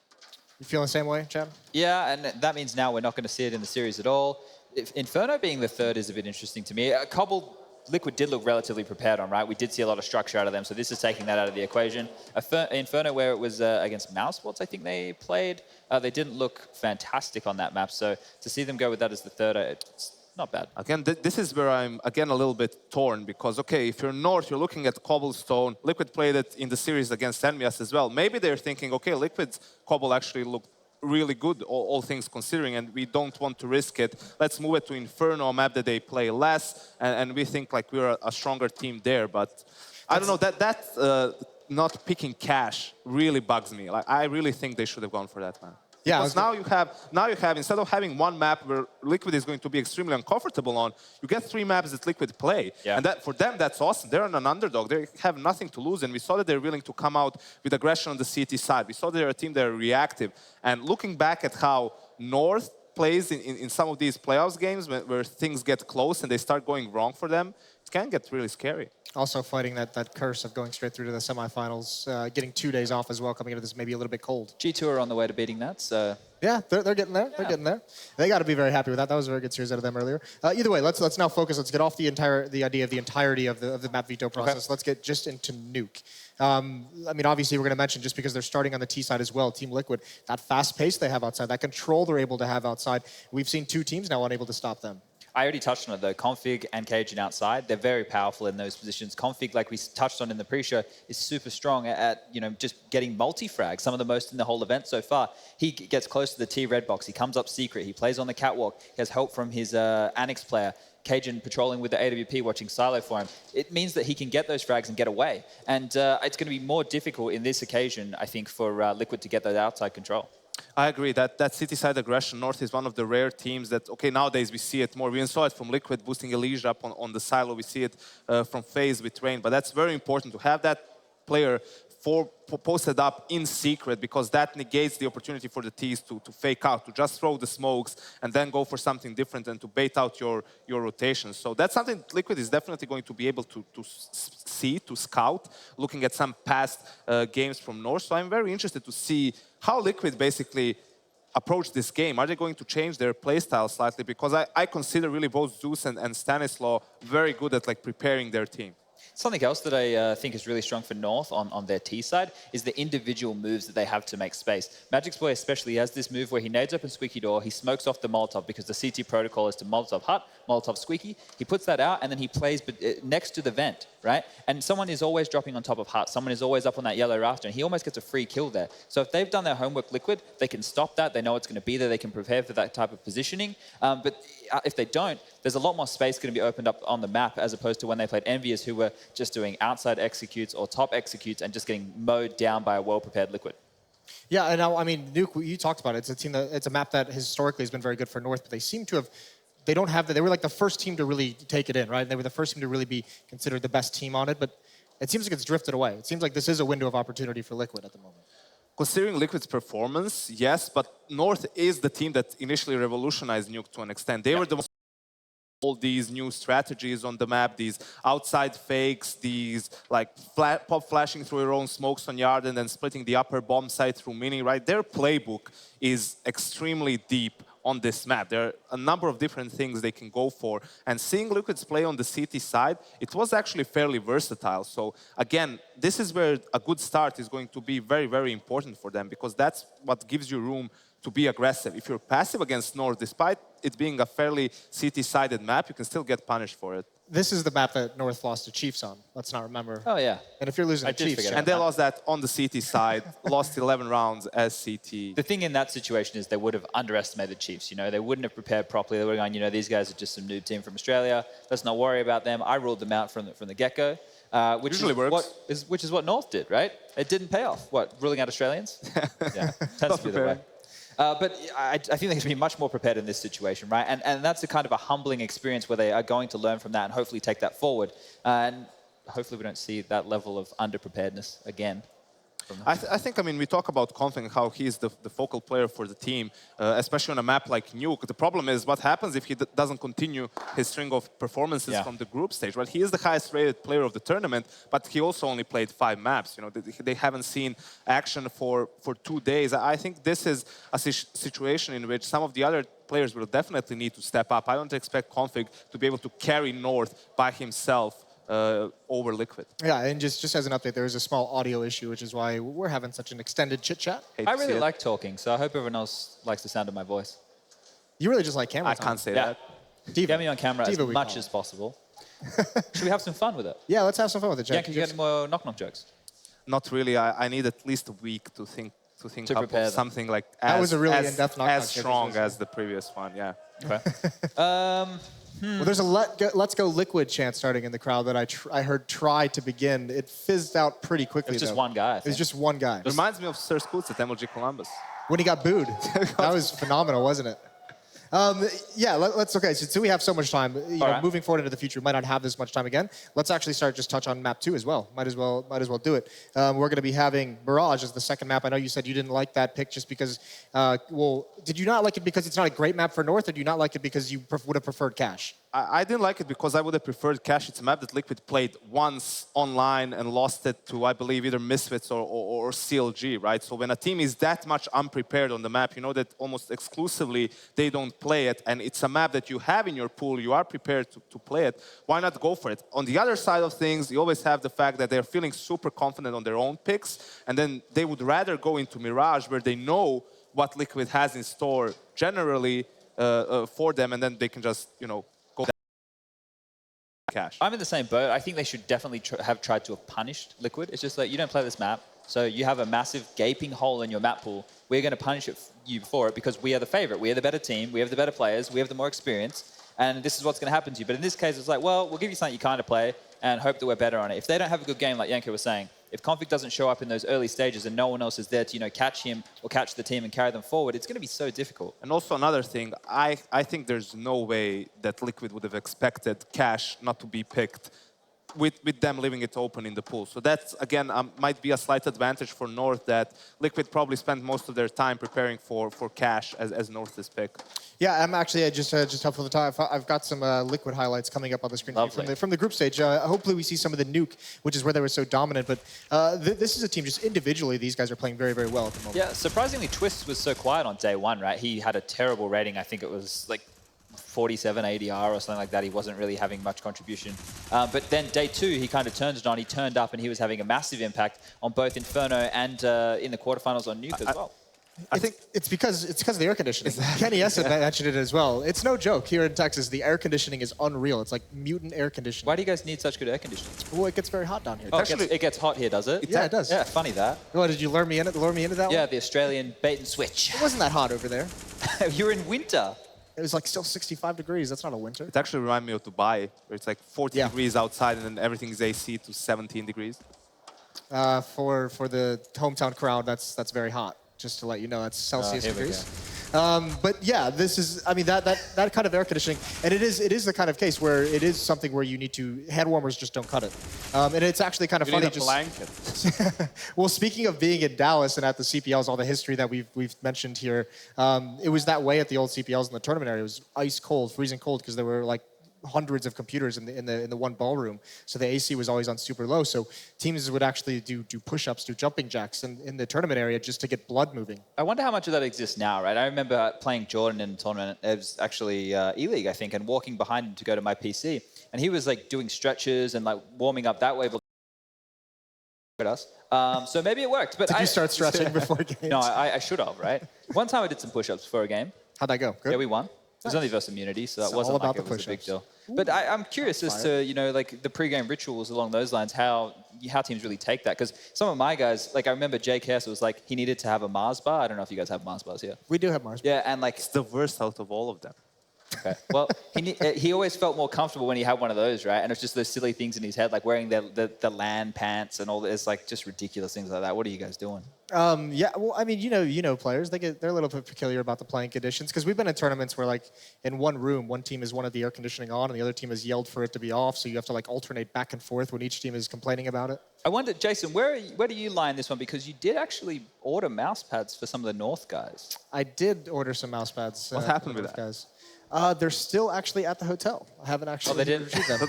So they're going to play on the desk? I have no idea what they've done. They haven't hit me up. But we had a long my mind when I got in last night. Just so selfish. Last night was all about having that one beer, going up and showering, taking a nice nap. A nap? Yeah. Wow. This is fizzling out fast, isn't it, Yanko? How can we save this? Well, let's go. Give us the topic, Jason. Highlights? Yeah. I don't know. I don't know where the highlights are. Do we throw production under a bus now? We did. You did. Just then. You did. Yeah. Yeah. Let's continue the discussion then on map 2. We'll just bring it back towards Counter-Strike, because Counter-Strike has always saved us historically. It's what sustains us in life. Okay, so I got to a lot of Liquid and Mirage. Right? And as a team, they're a player. They're not just going to stand around and wait for something to happen. They're going to take initiative for mid control, for example. If they can figure out a way their opponents like to go about taking mid control, they'll either pop flash or send extra players towards mid, try to fight for it, or they will be aggressive maybe towards ramp if they decide to give away mid control to their opponents. One thing that I dislike to an extent is their default is kind of easy. It's easy to find holes in it. For example, Stanislaw, a lot of the times he's by himself in B apartments. So what teams started doing, SK for example, would send an opper towards B apartments. They would just kill him and have a pretty straightforward 5v4. Well, here's what we're going to do, because there's still the audio issue going on. It's taking a little bit longer to fix it than we expected. So we are going to head to a quick break, give them time to get that issue underway, and then we'll get this match started as soon as possible. So stay tuned and we'll be right back.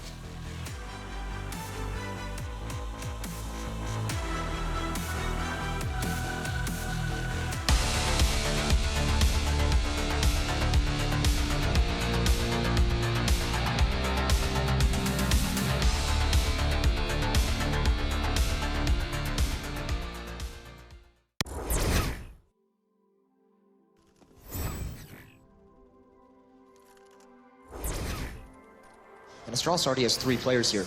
This is the battle. This is for the round. Rain just goes for more, and he's going to get it. Kirby can't handle it. There's the 3rd player. They all miss. Rain is unstoppable. He might not stop now. Zimnix could be the next possible victim here. He's trying to get around. He's trying to be relevant. But Rain's not having anything. That's 4. Good little pop flash. Crossfire set though. Watch. As Magisk, ooh, gets obliterated though. So that actually opens up quite a bit because MSL's limited on how he can peek. Look at Malta. 3 quick kills as he snaps back to get MSL as well, and I would say this pistol goes the way of Chiefs. It's config versus 4, bomb planted, but they know already where he is, and they will not allow one-on-ones. Nice shot, Malta. Again, what is that? So much in front of him, so many different angles to watch. Finds one kill in the middle, but shut down from long. A nice clean round. Okay, come on, Kerrigan. No way. No, he's going to tackle his guy. Yeah, he's got it. No, he doesn't, Taco! He's too far away! They've done it! Oh my God, Kerrigan, that's amazing! But it has left just Zimnix alive. And now they're being pressured. Actually crumbles Zimnix. All right, Clutch Master, let's see what you can do. A nice and simple 1v3, I'm not too sure, but he's already going to start to predict. Maybe there's a possibility, and Kio's giving away a bit of the game here, and there it is, Zimnix. Can't give this guy this much space to work with.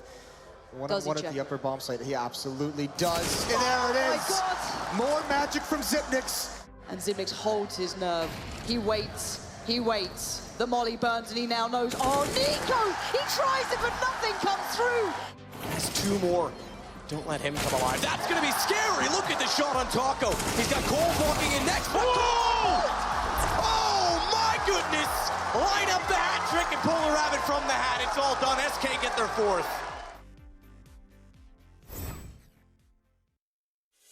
Athletes aren't just born. They're molded from the core. A core of strength. A core of laser focus. A core that can handle anything. A core that sweats the small stuff. A core that's the difference maker, game changer, world shocker. You see, hard work makes the athlete, but the edge of a Core i7 processor makes you unstoppable.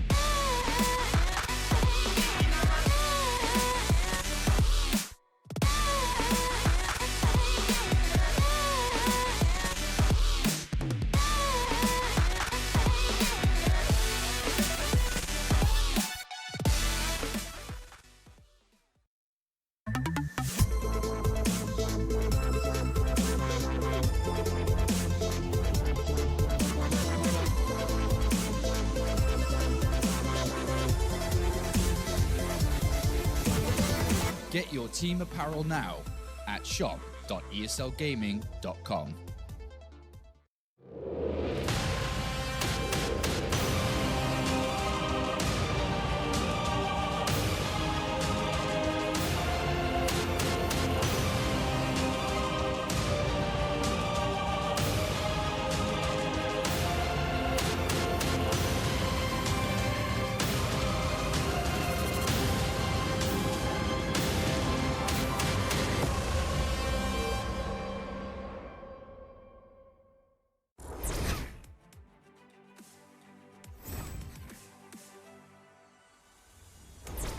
Hey Future Pros, back on Nuke today, and I have another slick smoke to help you with your T-side.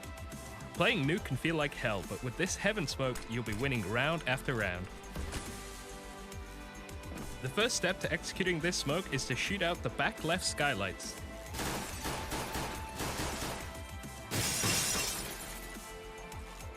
Once done so, run along to silo and position yourself over this line.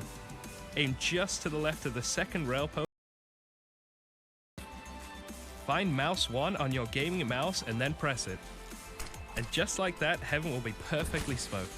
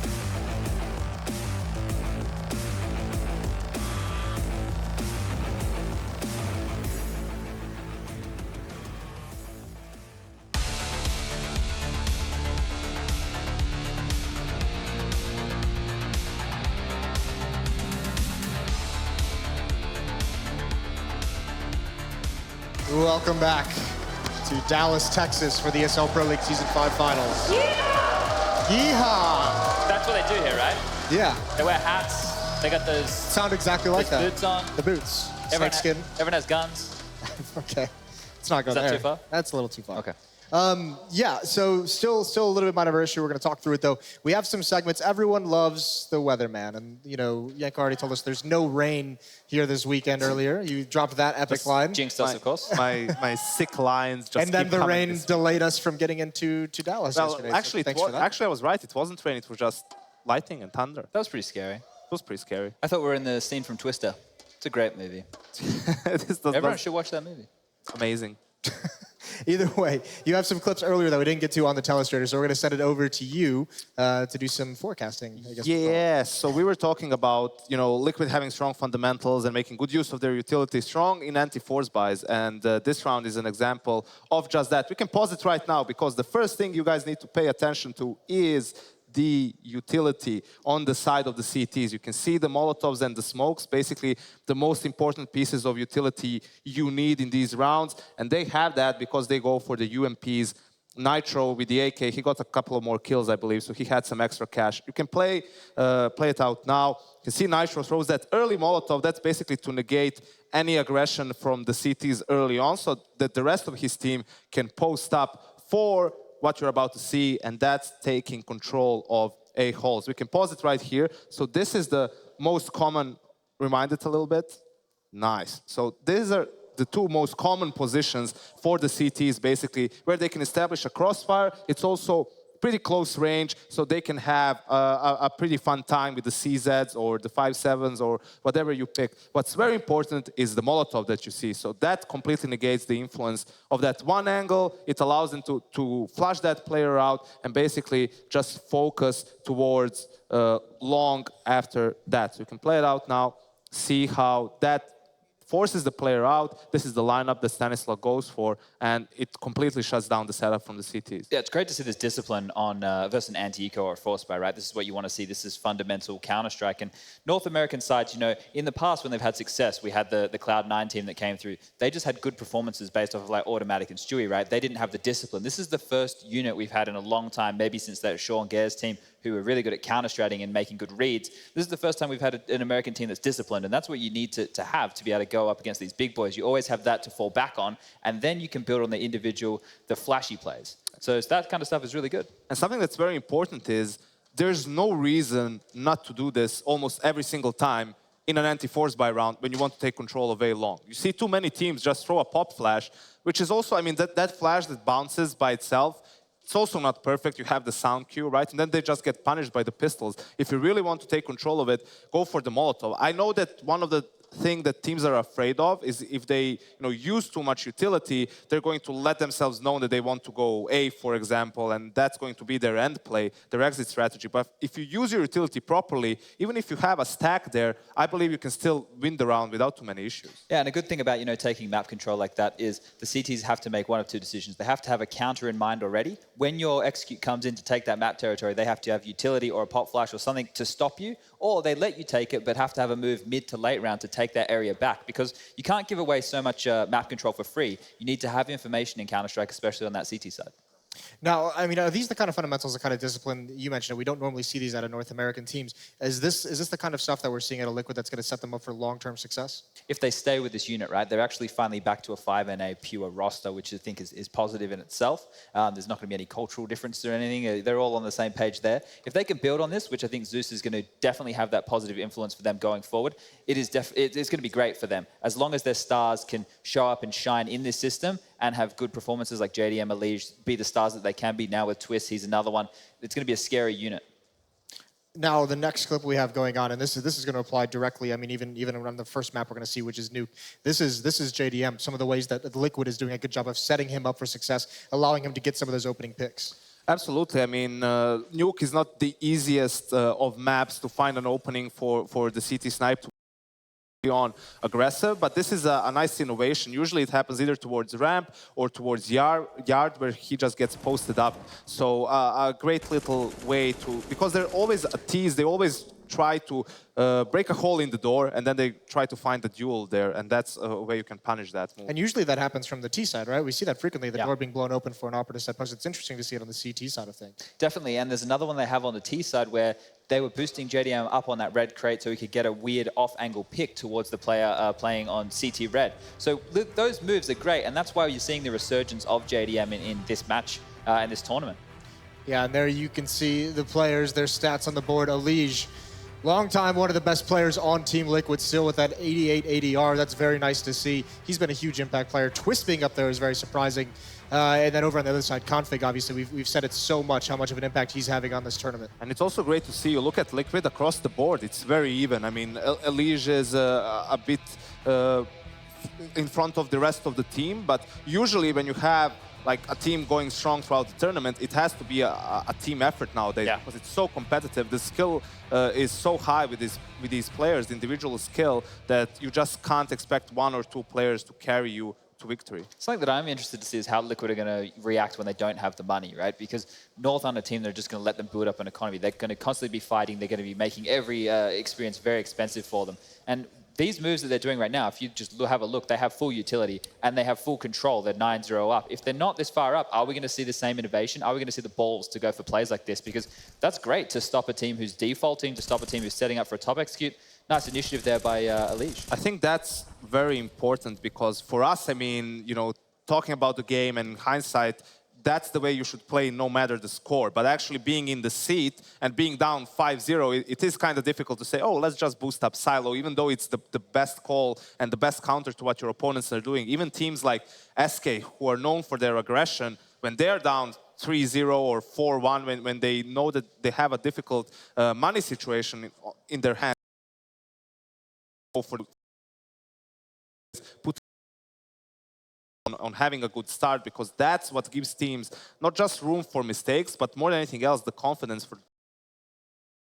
Let's do a little bit more. I want to go and do a little bit of theory crafting kind of idea. Okay. I was having a conversation with a coach of Mouse Sports this morning, and he mentioned that on Inferno, it's a map where they practice retakes a lot. You know, they just get into the server, they play 3-on-4 essentially on like the A bomb site, and he always says, you guys are going to lose this 20 out of 20 times if we go against each other.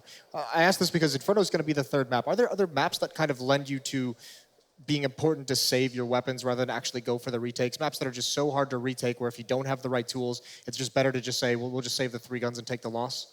I think it's a bit of both. You not only look at how difficult a site is to retake, it's also how much utility do you actually need to execute a proper CT site. For example, on a map like Cobble, you really don't want to find yourself in a situation where you lack utility, because you can just get destroyed by those B executes or even B rushes. While on a map, for example, like Mirage, you can take some risks early on and try to find an opening or cache, for example.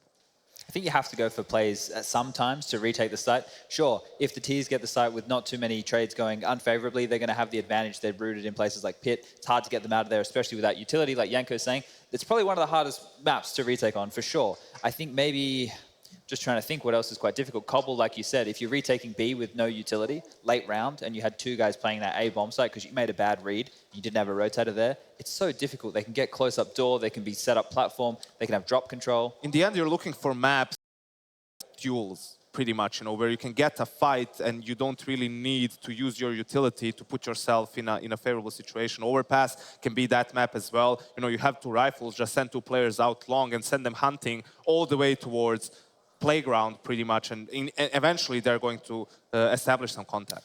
Well, good news. The issues are all solved. We're ready to get the second semifinal underway. Team Liquid versus North. It's Golden Boy over on the stage. Thank you so much, gentlemen. All right. I see the energy in this electric, and I love it. So let's go ahead and introduce your first team. But before I intro them, I should say, I got to ask you guys pumped for this? Are you excited? There you go. There you go. All right. Ladies and gentlemen, put your hands together for the Danish superstars, North.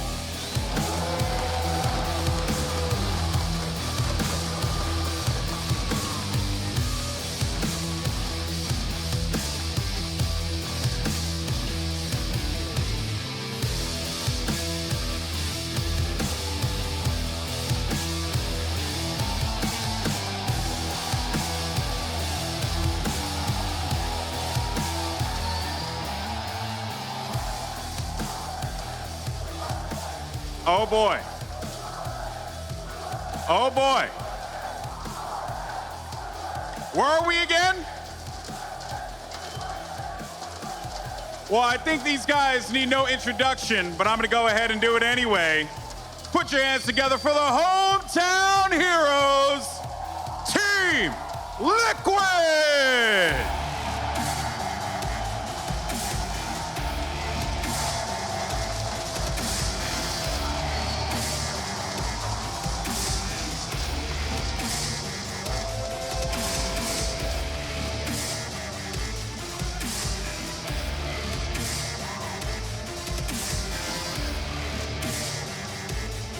Oh boy. In the immortal words of good old JR Jim Ross, I'm expecting this one to be a slobber knocker. It's gonna be a great matchup. Are you guys excited in the crowd? Let's go ahead and get it on. Liquid versus North.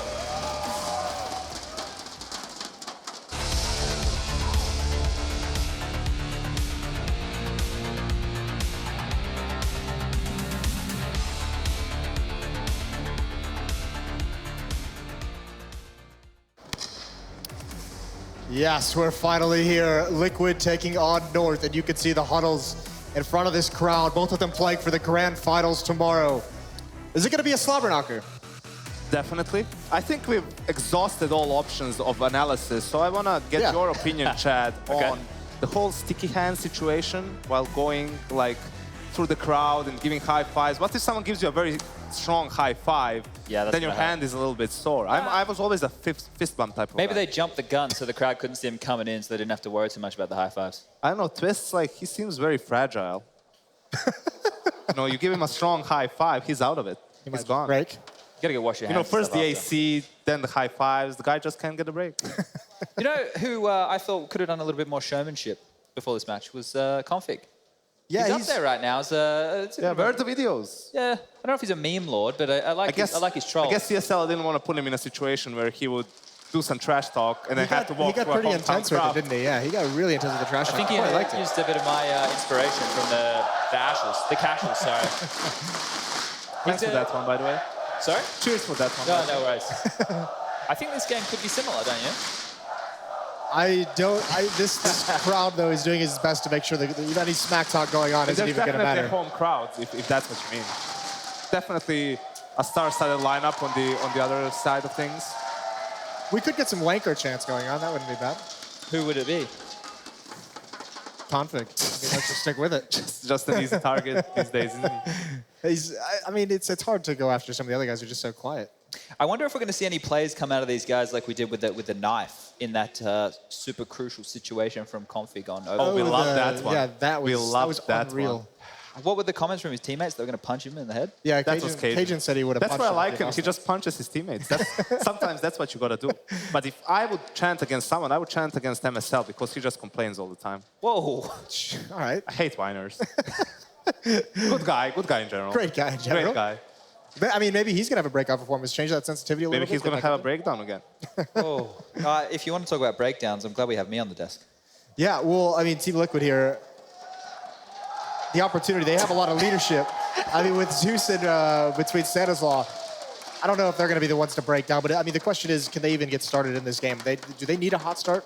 Yes. They need to make sure they stay on top of that economy. They need to make sure that they're able to get that lead. They need to be able to pull off the discipline. If the fight comes to them and it becomes a brawl like we saw in the last game, I think North are just going to run away with the actual duels that we've been having with Magix and Config just taking heads-up fights. They have the advantage. What I like from Liquid is they have that death ball and they're not afraid to group up on the T side. And if you're getting picked off on nuke, that's always a good solution. Just try to brute force your way down secret, plant the bomb, and play the individual. What's the name for a group of horses? Horse eye? No. Isn't it like a herd? Is it a herd of horses? I don't know. I think so. Maybe we'll call it the horse herd because like it's Liquid and they're together. Or I wanted the wolf pack, but then that would be for North. Bless you, Chad. I'm trying. Listen, even the knock-knock joke is better than this. Don't make me start talking about the bear cave and the lion's den again. Those were good. We haven't come up with anything else since then. Beehive. Matt said beehive, but he was just reaching. Matt doesn't even know what a beehive, he doesn't even know the analogy for that one. I think he knows things about otters. Or was it beavers? That was beavers, I think, yeah. It's a pretty good story. Speaking of beavers. Where were we before beavers? No, really. Yeah, this is so. Where do we go in terms of nuke? I mean, we have stop doing that. Jason's reaching. Jason's All right, so reaching. in terms of nuke, into the gameplay we've got going on here, we know that North are going to be starting on the CT side. Yeah. If it's a standard game plan coming out from Liquid, they're heading towards Yard, they're heading towards Secret, they're going to get a lot of aggression. They're going to be fought in those positions. They're going to have to fight for it mid-round, which isn't where we've seen them have success. We've seen them have success when they get all down to decon, when they get to top of ladder, and a team gives them too much respect, too much room, and then they're able to push in and trade out effectively. They're not going to get that against North, and we have to see, well, we're going to see how deep their game plan is and how they can react in 3v3, 2v3 situations. And you mentioned that's the benefit of having someone like Stanislaw. I mean, this is the first North American team in a long time where you could say they have an in-game leader.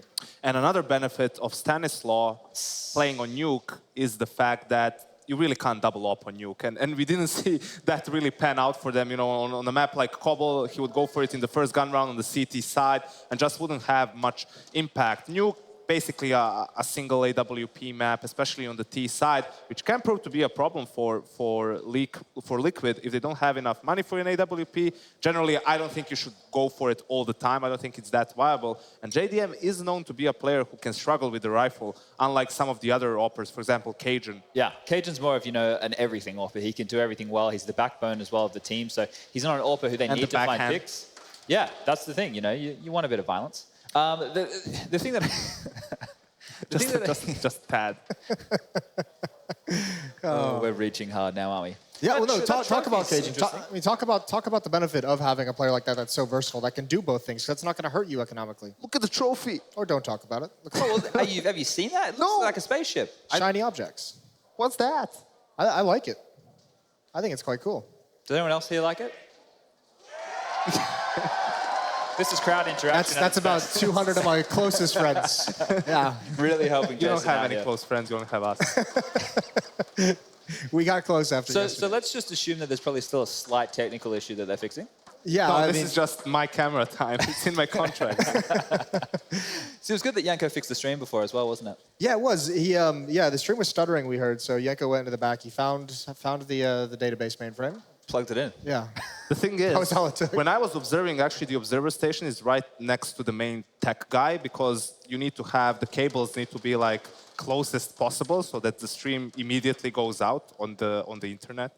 Pretty much, so I could see what he was doing when there were technical issues, and I knew how to react. They have a new guy there, Heather and DJ. They're not really good at those types of things. They focus too much on the game, right? You need to be an all-rounder, Jason. You need to be a doer. Mr. Fix It. You need to be a doer. So Yanko's a man of many trades. Can tell the weather, fix computers, analyze Counter-Strike. It's actually kind of incredible, isn't it? I was wondering where he was going with that. Right. There were many different places that could have gone, and yes, now that you've mentioned the trophy, that is what they are playing. How much prize money is it, Jason? Do you know off the top of your head? Yes, $750,000. Yeah, first prize is $225,000. Second is $100,000. Third and fourth gets $60,000. That's not a bad day in the office, is it, Chad? Yeah, it's not too bad. I like money. don't really like that. I prefer like top-heavy prize pools where the winner like gets 400,000 and the second place gets like 75. Actually, while we have the crowd here, here's a question, because we were talking about dinner tonight. We were talking about going to Korean barbecue, but Yanko said that we should go to a Texan barbecue. So I wonder if they got any recommendations. I don't know how they can yell that out. Recommendation for a good barbecue place, either Korean tweet it or out. Texan. Tweet at Chad at Send it my way. At Sponjay. At Sponjay. Why do you do this to me? I mean, that's not a bad roar. I guarantee North could hear that through the headphones for sure. They're going to be hearing a lot of that throughout this game. They're the Lions. They're used to roaring. Well, guess what? We're ready for the game. Oh my God! So cheer up, crowd. Take it away, Blue and Dazed. Alrighty, thank you very much, Moses. It's time to finally get started with this first map. It's Nuke and it's North taking on Team Liquid. They're going to start off on the T side. North will jump over to the CT side. Let's jump into it and take a look at what Team Liquid has to offer us to start off this match. And Twist will waste no time diving right in, but he gets denied. And AZ also picking up a second frag now. They'll look for the third, as Nitro still looking for a way out, but AZ again holding strong. Azulmat just taking out JDM, just leaving Stanislaw alone in a 1v5. He's flanked out over here by AZ, and he'll finish it off with a beautiful 3K to start off for North. Yeah, just clean round from North there. Liquid's entire strat is based off those guys getting down vents, getting bombed down, And then you have one player go ramp, you have one player hold the squeak down towards the vents, and you have that one player on yellow. But obviously, you know, just stage one of the strat just gets completely demolished, and it goes downhill fast from there. Yeah, and Liquid do just end up on this usual second round force buy with Deagles. JDM will be saving for the op coming up in the first gun round. Stanislaw Nitro going the Tech 9 route, and they'll go for quick lobby control again in this round. Not really going to be toying around with outside too much just yet, but that's going to change relatively quickly as Stanislaw moves in. Yeah, I mean, this is brave by Liquid to pick Nuke, though, against Danish teams, man. I have nightmares playing against Danish teams on Nuke. They're always just so well polished and so good at it. Liquid does have a really deep playbook that we saw earlier on this tournament, but if North did their homework, you know, I think they could actually, you know, find some flaws in their T-side a bit, like not ever working ramp, for instance. Liquid almost never does on any other shit strats. Well, now again, Liquid still probably going to be trying to go for just a breach here to the upper bomb site. Everybody's stacking up in the hallway, leading up to the door now, but still no execution. They still have plenty of time left to play with a little over a minute on the clock remains. But this execution needs to be nearly flawless as they have no utility support. It moving in though instantly. Two of their players go down. There's a few trades from Stan and Twist, but that's going to be the end of it. In North, they would need shut down the direct hit to the inner bomb site and take quick control of a second round. Yeah, I mean, they basically have 3 players there at inner, so it's pretty difficult for them to take control of that site. Especially without any flashbangs, you don't get the defense moving. They didn't have to worry about lower really, so really easy hold from North there, even though they did have those 2 deaths. It's clean. So how do we think overall this map veto went for really both teams here now that we're in the round that more than likely Liquid's just going to get run over upon here? Well, I do think North, I definitely favor them in the veto. You know, when you're talking about picking cash instead of the Mirage that they picked, you know, Sponge and Yanko were kind of saying how they would have preferred for them to take cash. I don't know. I feel like if you feel you're the better team, and North definitely feels they're the better team, Cajun B is just gonna get some easy duels at outer here, clean up, and this round will go pretty smooth for North. I think if you feel you're the better team, you should just go for it and just say, hey, we're better on Mirage. I'm more confident us beating them on Mirage because on our best day and even on our worst day, we're probably gonna win on Mirage, right? That's how confident we are. So I'm kind of in that mind frame, but there's definitely 2 ways to go about it. Well, these first few rounds go perfect for North. They only lose 2 players in the first 3 rounds total here, so that's not going to be the best start for Team Liquid and North. As a result of that is going to stack up quite a pretty penny in their bank accounts, leaving them with good excess if they should drop this first gun round. But it is time now, as you can see, with Liquid getting the full investment, even able to get JDM on the Oppen Armor buy. Utility is going to be a bit lax for a couple of players, but it's enough to get them moving here and start to push them into some outside control as a Liege. An attempt to start it off. He does some good damage to Cajun B, but no kill just yet. However, he's managed to get that secret control, and he's going to draw a lot of attention to the outside when most of his team is still hanging out over by the lobby area on the other side of the map. Keeping them all grouped up currently, and again, still plenty of time. This is all very early on that they are able to move in and maintain that control, but now they just start looking for a little bit more of it. They could possibly catch Magisk in the open, but he bails out right after he tosses that molly in. Few players from Liquid are still able to push forward though, and they get the ramp control. Liquid just taking this ultra safe as well, smoking off towards Hell to make sure no one moves in there. I mean, this is perfect though. They have secret control, they have ramp control, the CTs are all, you know, moves that they can make around the perimeter to really make.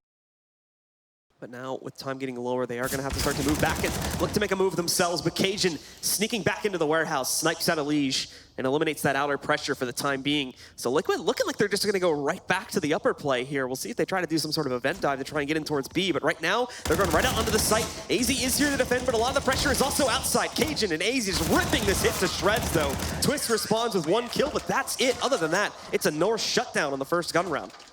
Yeah, and I mean, Liquid had what they wanted, right? You get the secret control, but they did too much, right? They take secret control, they take ramp control, then they go back and go 4 through door, and you have no nades or anything like that. So they're running 4 through the door. There's a player mini, there's a player silo. There's going to be quick rotate because those players are already at lower. They're going to be close to the vents. Just a little bit too much from Liquid, right? You figure if you simplify it a little bit, you get that player down secret, maybe take ramp to lower, you probably have better odds of winning that round. So now it leaves Liquid in another somewhat pitiful buy here, just the upgraded pistols and a few with excess cash able to go for an armor pickup on Stan and Twist. That's going to be it though, and once again the strategy looks very similar to what we were seeing in past rounds. A few of them just holding out, maybe going to push for ramp room control, but other than that, just meandering around the lobby to hold there. Run down this timer a little bit before they move into execute. Now, moving forward, they'll start to push against Magic again, successfully pushing him back, but now he's ready to hold at the bottom of the steps. Out of ammo now, but still going to be able to do some work on the pistol. For Twist is able to trade that frag back out. Down to 3 for Team Liquid, however, and all 3 of them are lit. Another one goes down, a second one, and the third for Maisie, as he shuts it out and guarantees a 5th round for North. Yeah, I mean, so far, this has just been a slaughter. Only 4 kills on any of the Liquid players, but on that one gun round that they did play, they were able to take map control, you know, pretty much flawlessly, without taking any damage or anything like that. So we'll see if North just wants to continue the game plan, let them do that and play a reactionary style and just shut it down like they have been, or if they want to send Config out there and just fight and make it 4v4 or 4v3 and kind of make them uncomfortable. Liquid seeming to take a little bit more of a dominant stance on outside now that they have the utility to do so here once more. But Elise trying to dodge around the smoke, see if he can find anyone peeking early inside of that warehouse. Won't be the case, so they just send 2 forward right into Secret, and Config hopping away over here to the water tank, which is now going to look to defend it when Liquid pushes down after this molly fades. And Elige, well, he's first up to bat. Config restraining himself for right now, but Elige is going to look for that. It doesn't matter, though. Config holds Nitro with an opportunity to trade, and he does it, bringing things back down to a 4v4 situation. And that's the benefit of having someone like Config. He gets the kill, he does 81 damage to Nitro, he gets a lot of information, and he makes the other team uncomfortable, and he's very reliable at doing that.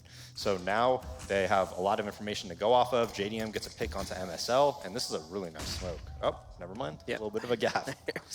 Magisk has a great way to abuse that if they try to push through Secret even further. But Liquid, again, uncertain about their initial control. They do end up falling back. And now we're grouping up outside for the second time here. Probably going to actually try to do a little bit more of a pinch this time towards the upper bomb site. Stan just getting ready to deploy that utility to get them into the site. Rest of Liquid, now with the crowd chanting behind them. They are going to get ready for this deployment. They've got the man advantage for the first time so far in this match. And Cajun misses an important first shot. AZ comes in to assist, but he'll get traded out by JDM. Cajun, though, striking once more as he moves into the site. Picks up one more kill and dives out, trading for an AK along the way. As this goes down to a 2v2. Team Liquid have absolutely nothing in terms of utility for the post plant here. Meanwhile, North, they still have an extra Molotov to possibly throw in that shed or anywhere else on this map where Liquid players may be hiding out at. But with time getting a little bit lower here, they will have to move in. The molly tossed in, but more towards the doorway, so it's not really going to burn anyone out from Team Liquid. And now North really need to move in, but unfortunately they've trapped themselves out, so it's all left on the Cajun B. He's going to attempt to sneak back in, but he cannot match Twist. And with that, he'll make up a nice 2K and guarantee the first round for Team Liquid. Yeah, I think JDM, although Liquid did win that round, when he was mini there and he peeked that Heaven player, and I believe it was Cajun B that killed him, I don't think you should peek there, though, because you have players coming out of hut. It's really easy to go out of hut, go in front of the silo, peek that headshot angle. The guy can't peek towards mini. It's like a free kill if you're a T. So a little bit over-aggressive there, I think, after he got those 2 kills, probably feeling it. But they do close out the round, only living with 2 alive, though, and that puts their money really low. Yeah, this time, however, they're a little bit more aggressive through the lobby. And same throw over here on the ladder room, or the ramp room, too. Magic's going to be trying to hold behind the orange box. He'll have to redeploy the smoke, but they're already pushing back out. He's caught in a bad position for the second time now. Forced to fall back early. Oh, I can't trade anything back. He will toss the molly in and delay things for a few extra seconds. Buy time for an upper player. Config's going to rotate back down into the vents, but Cajun B falls first over towards Hell. That's a nice shot from JDM to eliminate him. Now the rest of the team is trying to brute force their way back in, but there's still decent utility holding them back. It doesn't matter, though. Twist picks up a kill onto Magisk after he trades a frag from Stan. Down to a 3v4, scratch that now, 3v3, as Config snipes another one out, keeping these rounds close, and Twist doesn't have a great amount of room to work with. He's forced off the upper platform. He wants to go down for the plant. And in the meantime, though, Elige still hunting through those vents. He's re-secured it with the elimination of AZ. MSL trading out one, but Elige picking up an additional frag, leaving it all into MSL. But he's got these Liquid players so low. One down to the grenade, and now all he has to do is eliminate Elige. And he can clutch this back out, but he's going to take it oh so slowly, creeping forward, shutting the door to Decon shut, and now going for the defuse. He has coverage, and now he knows his opponent's there, so he'll go in, grab that defuse. The only question remaining, though, he has to wait for this molly to fade. Does he have enough time to defuse it? I think he should be good, but it is going to come down a little bit to the wire here. However, he should be able to grab it, and with that, North are going to retake control, going up to 6. Yeah, huge 2v1 by MSL, great nade onto JDM. Elige's lurk worked out perfectly, comes down the vents, ends up killing 2 people and staying alive. But just too much time on that bomb to really do anything after that. Wow, nice shot by JDM. And this is a completely different game plan, by the way, than how Liquid has played previously. Like, they're taking ramp control a lot. They're not doing much with it, though. you know, the round they did win was at upper. So it seems like when they are taking ramp control, they don't really know how to utilize it and leveraging it into round wins. Elise taking outside control fast again. KJB missing a shot, almost losing his life too. That's the drop-off damage. Yeah.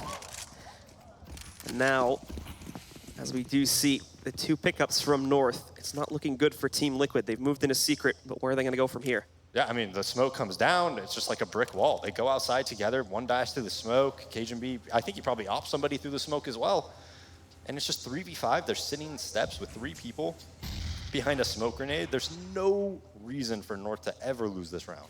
Yeah, Liquid have almost fallen into a pattern, it seems now. It's either going for ramp control or secret control at the start, and they haven't really tried to do anything else besides a few brute force attempts to just take control of the upper bomb site.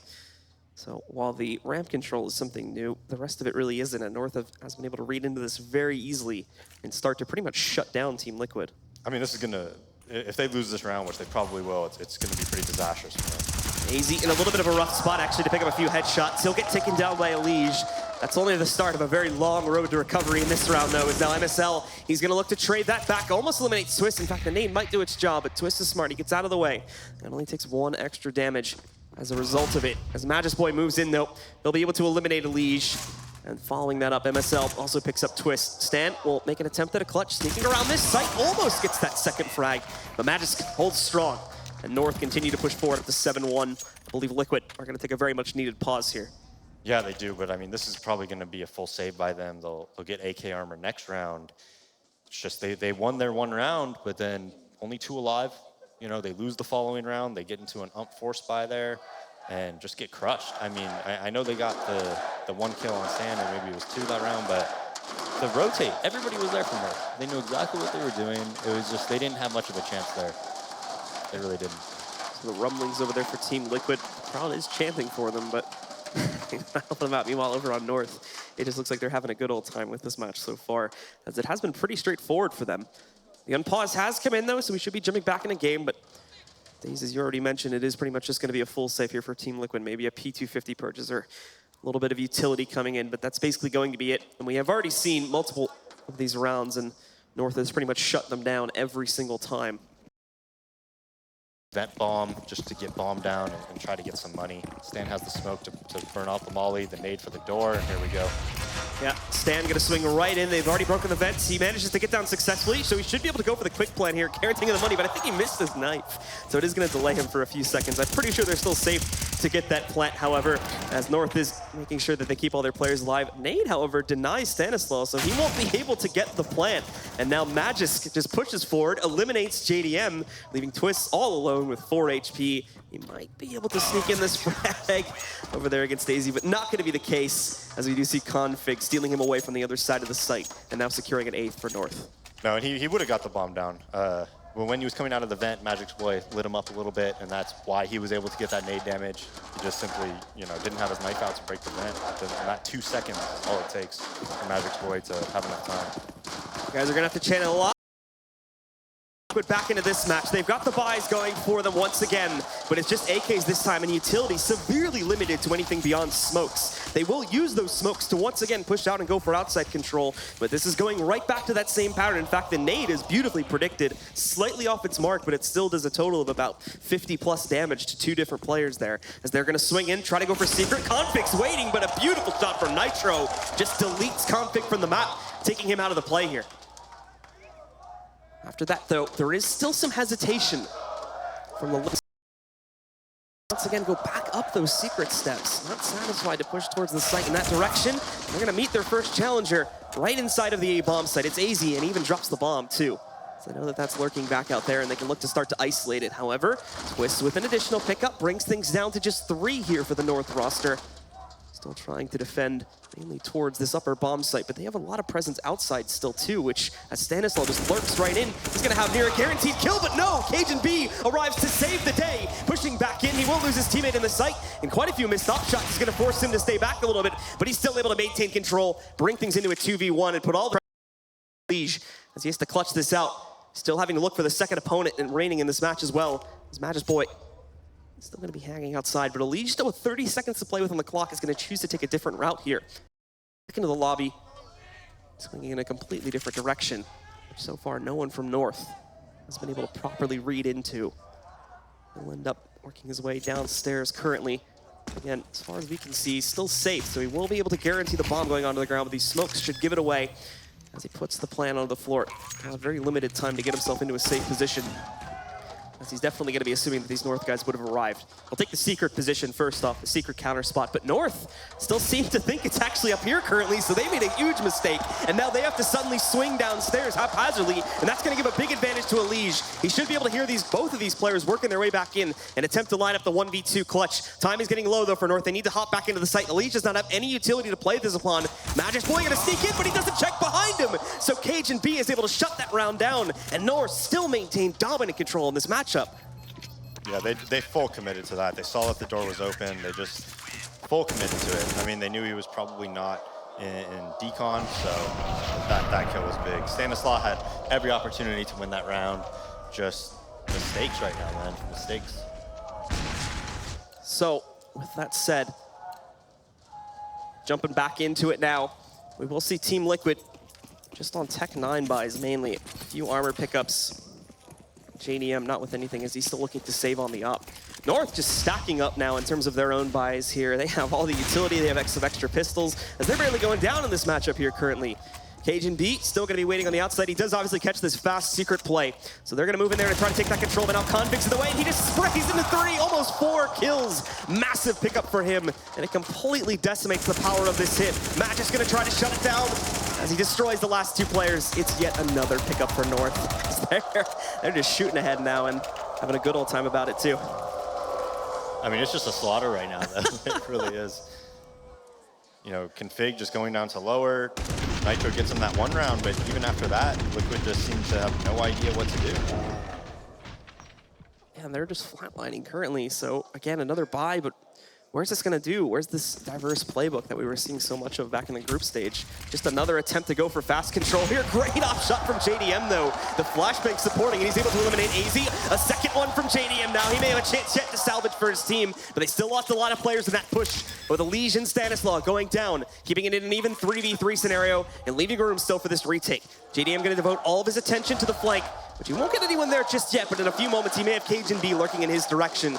North still seem hesitant, and with this solid setup now, they're going to need to move in a lot quicker, but they're not going to leave themselves enough time to brute force back into the site. Cajun moving in, though, he finds JDM, and at the same time, Magic's going to eliminate Twist, leaving just Nitro in this, and he's completely flashed out, can't respond to that at all, so once again, yet another retake from North, as they're going to push up to 11.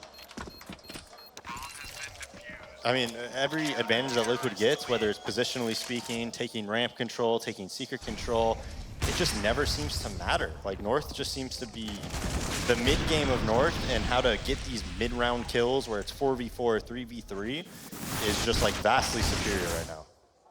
Yeah, I mean, there were some good entries from JDM in that last round, but that's pretty much all we saw. And again, just the kill totals in general speak for themselves when you look at it across the board currently. Team Liquid, their highest player is Twist, sitting at 8 and 11. Next highest goes down to JDM, and then Elige following that one. Meanwhile, every single player on North is at or over 10 kills at this point into the match, as they're just, all of them, just utterly destroying Team Liquid. Yeah, I'm not sure where the second kill happened, but JDM on Cajun B there, JDM's got to get that frag. I mean, that is just, that you have to get that one. It just seems like all these mid-round battles where it's in those situations, every time North's winning. When AZ peeked in front of door, you know, that's a kill that you don't usually see come from the CT side, but North is getting it every single time. Even when it's even, or it seems like Liquid has a slight advantage going into the battle, North are still somehow able to win it every single time. So Liquid just really need to recover on that aspect. And there are a few surprises at North here, as this is becoming very readable. Again, they volley out, countering the usual fast ramp control that sometimes Liquid tends to swing towards here. And Twist just getting no luck currently, as Magic's Boy tries to delay him for as long as possible, but that smoke was a little bit too deep, so he's able to push back past it, and he will test his luck on getting the kill. Succeeds as well. So down will go Magisk, leaving this into a 5v4 situation. A lot more work still to be done here on the site, and they don't realize that AZ's still down below. Great flashbang. They eliminate the one that was not affected, and Cajun B moving in as well here. Twist sneaks in one more kill, but that's going to be it. Another round for North, as their scoreline pushes ever closer to 16. I mean, it just seems like North is like their own worst enemy. They get the ramp kill, but then they don't do anything off of it. They go so fast that the defense didn't even really rotate. You know, if Twist gets that kill and he takes ramp control, which he almost certainly can, person's almost never going to be underneath Heaven at that time because the smoke is up at ramp. He could go lower, shoot his gun, throw a smoke down there, and then they can go outdoor, right? Well, Liquid decide to force into this round here, and it's not going to be the best of buys. But for whatever reason, Cajun B underestimates the speed at which Liquid were going to be able to move out, so Elise just gets himself one for free. They find that at least a little bit of a light, possibly. Still, the Config only legging one player here. This is going to be bad for him. He needs to push back and get the heck out of here, as he's going to be overwhelmed very, very quickly if he stays in that part of the map. He is able to get himself out safely, but still, disadvantage to them currently is they're going to have to scramble to take up presence on this B bomb site. They are here. Config back right outside of control. And Easy up over here, probably not even going to be paying attention right now if Stanislaw goes for this push. But Stanislaw's a little bit hesitant on his own regard. As he moves in, though, spots that, and there's another free pickup for Liquid. Positions are working out great. They've caused mass confusion on the north side, and now a lot of their players are being found time and time again out of position. As they have a huge advantage, now they just need to shut it down, get that bomb onto the ground, and force the last few players out of hiding. There's one there, MSL getting taken down, just Magus and Config alive, and it looks like they're both falling back just to get some outside control so they can save here. So it is looking like finally you will have a second round on the board for Team Liquid. As North, these last two, they're just not even going to take a shot at it.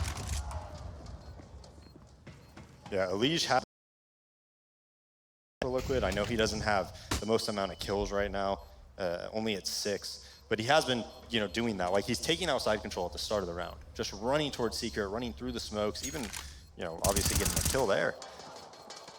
Finding a second one too. If there was just about 5 to 10 more seconds, they might have actually they might have been able to make a run for the retake, but unfortunately time just far too short. So they will lose Magus, but they keep the op in the hands of Config as that second round does roll in for Liquid. Yeah, that's all they wanted to do though, was get some kills, try to make it easier on themselves for this round. Yeah, the saves aren't really super crucial considering the amount of cash that they were working with. We're coming into the 15th round anyway. So Liquid able to fortify themselves a little bit. We'll see if they can swing up a third round and at least buy them a little bit more real estate to work with when they jump onto the CT side. Or if North is just going to go right back to crushing this. It's back to the pistol round strat for Liquid though. A fast rush out the doorway. They flash an opponent, but Stanislaw or anyone else from Liquid just can't seem to kill him. That's going to change quickly though with both Nitro and Elige hitting their entries. A fast trade from Config and now Magus Cajun with another one too. We're even all of a sudden. A 2v2, now a 2v1, and Cajun B shuts down the last kill, putting North back into control to end out this half. 13-2 in the favor of North. To say this lightly, it's looking rough for Team Liquid here, and they're gonna have a lot of work to do if they want to look to recover here at all. The rotate was just there immediately. That was one of the fastest rotations you could possibly have. I mean, as soon as they saw what was happening, everybody rotated from North. It was almost like a 5v5 at upper. Yeah, so really good stuff from North. They're able to pretty much dominate that CT side. And well, now what hope does Liquid have here, just with this much of a deficit? And I mean, just the overall rounds going that poorly from time and time again. Certainly there's a lot of discouragement on the roster at this point too. Well, the strengths that we saw from Liquid versus Envious just weren't really there, you know, on this nuke game. I mean, they were taking upper, but they never had anybody throwing flashes out of hut or anything to help alleviate the pressure from the silo player. Right? The silo player only had to look towards Squeaky. They were only coming out of Squeaky. A lot of the time they weren't even smoking mini. So when they would go out of Squeaky, they'd see the silo player and then the mini player would come and backstab everybody. It just didn't seem like they were quite comfortable in their game plan maybe. Didn't have it fully thought out. Maybe thought before these things happen, they're gonna have kills and that's not gonna occur. But at the end of the day, I mean, North, just everything worked for them, right? Config had success early in the round whenever he was fighting generally. They were just, their upper holds were unbelievable. Their rotates were really, really fast and quick. Well, here we go, folks. Second half getting started now. Liquid taking up the other side here as they jump onto the defense in North.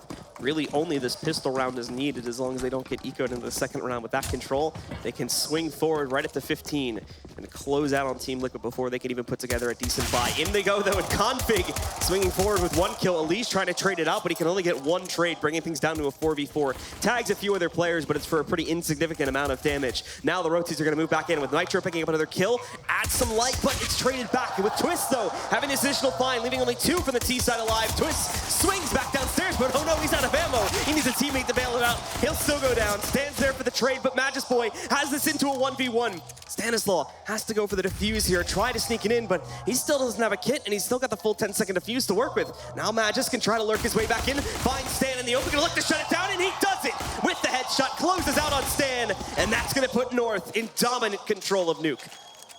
I mean, a very similar strat that North did from what Liquid did, right? They just try to vent bomb, get the bomb down, put their players in position where they can multi-frag and win the round. Magic's Boy just winning out some aim duels there. I think if Twist gets that sight kill, you know, cleaner, maybe that round is different. Stan looking a little bit like he has a little bit of nerves, to be honest. I mean, not being able to like hit the, you know, E on the bomb, not being able to break out the vents, right? Just like a little bit shaky. When he went at Heaven, he had opportunity for 2 frags, messed that one up. So maybe a little bit of nerves coming into play. So Team Liquid, they do, for obvious reasons, decide to force into this round. Everyone except for Stan, who is going to have a pretty light buy himself there on just the Deagle. For the other 3 or 4, they'll still have JDM on the scout and 3 CZs to try and play with. But need to do a lot of work, as this is their really only chance to swing back into this game. They'll force again in the next round if North do close out here, but such a huge advantage to North currently. It's Liquid up against the wall, and their time is very quickly running out here. As North just take it nice and slow in this round. They're really not in any sort of rush at all. You can start to see the smoke wall working its way out towards Secret. There is a response from Elige, but he's got to be careful. He may walk right into a headshot if he's not cautious about this one. That's a good smoke, though, as assuming Elige can't be spotted from the other side. You get way into this nicely and punish players from North if they try to go and punish him on Secret. Yeah, good smoke, but a better nade. 70 damage, and they're not even contesting the smoke. I mean, that was nice by North. Well, now since North aren't able to go fully in to get Secret control there, they're going to move in and try to get this ramp under their power instead. And JDM trying to do some damage here. One player, Magisk, has been tagged a little bit, but JDM just being forced so far back. And with that missed shot, it pretty much seals his fate, as he will end up going down to MSL. AZ trying to sneak back in. He takes quite a bit of damage, but still is going to pick up the kill. One trade so far from Twist. They're trying to get more done, but they just can't make it happen. And now everything is on Stanislaw in a 1v4. He tries to sneak around over towards that T lobby and see if he can make anything happen from this side of the map. Bomb even already down on the site here too now. Smoke's going into shed, so it has limited his route to just this doorway. He probably won't even end up pushing out for it, to be honest. He may just sit back here and try to punish anyone from North that will go in, seeing if they can pick up a few kills at least and try to focus on the long game here, as this situation is essentially impossible. But North more than likely going to end up pushing through, finding themselves at 15 rounds. Only 2 responses so far from Liquid. Yeah, ramp control to underneath Heaven to Mini with an outside lurk, and they might have had somebody at lobby as well. How do you prepare against that as a CT?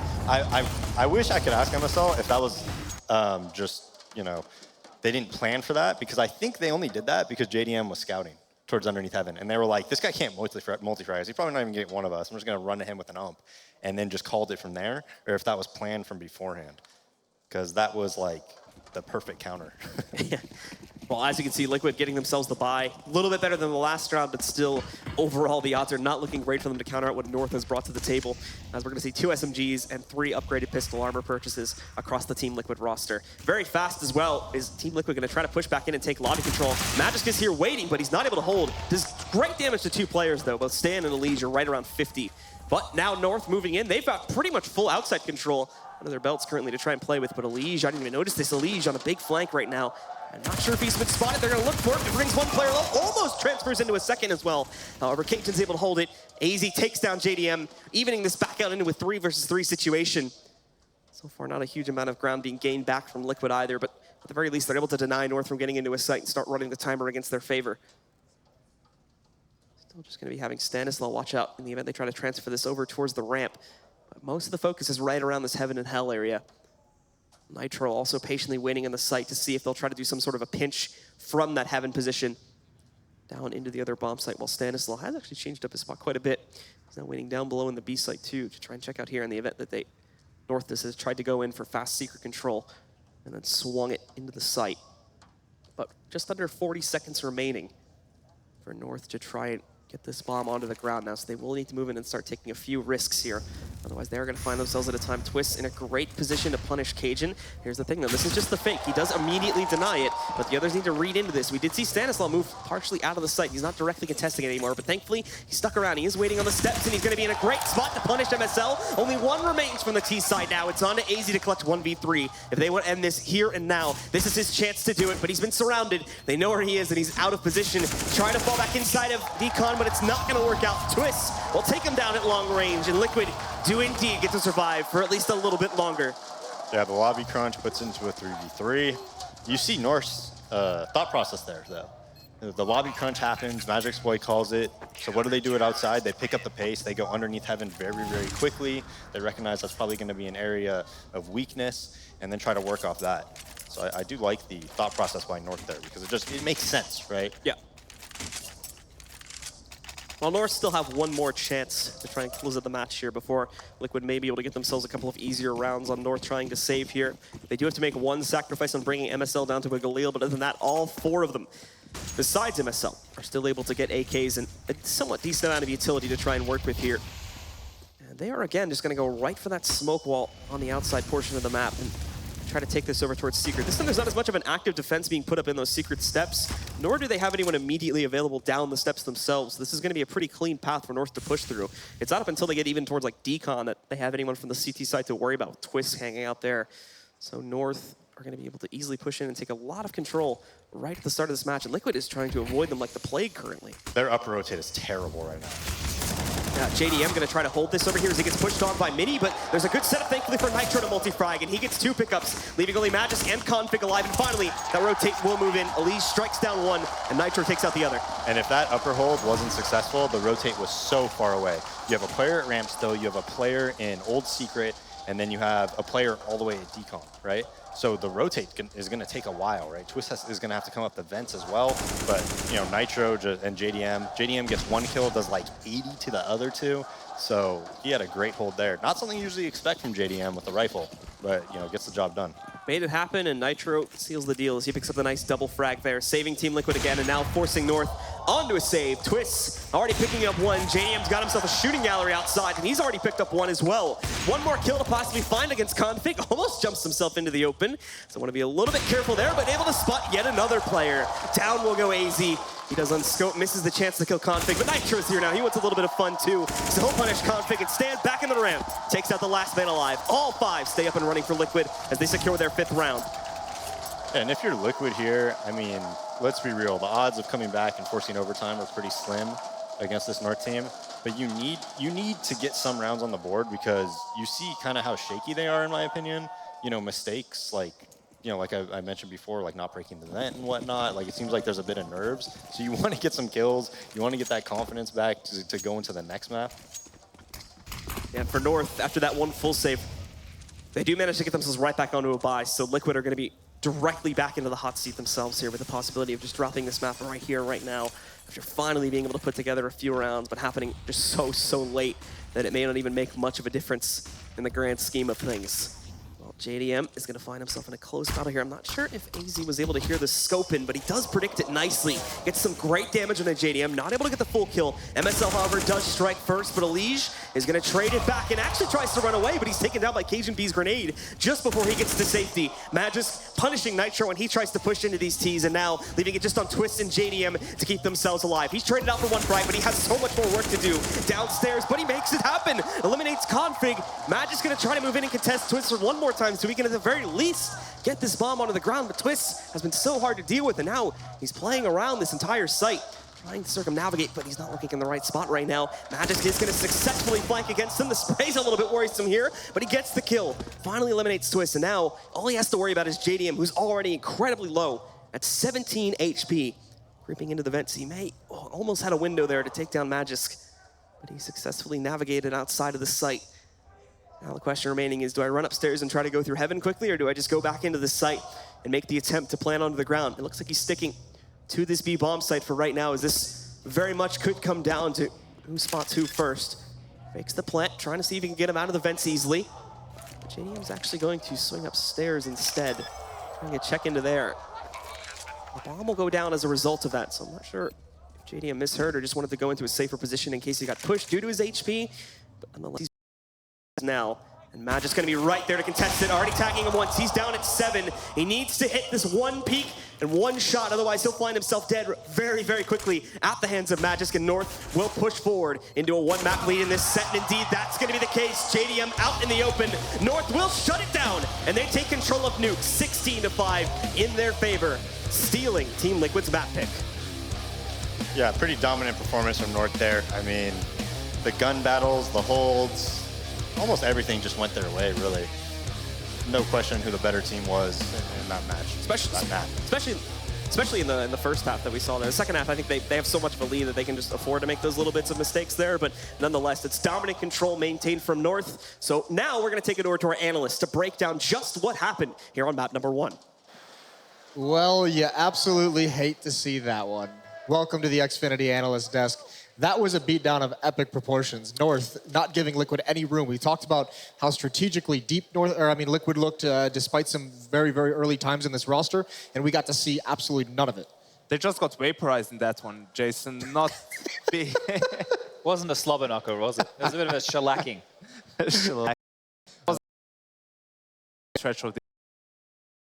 Yeah, it was in any ground in that match. The problem was it did feel like, you know, in some of those rounds they would have an advantage, 4v3 situation, or at least positional advantage. They would put themselves in a good position, but when they were actually pushing the bomb side, they were just getting mowed down by the North players, and I wonder if there were communication issues, perhaps because in some of those rounds they were just looking the wrong way. It did look like when North conceded ground and gave up secret control and yard control so they could get around to ladder, they had prepped a lot of things. Like their turtle was perfect, right? I know MSL was a Source player and turtling on Nuke and Source was the go-to. You know, you didn't want to give away any picks. They didn't allow JDM to have any impact in the outside part of the map with the AWP. Once they get down secret, smokes are used to hold them off, to make them wait. A rotation comes in, there's 2 players there, crossfires are set up, multi-frags coming in from Config and Magic's Boy, and that just shut down anything, you know, that death ball or the herd of horses. They couldn't get anything done. Someone tweeted me answers to what it actually was, and I can't remember. It's not a herd of horses? It's not. I'll Google it's it apparently now. not a herd of horses. Okay. Yeah, I mean, but even on an individual level, we talked a lot about Config, obviously, and Yeko, you mentioned Magic's Boy is the easy person to go to as like his kind of sidekick, as the second guy to step up. Magic's got 113 ADR, 22 kills. Over on the Liquid side of things, it was only Twist really producing, but even that is just an even scoreline of 17-17. The issue is just none of it seemed to have any impact. Exactly. I mean, Nuke is one of those maps where you really can't expect your individuals to find you openings, right? Unless it's you already are in the site and then they just step up in clutch rounds, for example, because, you know, how are you going to find an opening on the T side individually? Every chance you have, you're at a disadvantage pretty much, wherever you go. Yeah, and I mean, like we mentioned, there was just no kind of teamwork coming out. Did you find it? You look like you found the answer. There's multiple. Yeah. Do you want to get stuck into it? Yeah, why not? A team, a Harris, a Rag, a stud, or a string, not a herd. A string of horses? I like a Harris. That's not bad. Yeah? A Harris of horses. Okay. Well, a Harris of horses are harassing the sheep. We didn't see any of that with this Team Liquid roster. All right, let's go back to North. Is this an indication that this map can now start coming back? We mentioned it's been good for them in the past. We mentioned they've had struggles on it lately. That loss to Chiefs was pretty glaring, but they didn't seem like they had any issue whatsoever. They just looked prepared for what Liquid had to throw at them, right? The way that they adapted when situations would happen, it looked great. You know, everybody. And this wasn't just one where Config was going aggressive and finding frags. This is where every player on the team was contributing. You could see in the early stages, MSL and AZ were doing a lot of work in close situations, pistol round, etc. So the good thing is there's a lot more depth in this team than what I had feared. I thought it was just Config who was showing up at this event, but everyone is here to play. Config was just able to run away with it in group stages. Yes, dominant map 1 on Nuke for North. They destroy Team Liquid. When we come back, it's Mirage. Another chance for Team Liquid, and they need to show up for that one or they're gone. Stay tuned. We'll be right back.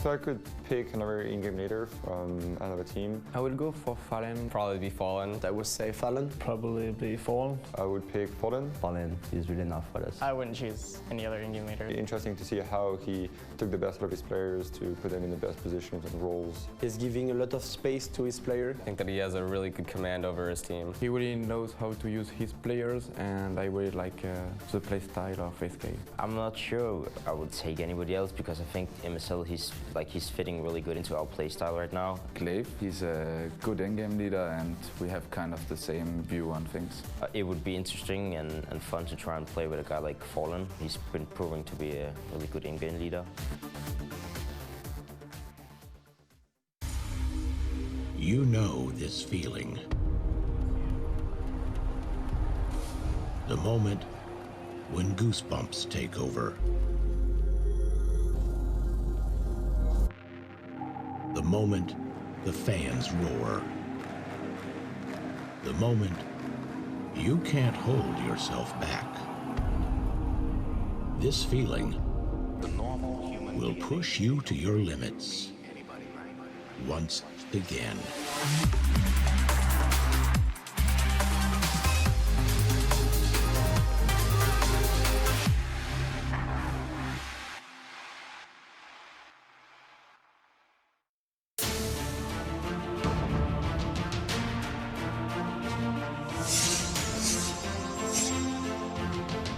Exclusive Black Equalizer brightens dark scenes without overexposing bright areas. Use the S switch to quickly access the setting and switch between save modes.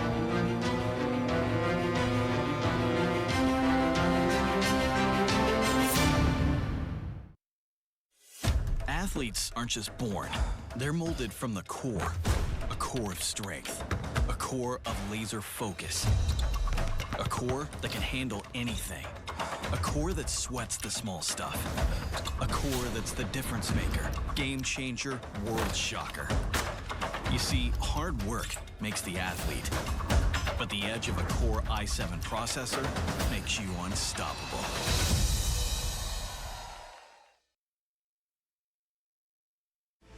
This is your chance to actually make it into the Pro League, be a professional Counter-Strike player. That's the thing that Mountain Dew League provides. Kinguin, you know what? If anybody has a shot at 2-0, it's Kinguin. Beautiful Counter-Strike. You usually only see that into the professional level of things. We are one of the youngest team in top 20. Many teams can underestimate us, and we can surprise them with our tactics, show our Polish power.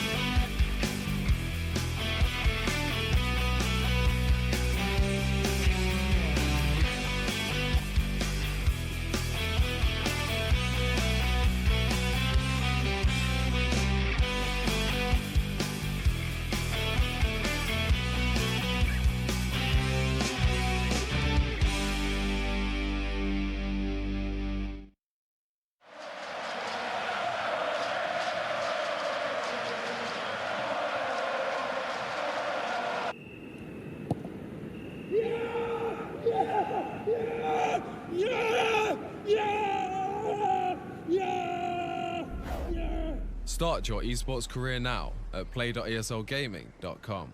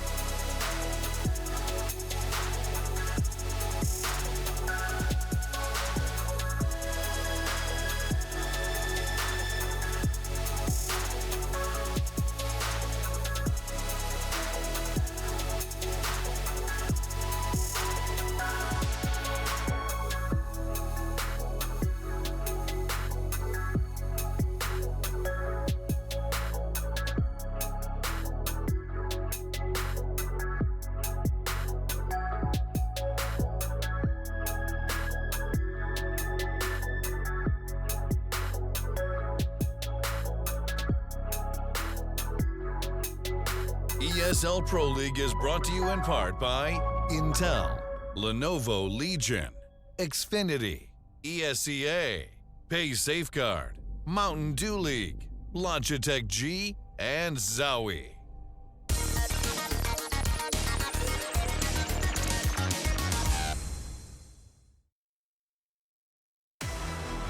All right, guys, we're here with Zeus, the coach for Team Liquid, and it has been a tough one on Nuke. What just happened? Well, it was a rough match. We lost the pistol in a devastating fashion. We started slowly. We tried to outplay them instead of playing our own game, and it came into an unexpected scenario, but we're going to fix it now. Well, we're going into Mirage. We just saw Twist firing on all cylinders. We got JDM not far behind him. What needs to happen on Mirage for you guys to pick up the W here? So we need to get out of our own heads first. It doesn't matter if you lose 16-14, 16-0, 16-2, with whatever. It's come back and come into the next match and just go strong. This time we're going to play our game, and I guarantee you we're going to do better, and we're going to take this. All right, I hear you. Well, good luck to you. Good luck to Team Liquid, and let's root for the home crowd out there, Dallas. Gotta love that thought process out of Zeus. Doesn't matter if you win 16-0 or 16-14, or if you lose, I should say, 16-0 or 16-14, it's still a loss. Move on from this, focus on the next map. You want a silver lining? When you lose 16-0, sucks. Ask Chad. Yeah, it's happened twice. Was it worse the first time or the second time? Probably the first. If you want a silver lining, though, what we can't say is Liquid in the quarterfinals against Envy lost the opening map in the series, went on to win it. So at least they have some experience coming back in a series. Yeah. Really reaching for my North American boys, aren't I? Either way, Mirage, I mean, this is a map that we mentioned in the map veto phase that Liquid's going to be happy with this because they can play all three of these maps to a decent degree. I mean, at least this is not a map that they're just completely lost. Pool, and it's, which is weird to say because of how weak it is, but at the same time, I'm definitely going to favor North going into this one off the bat. I haven't seen a lot of Liquid on this map, whereas I've seen a lot of North in the regular season, right? And they've actually adapted and changed things on their CT side since the regular season. They addressed that there are a few issues that they need to change up roles, and they've done that. MSO used to be the B Apartments player. He's now over playing towards A. Magic's a swap with him. And I think changes like that, they've got AZ with him at that A site, and Config on Catwalk. So, they're pretty dominant toward and mid-heavy. And having MSO over towards A, he's not as aggressive as, say, a Magic's boy, but it might take away a bit of that B-Apps presence, which MSO was known for. He would push in there and take a lot of control. So I'm interested to see how that plays out. Absolutely, and I'm very looking forward to seeing Liquid actually play their own game, because what Zeus pointed out, they were trying to kind of out-mind game North instead of just playing their own style. And their style on Mirage is actually pretty strong. I mean, as I said, they're a very proactive team. They take matters into their own hands. They're willing to fight for that mid control. They're willing to make moves around the map on the CT side. On the T side as well, they're willing to take risks, fake that mid control and go for an explosive play, contact play towards the A bomb side. So things are good fundamentally for Liquid. They have some faults, like their default being pretty straightforward and maybe easy to counter. But if they can get off to a good start, they can definitely cause some trouble for North. I don't see JDM getting shut out of Mirage as easily as he was on Nuke, right? Especially on that T side. It's going to be easier for him to find picks and hopefully have an impact. With MSL and the way that he calls on the T side for North, I've always admired it. I've always liked the pacing. It's all about getting mid control first, establishing that early on in the first few gun rounds. And then from there, later on, you could just go and do site executes off the bat, or you can do explosions onto bomb sites while they're expecting you to do that mid take off of the top mid smoke and maybe 1 or 2 flashes. So it's something that you can, if Liquid aren't prepared for and aren't willing to be aggressive and set the pace on their CT side, they might actually be getting gamed pretty hard by MSL. None of it will matter if the Liquid players do not show up. They need a big game. Like Yenko said, get started off quickly, get this crowd involved, get it loud. They need the hometown advantage. We're going to send it back over to Blue and Dazed. Hey, thank you very much, Moses. Well, Team Liquid start off with what was a pretty bad first map. Now they're going to be on recovery duty for this entire second map, and this is going into North's map pick now. Yeah, and I don't know. On Mirage, I worry a little bit about Liquid because just losing gun battles, right? They were losing so many gun battles, and even in spots where I thought they should win and be favored in the gun battles. And on Mirage, you could take a lot of T-side gun battles. Maybe not just rushing or anything like that at times, but you could, after mid-control and whatnot, really take gun battles into your own hands. As we see, Config is going to meet Nitro right here. Well, now Nitro, he's going to immediately go down. We do want to remind you guys that the players are playing on Intel Core i7 processors, but as we do jump into combat here, Twist trying to hold on, gets himself 1 kill, but after he goes down, JDM follows through, and now it's just Elige and Stanislaw left alive here, and Elige tries to go for an aggressive play up on top of that smoke by Ticket, gets completely knocked out. Stanislaw attempts to do the same exact thing and gets destroyed by Config, giving North yet another easy pistol round with a 4K from Config as well. Yeah. I mean, just obliterates Nitro at the start of that round, picks up the USB, and then it's all over from there. But that's what I was worried about, man. Like, the momentum and the confidence is just all on North side. And Liquid, like, the struggles, right? A lot of them could stem from confidence. Like, we saw, like, a little bit of shaky play. You know, not being able to tap the bomb, not being able to break open the vents and things like that. That's all going to work against you, starting on the second map when you just lose pistol like that, where Config just runs out and gets a 4K. So now Team Liquid putting themselves into the same exact boat that they may find themselves in back on Nuke here too. So we're just going to be working with the upgraded pistols again. A few players getting armor up behind it. Obviously JDM's not going to buy anything for help on the first gun round, but it's all quiet as North are also going to take this incredibly slow for the second round here. Just waiting it out, making sure Team Liquid don't try to do anything hyper aggressive towards Underpass, the Palace, a few other key areas of the map that they could have attempted to push into with a larger group, but not going to end up doing that. They actually end up in a pretty static stack themselves across the map. They did have a player originally in window room, I believe that was JDM, but he's now going to join the group of B players. And with North swinging all of their plays in the other direction, well, actually, there's great timing on this push into Palace. Now they have to get ready to hold the outer site, though, as the others are going to push in ramp and completely isolate this push, making it slightly meaningless unless they can successfully pull off the pinch now from that B bomb site. North will move in, they'll get full control, and in a few seconds here, I imagine they'll just go for the bomb plant. All they'll have to watch out for is the lurk coming from the other side of the site. Even AZ going to move in from the backside here, picking up one, almost gets that second kill, but it's held by Elige for now. However, they're now disadvantaged. They're down a player here, trying to work against it. They get aggressive, and MSL moves in to pick up another kill. You can hear that hop from Stanislaw, so he punishes him as well, leaving just Elige and Nitro in this fight. One for the flank that they already know about, but not just getting the open regardless. They'll get traded out after that, though, and Elige moving in brings this down to a 1v1. He may very well ace this round if he can pull off this last kill. The flash in his face, but it doesn't matter. He takes down MSL and pulls off the full ace to clutch against North and bring this back to 1-1. Does he have enough time for this defuse, though? It's going to be close, and I think he's just going to get it in there. And with that, Liquid will indeed tie it up at 1-1. What an amazing round by Elige. Yeah, just great stuff by him. The player at Sandwich not realizing the smoke is dissipated, just getting the flash kill, running out towards balcony, getting that kill. That was really nice stuff by him. So just a crazy play from Elige propels Liquid back into the match, and that's exactly what they needed to kickstart themselves, as things were looking rough at the end of Nuke. But now with a play like that, they're certainly going to get energized, and hopefully they'll have their confidence back, and we'll get to see that a little bit more. But North is not going to take that too lightly either. They've just gone for the direct aggressive buy back into the third round, and they're going to try to counter out the successes that Liquid had just gained against their opponents here. Liquid still in a very similar stack to what we had in the last round, just 2-on-2 across the map, keeping JDM with a hold back over in mid. North are examining their options a little bit more this time, as they do have just trying to creep through Underpass. Besides that, though, everyone is basically sticking together on the ramp itself. So after examining across the map, they do decide on a strat.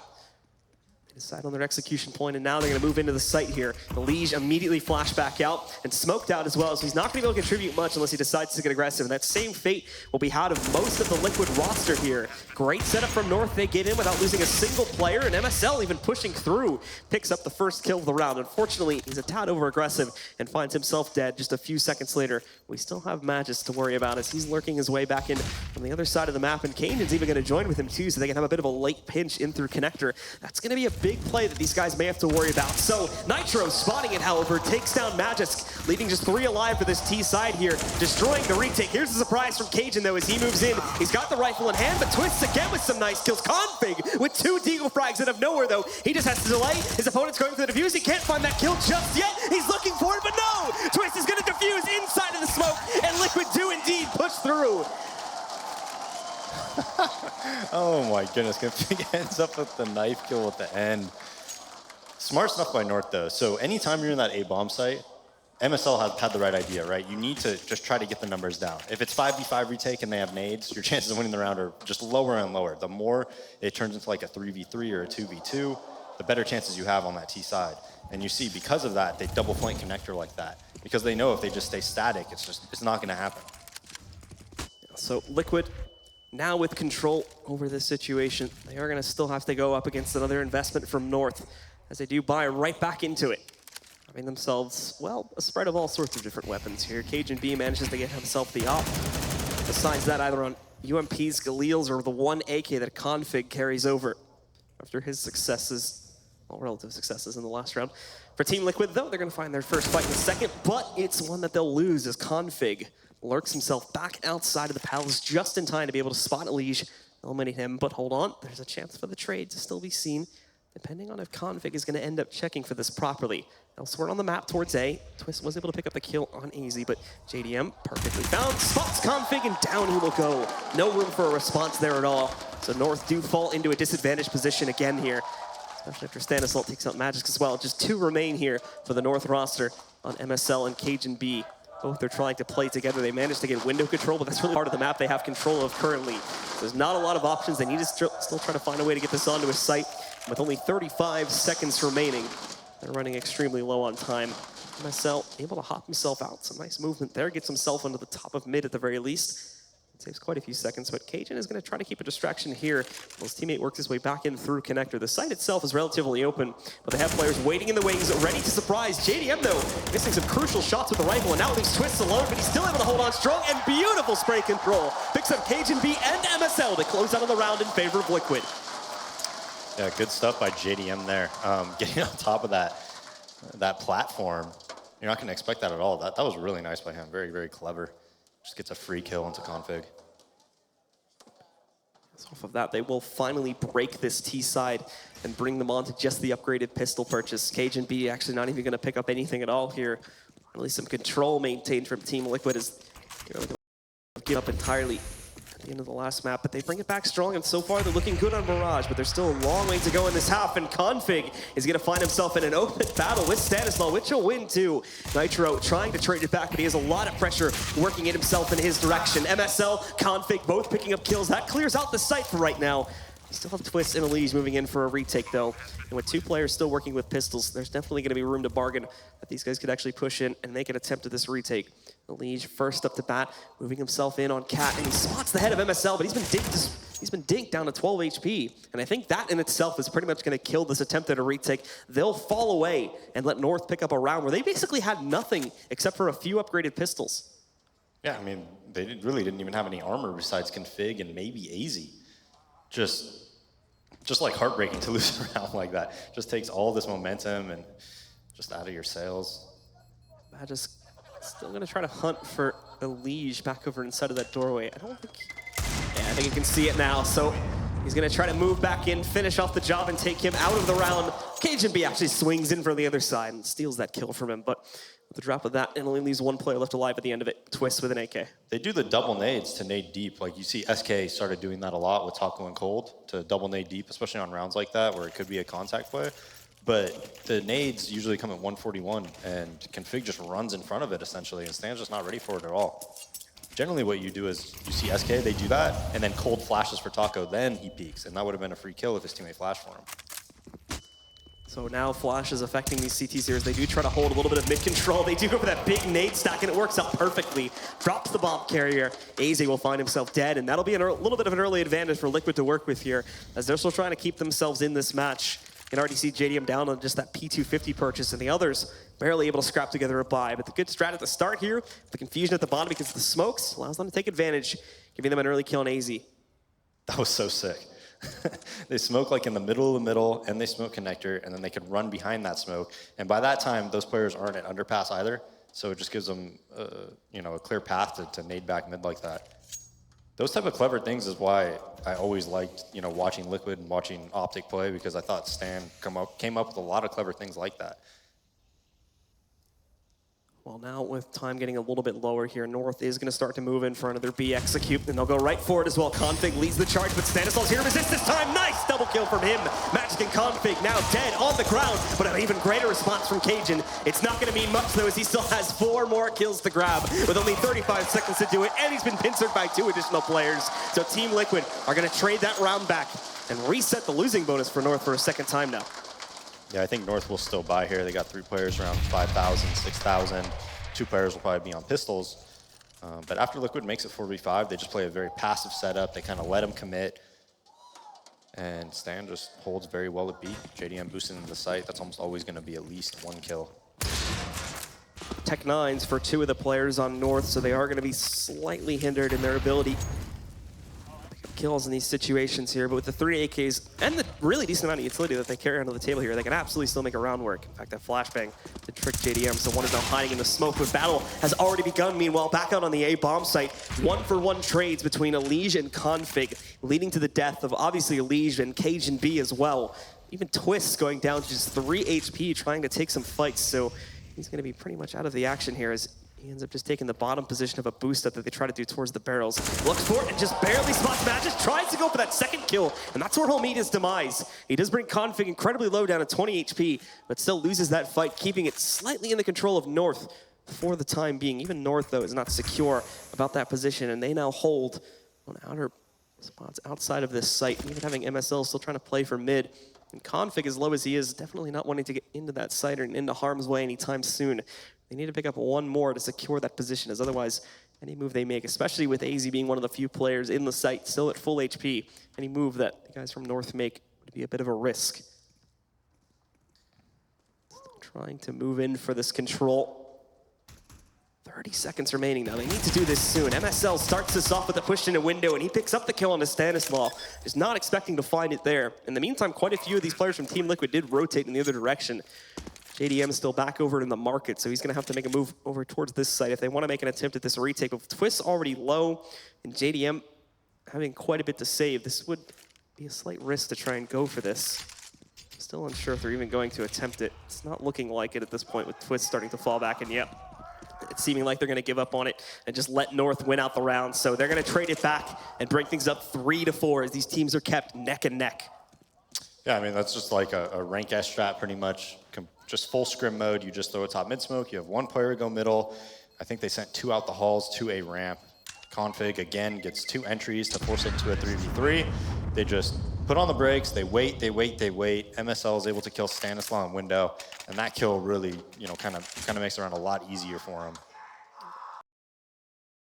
Worth keeping them back in the match here as once again their buy is going to be back up to full strength, and Team Liquid are the ones trying to scavenge together decent purchase here as the Legion's up on a FAMAS, 2 more UMPs for Stanislaw and Nitro too. Well, JDM still has that op to play with though that he carried forward from the previous round, so they're still going to be working with that, and they take a much more active presence at middle this time. Could find themselves in an early fight as a result of this. There's a possible 3-man stack for North going to work in that direction. Magis knows he's dealing with pressure from the underpass, so he pushes right forward and eliminates Nitro, and the issue is now fight and possibly trade. Thankfully, though, he's here, and Elige is assisting greatly from inside of the connector, taking down MSL and Config before JDM peeks in to pick up a 3rd kill. Cajun finds himself in the open, completely unaware of the fact that Elige had pushed into the site, so he claims yet another kill and leaves everything onto Magis to try and clutch this 1v4. A little bit forced by North there after they get that initial kill. You'd expect them to kind of slow it down. Instead, Magic didn't see the leg of JDM. JDM an underpass. He gets a freebie. Oh, tricky stuff by Magic. Smoke. So he's going to try to wait a few rotates over to the other side as a result of that smoke, but it's not seeming like it's really worked at this point. You still have a decent 2 or 3 players that can assist over here towards A. And he even gets the first spot against Twist. But Twist will net the kill. And Liquid now get to set themselves up for a pretty decent lead, 5-3. And more than likely, North aren't going to be able to fully invest here. Actually, no, they go for it again. They're just going to force. Yeah, money isn't too bad on Liquid, though. I think they'd still buy, even if they do lose this round. So North's going to go for it, though. Tech-9s, an UMP, 1 AK. But yeah, I mean, it's 4v5, and it just seemed like they kind of forced it right up catwalk, and there's still a lot of mid-presence. Elige does a great job in the connector area, multi-fragging with the FAMAS. North probably again going to end up in a very direct situation here as Nitro looks to defend on the outside. He does have support across the way from Stan, but he got hit by that molly, so it stopped him from jumping across into safety and killed him there. Stanislaw trading 2, now 3 back actually, as a result of the Molotov on the ground. Well, good stuff from him in the positioning of it, and now JDM moves in. He's gonna save the day with the out pickup, leaving just AZ alive in the 1v3, stuck behind the van as well. They've got the bomb on the ground, minute and 10 seconds to play with, so AZ does have essentially unlimited time to try and extend this situation, but he is gonna focus on just getting that bomb onto the ground to buy them a little bit of extra cash here, and now attempt to make the clutch happen. Close quarters combat as he's sticking it in the sight and trying to fight one-on-one against these Liquid players. All 3 of them in the market and gonna try to push their way back out. He has his first battle coming up here, gets that one, gets the second one as well. Now he needs to find one more, and he just pushes for free outside of the window, so JDM gets a little bit lucky at the end there that AZ's not paying full attention, but almost the 1v3 clutch would have been incredible for North. Yeah, it would have. That was just crazy spray control by AZ, man. 4K on the round. That's twice now that Liquid at B just gets caught off guard. The B player just isn't ready around the platform in the van area at the timing that that North and MSL are just hitting the site. That works out perfectly for them. I believe it is going to be North that call for a little bit of a pause here, as they are starting to fall behind. They really can't afford to just go for these forces round after round anymore. They need to focus on the long game here of actually trying to build up their economy, as this has basically just been scrapped time and time again. But no, once again, they buy into it. They're going to end up on another force buy here. Yeah, I mean, they got 4 kills, so they know their money's really low. They know if they win this round, they're probably going to force them into a force buy or just an eco, depending on how aggressively Liquid wants to purchase. So that's pretty much why they're going to buy. And it's not too bad of a buy, right? You have 2 AKs, you have the 2 Tech 9s, you have a Deagle on config. Although I wish config had the AK right now. Like, this guy's just, it seems like he just wins every gun battle. And back to the direct strats over towards A this time is probably where you are going to see most of North for the 10th round and the half. Trying to take some mid control too is going to be MSL, more of a distraction than anything, but if he stays alive and possibly picks up a kill there, he could act as a bit of a late surprise in through mid. Twist spotted the first kill, great trade from Config though, and even tags a second player. That's JDM going down to 64 HP, and AZ is bulldozing his way out. Well, he eliminates Elige here. Nitro still trying to hold from inside. They're able to keep this battle even, as we've seen on many of these rounds in the past, but with MSL pushing inside of the jungle area, he takes down Nitro, giving them a little bit of an advantage to work off and leaving just these 2 CTs over by Ticket to deal with. Stan is going to take charge as he takes the lead on this push, but no one from North needs to be paying attention, so he's going to walk right into a free kill against Magisk.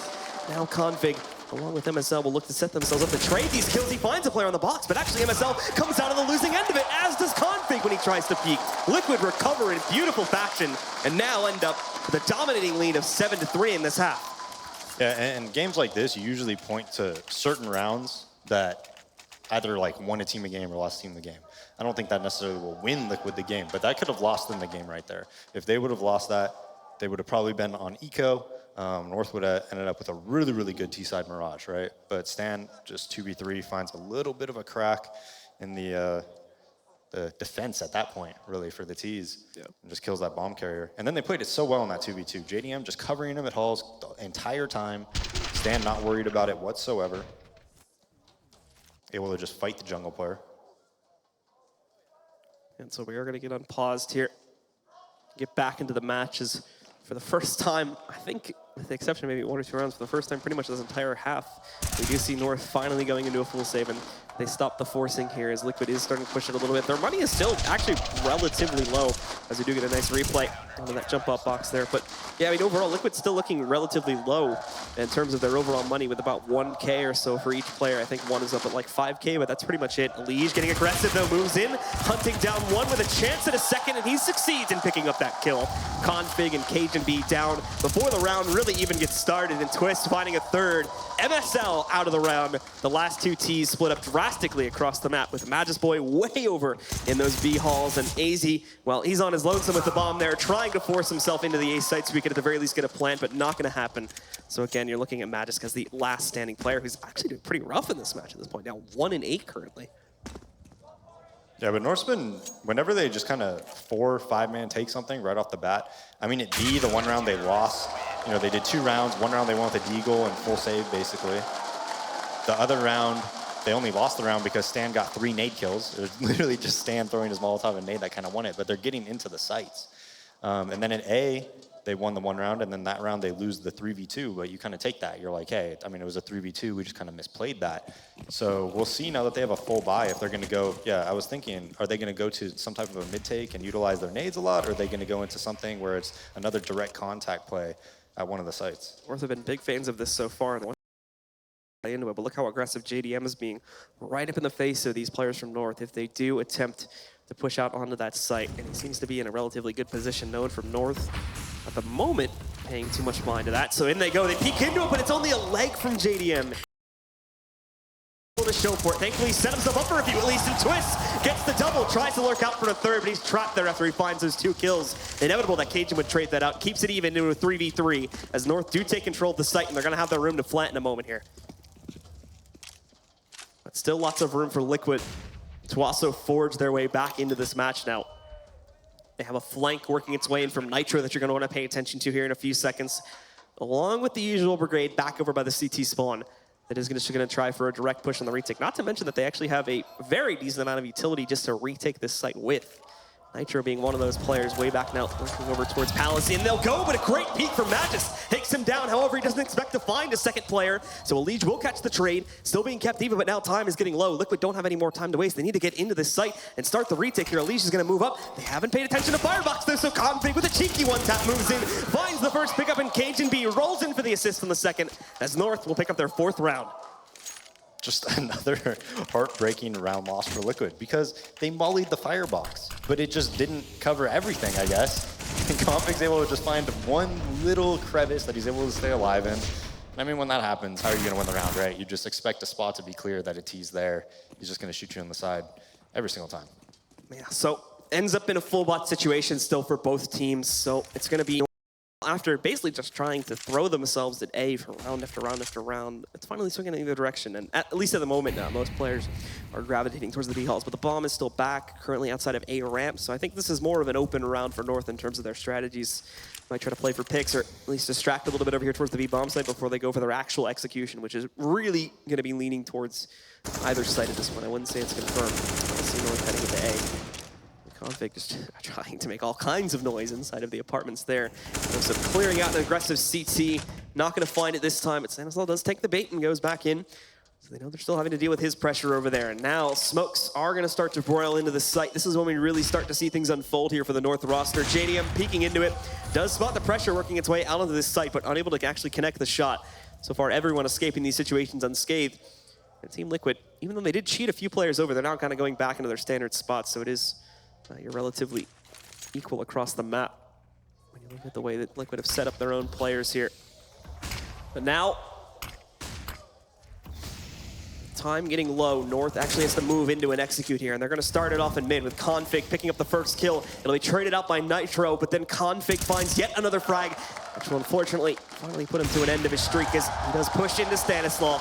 JDM even finding the additional pickup against AZ, trying to push to the Palace too, and now the entire hit's been dismantled, but look at this, Magisk just found a free path into the A bomb site, has it completely smoked out too. So Cajun's gonna be able to waltz right over, put that plant onto the ground. He'll have, I think, an excess of about 2 or 3 seconds here when he actually goes for the plant. But Liquid only just now reading into this are gonna start rotating, meaning that these North guys have so much time to get into their post plants. Just look at how aggressive Magisk is able to be, pushing all the way out and trying to directly contest towards CT spawn now. We'll just hug up against the wall, and we're going to wait. Twist and stand, trying to push back in. They do line up.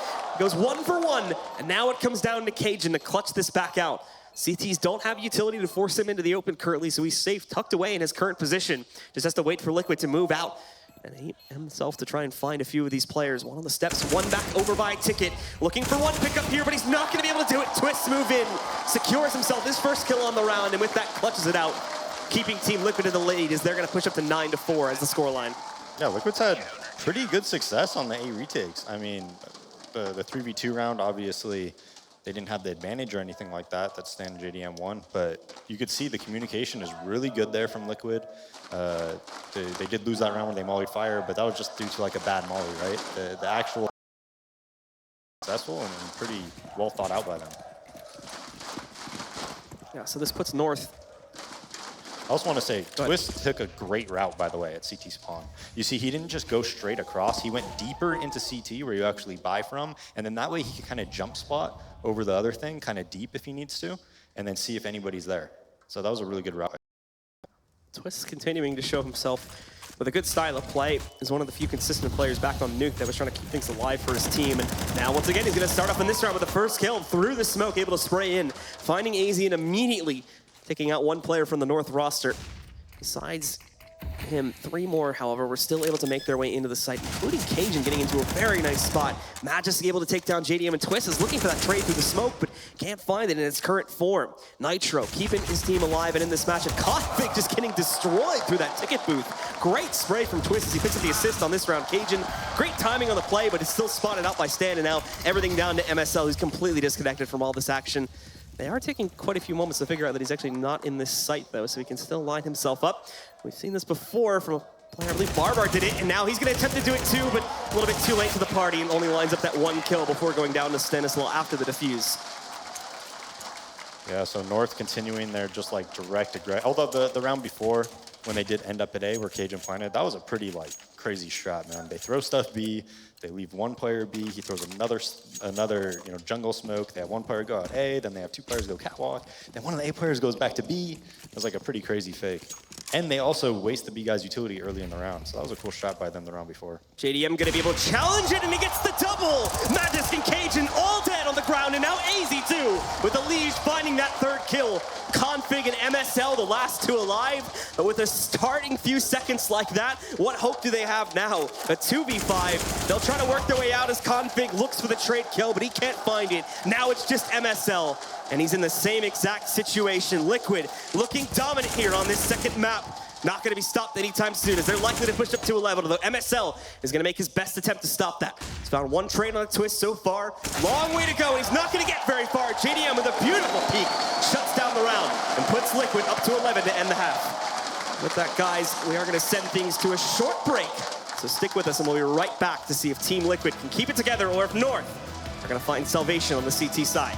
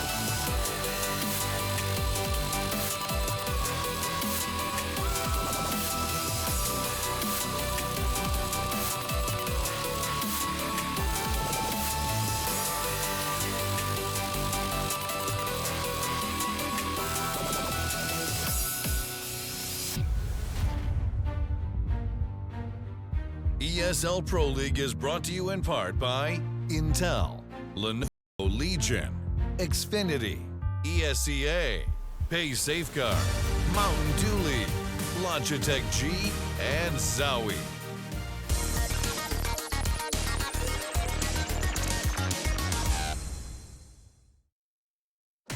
Well, make some noise, ladies and gentlemen, as we are back getting ready for the second half now of Team Liquid, who after a pretty pitiful first map recovered beautifully and end up 11-4 in the lead now for our second map on Mirage. Days, what do we see going into the second half here? What does North need to do to get back into it, and what does Liquid need to do to secure this map and take us to a third one? Well, North needs to capitalize off their opportunities more. I mean, they lost the anti-eco, they lost the 2v3, they lost multiple post plants, and they also lost that round when it was 4v5 after that underclass player died. So they've had really good opportunities to have a really good T-side there, but just these little mistakes, big plays by Liquid players, good recovery by them has kept them in the game and got them into a really good half. AZ walks right into that trap to start off the second half here. Nicely set up by Liquid. It's JDM that snags the kill, eliminating AZ, and leaving just forward up and running for that CT. So they'll spread across the map. Still not reacting to that just yet, even though there is a very heavy stack from Liquid leaning over to this B side. They will have to send Cage and B into mid to kind of compensate for AZ's death now, as he still tries to scout and look for intel here. Very much an intel gathering game at this point due to how quiet Liquid is being. But now, with the man advantage in their favor, it seems like Liquid are going to be able to go very straight forward into this B bomb site, and it is spotted by Magis, so the rotates are going to be on the way at any moment here. Magis, though, picks up that first kill, gets the second before finally going down to JDM. The config, though, doesn't get anywhere with his position. Elige picks up that kill very quickly, and it still leaves Liquid with a man up after everything has settled. Cage and B, though, swinging in through the smoke. He doesn't seem to mind too much. He's already picked up one. He chased the second player into a position where MSL can punish that second one, leaving just Elige alive here, but he picks up one from the right side, looking for the second left. His head out of harm's way, survives that with just 14 HP, and now only one kill to go. Looks for it and he grabs it. So Elige comes out with a massive 3K and keeps Team Liquid in the lead. They're going to push up to 12-4 to start off the second half. Yeah, I mean, Elige was in a terrible spot there. He's completely pinched. There's one player coming from Catwalk, one player coming from the market. MSL just not able to connect on the shots, really. I think when he knew Elige was low there, though, he needs to start jumping. You know, you start jumping around the corners, not necessarily to land, but showing your shoulder and just getting vision. And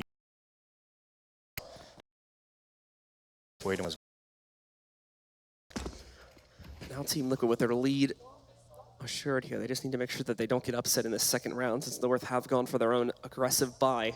And the player defending the apartments this time is going to be a lot more well-armed. Magisk just waiting in that position with the UMP trying to punish. Liquid aren't going to bite into that just yet. They're also keen on the slower style of play that we were seeing from North back in the last round for parts of it. Willing to run down the timer and set themselves where they throw everything at one site, which could be heavily stacked from North. Cajun's going to get hit by this flashbang as he does try to fight for some of this contention that's being taken by Liquid now. Ultimately, though, it's far too long gone after he got hit by that flash, so he does have to bail out and take up another position. At this point over on the A bomb site, kind of floating in between, leaving his options open. You can see he's going back to market now, so a little bit of indecision there, but it's kind of going to be the player he has to be now that he's lost his window spot. Config, though, with a nice lineup, just barely peeked into Nitro, yet he's able to find the Deagle headshot, taking out one player from Liquid right as they are starting to go for this execute out onto the B bomb site here, and Config looking for some more frags. He's done it, picked up the second one, looks for a third, but finally going to be punished by Elige, and Stanislaw also picks up his first kill on the round. Cajun looking to do some work with the scout here, but not a whole lot being given to him currently. Stanislaw safely tucked away behind that wall, and as you can see with the X-ray off, Cajun can't really spot much besides that, so and Liquid now hunkering down. There's the shot from Cajun, though. Able to find Stanislaw, taking him out of the mix. Leaving just two up and running for Liquid. It's a little bit delicate for them, especially with Elige playing into this aggressive position, trying to hunt down AZ. He gets it, but now he's low at 15 HP. Tries to escape, but MSL holds. Look at this spot from Twist, though. He's maintained his quietness all this time, and he just has to line up two more kills. There's one looking for the second one, but he can't get it. And MSL holds, giving North their 5th round. I mean, that could have went even worse, though, for Liquid. Like, normally, Magic's Boy is going to get that kill on Stanislaw jumping down with the ump. Config, again, makes it 3v5 with his Deagle. You know, puts him in a chance to win the round. I know it goes into a 3v3 there, but this guy's just on another level right now. And that is going to keep North in this match here, as the scoreline can no longer push into a nearly secured position for Liquid off of that one, but Liquid also are going to look for the aggressive buy going into the 18th. I mean, Config's like success rate on opening gun battles is ridiculous, this best of 3. I mean, it's like he just randomly shows up and just starts killing people left and right there. You don't even seem to expect it from time to time. Speaking of not expecting things, look at this aggression from Team Liquid. Elige right into the fight, back over by Connector here. Unfortunately, it's short-lived with MSL and Cajun are able to push back in and restrict that pretty heavily. But with all the attention that's been drawn over towards the ramp area there, it's leaving quite a few holes in the defense. North are just barely able to hold on to it with Config once again saving the day. Yeah, he is ridiculous. Stanislaw got into window completely unnoticed. Could have flanked all those players in jungle. Opted to wait for the CT spawn kill and gets that. They still should have won that round. Config just whipping his mouse around, just killing everybody. You saw how the rotate was though. They gave up A and challenged Connector and just fought middle and let them A players essentially take towards A and then reacted to it afterwards.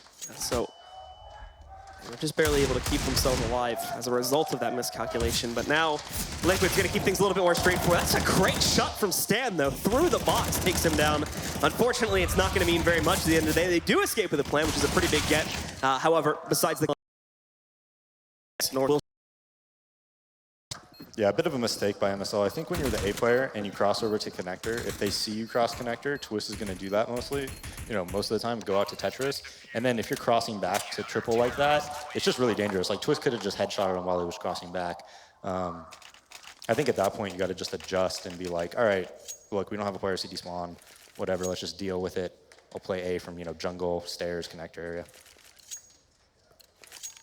So off of that, we do get to see Liquid go back onto another full buy here. The strats are going to remain relatively straightforward. Not going to be doing a whole lot of toying around with mid this time. They feel confident in their ability to move in and puncture the A bomb site. And the setup actually could work out pretty well in their favor based on the way that North are currently playing it. They've got MSL aggressively posted, meaning at most, we should expect him to get 1 or 2 kills and then be traded afterwards. However, he does have support from his teammate. MSL and AZ both trying to battle this out, although they've already lost AZ. MSL trying to assist upon that, but it's actually Cajun doing most of the work from way back over at the steps. MSL goes down without a kill to his name on that round, but nonetheless, Liquid have secured the site. They've smoked it back off and are going to be cautiously looking for the opportunity to go for that plant, since they've also kind of been surrounded by North here. Thankfully, for Team Liquid, North are taking a little bit of a pause in this retake as they're waiting for Cajun B to get into position on this flank. But JDM is already read into this and is currently going to contest it, taking the peek and looking for him, but no, he goes down, not expecting Cajun B to be already that far forward, and now Stan has to put all his attention to countering this out. He succeeds, ends that danger for now, but that's opened up a whole new issue of possibilities as he's just going to get smoked out. And he's going to try to fall back here. No, he's not at the time now. I thought he was going to find some crazy molly that was going to molly triple right there. That would be really cool. The problem with trying to molly that is it would have taken like so long to just get on the ground. Well, I mean, he's going to lose anyways if they lock it, right? Because he's going to be going through a smoke, so maybe just molly it and hope by the time they get back on it, the smoke dissipates. So he chooses just to keep his gun in check for that round instead of contesting the 1v2.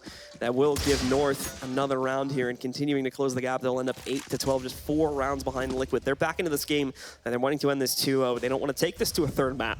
So into the next round, we will find ourselves in JDM immediately impacting here. Almost able to take down MSL, but he ends up clipping him through the wall. So MSL will survive with 39 HP and just fall back into a more normal position. Cajun, though, having much better luck with his op work. Takes the risk on being out in the window. He has support from his teammate to watch the upper push, but still exposed. He's able to find an early play from Elige to go through underpass and punishes him to give North the early 5-on-4.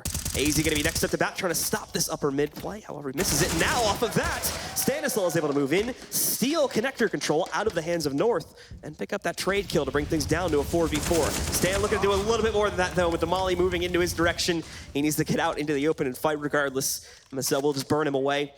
Get rid of that worry for right now and retake that connector control. Liquid have pretty much frozen after this, keeping set up to execute. With the bomb, still has to relocate, and that is causing a slight delay. And it gives North the time to just pop in this smoke. It's a pretty poorly positioned smoke, though. Twist can still abuse that pretty heavily from his current spot on the steps here. And I imagine they're not going to be too worried about pushing through that. I'll have to check this left corner, though. MSL is going to be waiting patiently for it, and they don't do it. So MSL shuts down the main pushing force. Nitro and Twist dead as a result of that. And just JDM left alive with only 25 seconds to make a play or get this bomb onto the ground. It's looking bleak for Liquid here. And more than likely, you're going to be looking at a North round or excuse me, a 9th round for North. JDM trying to fake it up. He gets that kill on the MSL, but afterwards will be pushed from the backside by Config as he closes out on the round. Yeah, and they just leave Magic's play on an island at B. They don't even challenge him at all. Liquid doesn't, and Config's, you know, around middle. Cajun B can peek underpass. They have 2 players dedicated at A. You have to, you essentially, if North is going to play like that, you have to put B pressure so that they actually have to at least play, you know, towards catwalk instead of just being in the middle. Config just loves to be. But MSL played that so well. When he mollied connector, he showed himself and then hid, knowing that Stan basically had to commit himself to the fight and inside the Molotov, and then just literally gets the kill without even having to, you know, risk his life at all. Just like the safest way possible. So quick pause, I believe, from Liquid. And they've already called for the unpause, so we're going back into the match immediately here. Liquid, unfortunately, still really not in an economical position to go for a full buy here, so they are going to end up on Tech 9s yet again. Everyone except for Nitro is able to, actually, Nitro does go for that last second buy there, so everybody is going to end up on Armor. Utilities where things are really lacking, though. They have a couple Molotovs, a couple smokes, and they're going to be able to make pretty much as their direct play happen, as you're seeing now with a 4-man stack at ramp, and one going to divert over towards the Palace to try and just add a little bit of flavor to this push. Now Liquid get ready to just move in. No delay needed here. Flashbangs raining down on the site. MSL holding first from the sandwich, and this cross spray is beautiful. However, it only leads to an even trade, 2-on-2. As Stan is going to rush up and get that plant, and the Opper is going to be repositioned here. Cajun B specifically going to be put into the open as a result of that molly. Twist does have a molly for the post plant, but this is still really, really CT-sided because look at their utility. 3 smokes, 2 Molotovs. That's huge right there. Yeah, they can throw 1 molly back over at the Tetris position there and basically burn out 2 guys right from the start. But one's been wasted over at Firebox. So now they need to position the second one cautiously, and that one is also essentially just going to be a waste as it does go down on the ground, buys them the security of that real estate though, and now as they move in, trying to get this defused, they are trying to force it in, but Stan can't find those last bullets, so another smoke defuse. This time it's North that win it out, however, as they pick up a 10th round off of that. Yeah, I mean, the mollies don't hit anybody, but it's not really a waste because you're clearing a spot with 0, like, worry about it, right? If somebody's there, you're going to get the kill. If they're not there, you know the spot's clear. It just opens up, you know... Limits the possibilities. Yeah, exactly. Just makes it so much easier on you.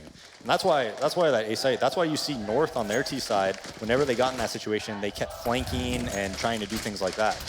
So, Cajun first up to bat here, and he legs one. That's Stanislaw going down to 16 HP. AZ, no one checking for him, though, despite the fact that he was completely blinded on that push. Stan's going to attempt to respond, but Cajun B, right in the nick of time as well, picks up the upshot, eliminating Stan and leaving himself with just 8 HP, killing most of... Try and once again brute force towards A. So it now just leaves these last 2 alive. And we'll have to attempt to make a play in the 2v5 to clutch things out. Yeah, opting for just a quick A split. AZ hides in the corner. Unless you check that fully, you know, obviously that's going to happen. No molly connector or anything like that, which allows them to be there without even a smoke on the ground. And you saw North's rotate even was insane, man. Like, they had 4 players there almost immediately towards A. So I think even if they do get a couple kills, I'm not sure if they win that round. And that was like a perfect opportunity for North to, you know, adjust their setup like they did. They weren't playing AZ at A. They were fighting middle towards connector because they stopped a couple of these quick A plays. So the adjustments from North are on point. Puts them into a 2v5. Config's going to be jump spotting. I haven't seen it yet, and when he finally does, JDM is ready for it. Picks up the kill on Config. Only the first of 5, though, since North is still at full strength currently. Magus lining up Twist from behind JDM and pretty much having him secured as well with only 20 seconds left. JDM, I think, was just hoping for 1 or 2 more kills, but can't find it. And North do secure the round with 4 players left alive, which is definitely going to help to just push this money forward into a great spot for the rest of this half. Yeah, you see Fur play that spot all the time. He usually plays it like after they already took mid control, and it's a very sneaky position. AZ playing there. The Silence M4 too. Silence M4 is a lot easier to see it as well. You can see it, and he can't see you if you're at the bottom left of the connector, but you know, with that quick A play, that's not going to happen. So Cajun, almost missed the chance. Probably just a leg there on an opponent, and missing another shot as well when they finally do move in to get that top mid control. So Liquid will just walk away with it. Have that early ground to work with here. But this is only the beginning of it. Still a lot more framework to set up to get themselves out of mid and into a bomb site. As a few of their own players are still being kept in the back lanes away from B, which are now going to swing in the direction of T-Spawn. And I believe over towards ramp, but North even took aggressive control of ramp while Liquid were pretty much ignoring this earlier. MSL is going to be waiting for these players to swing themselves into the site, and even though he's positioned well for it, he can only knock off about 60 HP of Twist before getting eliminated by Nitro. A possibility for Team Liquid to move themselves into this site, but it's not going to be a free battle anymore, as Liquid really don't have a great amount of smokes to deploy onto this site, so they do leave a few holes open. With that, there's a trade that works its way back in on the side of Cajun B. Magisk is hoping for a little bit more himself as he is boosted up along the barrels. However, no one from Liquid choosing to play into that, choosing to push up aggressively. They're all sticking pretty passively back over by the ramp area of the site after they get that plant onto the ground, and are just going to focus on that in the post plant. The real kicker here is going to be a Liege still waiting inside of Connector. That can definitely hurt this retake if he pushes in at the right time. However, it can be just as easily countered out by AZ, swinging around through the other direction here and putting it down to the ground. Twist eliminated. The second player on Tetris does throw them for a ride for a second though. However, he's only able to get that one kill, and JDM can't even seem to find his way out of the smoke currently. And when he does, just shut out by AZ as North once again, nearly a flawless retake, and this is going to tie them up at 12-all. And again, that's why you see North flank like that. You know, that exact reason. They already had a Liege lurking, yes, but they had no type of nades. They had no positioning. They knew nobody was firebox or default because of that boost. All they have to clear is underneath balcony, and the only places they could be are sandwich, A ramp, A halls, maybe under bulk by the ladder or flanking. That's it. So it just makes the retake so easy, and especially when you save that many nades and Molotovs. It's even though it's 4v4 and the bomb's down, it's extremely CT-sided unless a Liege goes huge.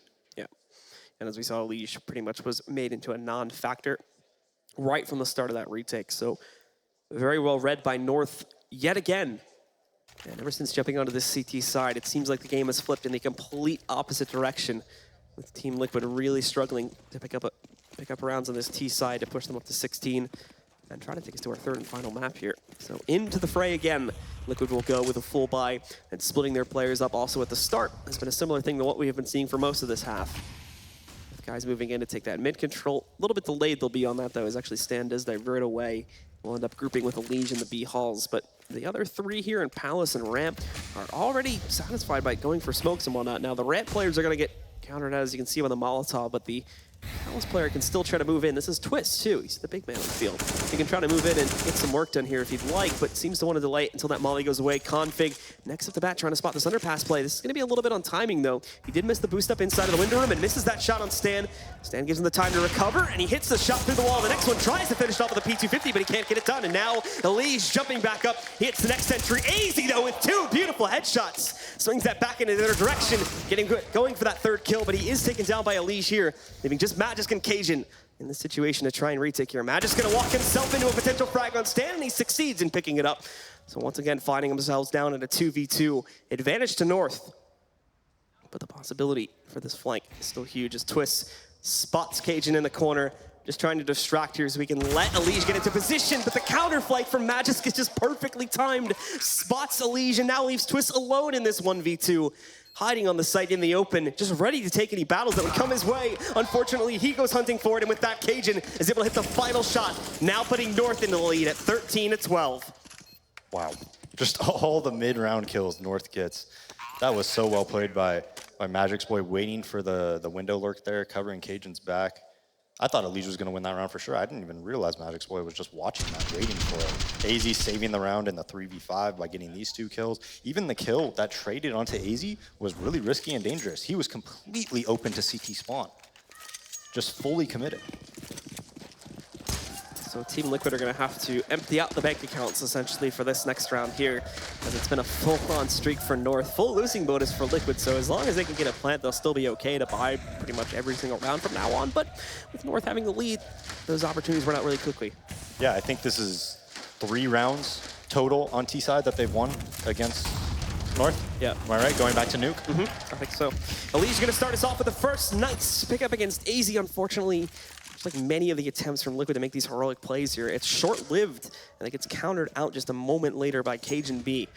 Still holds pressure inside of not only the window, but he's also trying to play over here towards the steps too, supporting MSL a little bit. He's currently alone on this A site, and that is something that North are going to need to change quickly, because they're even pushing aggressively. I believe Magisk is pushed all the way through the apartments at this point, so they should know for sure they probably aren't going to have anything working its way on B. Yeah, and MSL, he's going to be a big player in this round. He has Hall's control. We'll see how Liquid deals with him. They don't have many nades, though. Just one smoke onto JDM, one molly onto Twist. You assume none of that's going to be into A-Halls. So Cajun's going to be CT spawn. He's going to try to bait for MSL, and we'll see if MSL could shoot one or two in the back and maybe even stay alive. The other problem here now is North. All right, they haven't seen anyone swing their way towards B, so they are going to rotate over to this A site in just a second. Flashbangs from the CTs is great. Cajun still trying to hold from up on top. He just clipped one of the players, but that gives himself away. So JDM is able to pick up that kill. MSL's got to be very careful about the timing he goes for on this peak. Finds himself in a direct battle against JDM, but still wins it out. And Stanisla's aggression is able to keep Liquid alive in this round as he pushes up, finds Config trying to flank. MSL almost actually taken out by Twist here. Seems like MSL's almost smoked himself off. But in the meantime, MSL wastes this time. Magisk is going to start to also lurk upon his flank. Yeah, Magisk has to get this kill, then MSL will make his move. Twist, great shots by him. He holds it, and now MSL's alone, really with no room to get anything done there. Nitro's gonna shut it down. Finally, after 7 or 8 straight from North, there is a little bit of light left in Team Liquid as they tie it back up at 13 rounds. Yeah, they just... That's the ever-living struggle here, as they obviously keep the win bonus going in their favor, so they build up enough cash to rebuy again here, but... Yeah, North doesn't have any money, though.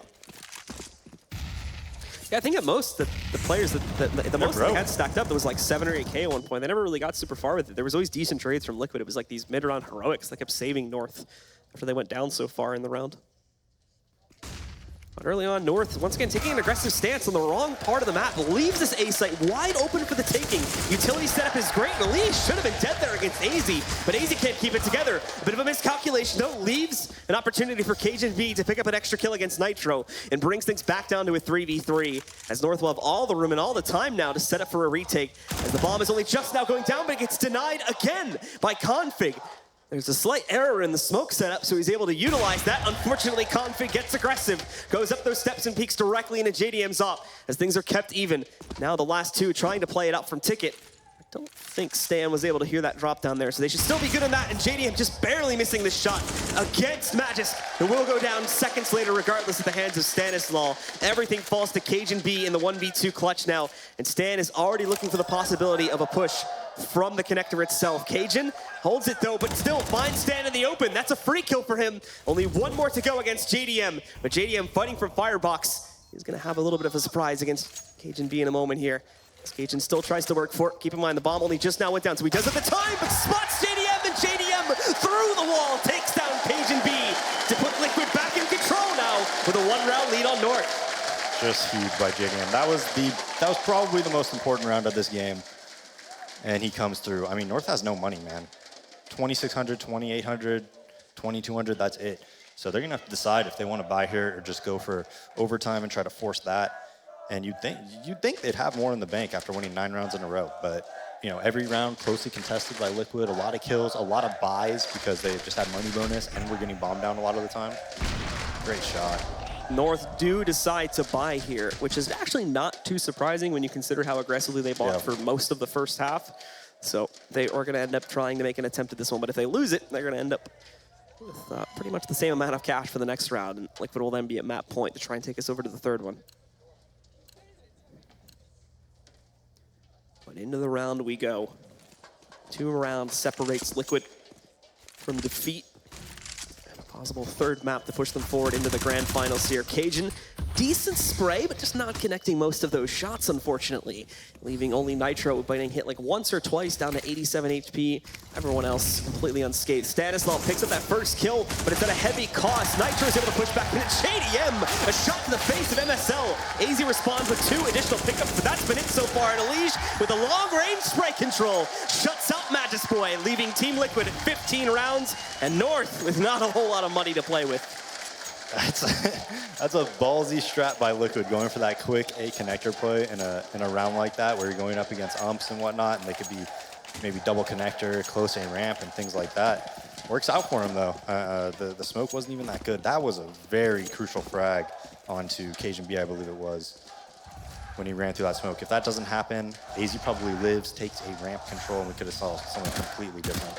Just makes an attempt at some early round aggression here by pushing himself through the underpass. Unsuccessful, and just gives away his position. North just trying to play all for mid in general here early on in the round, but that's going to change pretty quickly with the other three rotating back towards, well, actually they're kind of going all over the place right now. A few into A, and a few more going back over to B, which until just this moment was completely open for the taking if Liquid wanted to swing towards it. Liquid taking things a lot slower this time. Fast strat really only going to work once. North did try to set up to counter it there. They're going to be cautious of aggression on the ramp here, as you can see them starting to swing in there, but the CTs obliged with a smoke toss out and attempt to delay this for a couple of extra seconds before the inevitable should swing itself in the direction of North. They still have the 3 players right around the B halls, however. I think they wanted to show bomb at A and then go B. I think that was the plan. That's exactly what they're going to do. The bomb now back over here in the B halls. There's still a 2-man setup from North to trying to defend this with the third already on its way in the form of Cajun B. And they're holding close to the wall outside of the apartments, which is the main route that Liquid are taking. Excuse me. I think they only have 1 player at most. And actually, no one's going to work themselves in that route. So North have a really good setup to counter out here. But Nitro is going to try to make his best attempt to hold on, as Twist also picks up that kill. Cajun B trading another one back, puts this down to a 3v2, and Nitro just got shot down at 27 HP. He's hunting Cajun, can't find it though, as he finds a 3rd kill now with that CZ. Just Elige left alive here, set him in a 1v3, completely surrounded, and North are gonna get to keep it together. We go to round number 30 to settle this. Yeah, I am not sure what the strat was from Liquid there. I mean, they have 2 players alone with the bomb at A ramp. They know that they're force bot, right? Like an A ramp push is very common with CZs, 5-7 or something like that. I really think they wanted to show the bomb at A and then just run it back to B. But by the time they fought at A, they didn't cause any rotate. North still had full vision of the A site and everything. They just run back to B, meet up with their teammates, and immediately go. But it's like the most obvious thing for MSL to call. He's just nobody's coming A, man. Like I have everything. I'm looking everywhere. There's nobody here. Just over rotate. Cajun B makes a great play running to site. I believe it was Magic's boy at Van. He probably could have got more kills, but just going to Van because of the botched molly after that allows him to get a free kill. That's twice now that botched mollies from Liquid have given North just free frags. Yeah, so look at this buy for Liquid for the 30th round, too. This is actually not looking too great. Twist ends up on a P250. It's the best they can get for him. And for the others, well, they managed to get an op for JDM, 1 more rifle on Nitro, and then the other 2 are just working on ups. So they're, again, going to spread their players out early on. Man push into the B halls, and JDM looking for that opening shot opportunity against Magist. He's almost able to hit it too on the 2nd attempt through the wall, but just not going to connect there. So Magist spots the upper, pushing forward, and then backs out for now. But he'll go right back to jump scouting or jump spotting for that a few seconds later. So Liquid are still trying to figure out exactly how they want to play this. Their bomb's still way back over inside of the T spawn. However, this is quickly evolving into something very similar to what we saw from the last half, and then now something very, very direct towards that A site. The underpass push, gonna crunch here in connector, and the other 3 getting ready to push themselves out into the site. But look at how well North is set up for this. 4 players all ready to stop this hit, should it come this way, and that's gonna be what we're seeing in a few moments here. Stan trying to start it off, but even Cajun waiting in the window for that boost up there, counters it out. A trade from Elige, and Elige with the 2nd one. He's the only one keeping his team in this match right now as he swings around the back of the trip stack for a 3rd kill here. Trades from the North side, however, are still able to keep them in this round as they bring it down to a 2v2. But at the moment, the real story has been Elige. His time to be running out, though, and Twist just up on top of the steps, gives his life away. Elige so low at 8 HP, and now he's been given away. Shot, and we're going to overtime, ladies and gentlemen. Config again, man. They were actually set up perfect for that round, by the way, North was. Just positionally speaking. So. Yeah, I mean, they had 2 players in connector, 2 players towards A, and what's the strat? They try to boost up window, Cajun B's right there, Config's in connector. Those 2 kills are easy for him. And then they still have 2 players at A, right? Those 2 players at A normally get more kills than that. The setup didn't work out that well for them. They only end up getting 1 kill. But tactically speaking, they were in perfect spots. And you know why? It's because the 1 round that Liquid went B, they lost to the CZs and the umps. So you know what MSL is saying? It's like, they've gone B 1 time, and they lost to our force buy of CZs. They're definitely not going B again. And that's why they overplay A like that. Yep. So into overtime we will go, ladies and gentlemen. Standard rules, MR3, 10K start money for both teams. Let's take a look. As 19 currently is the magic number to win out on this map. For North, it means a grand finals position. And for Team Liquid, it means they get to stay alive and fight again on map number 3. Let's get into it. As Liquid are going to push themselves and just go directly for top mid control at the start. They have that usual safety smoke set up here too. Yeah, just a default. 3-1-1. They haven't really done this too much. Most of the time it was more like fakes, contact, you know, more direct plays and whatnot. North isn't even really contesting it to start off with either. They're focusing much more on the sights for this round. Already with 2 over towards B and 3 in the general direction of A. This is the first time we're really going to see Liquid have a mid control where they're going to be able to take, you know, connector control with the top smoke and towards catwalk. If you're a liege here, you have connector control, you really can do whatever you want. You see they're just going to go directly into an A play after that with 3 A ramp, 1 A halls, and 1 lurking connector. Config and Magisk, however, are getting a little bit aggressive about their positions, and it works out perfectly for them. Config able to spot a liege being boosted up on top. The catwalk Tetris position, taking him out. And Liquid have already been hindered here. Now, well, AZ just spotted the whole hit, so there should be rotates on their way any second now. As MSL picks up a second, AZ just doesn't even care anymore. Pushes in to fight against JDM and succeeds after he's already taken down Nitro. Twist, the last man standing, but not for very long, as Cajun peeks out from Ticket and gives North the early overtime advantage. Well, after Config kills the liege and connector there, it's just a direct tell. He's like, hey, nobody's coming catwalk. There's a player in connector. If they took mid control and wanted to go to B, there'd probably be a player in ladder room or catwalk and not connector, right? Or at least both. Instead, you know, he just kills the liege. He's telling his team, yeah, they're probably coming A. That's why you saw MSL immediately like throw a smoke and just get ready for it. Oh, still full investment for Liquid for right now. And they're back to just these direct strats. Look at this, 4 players pushing out directly into A with 1 diverting from the Palace position. A lot of focus on that Palace spot though. AZ just tagging a player while completely blind and then finishing off the second one. Tries to follow through on that spray, but Twist is gonna take him down before he completes it. Config moves in, finishing off AZ's work from just a few seconds before. And now Cajun B back into the fray, down to 1 on Liquid. It's just a liege in that 1v3 situation to try and play this out, but he's stuck in Tetris, completely blinded. It's an easy kill for the guys on North to grab as they take their second round here on their CT side of overtime. I mean, Config's the cat player.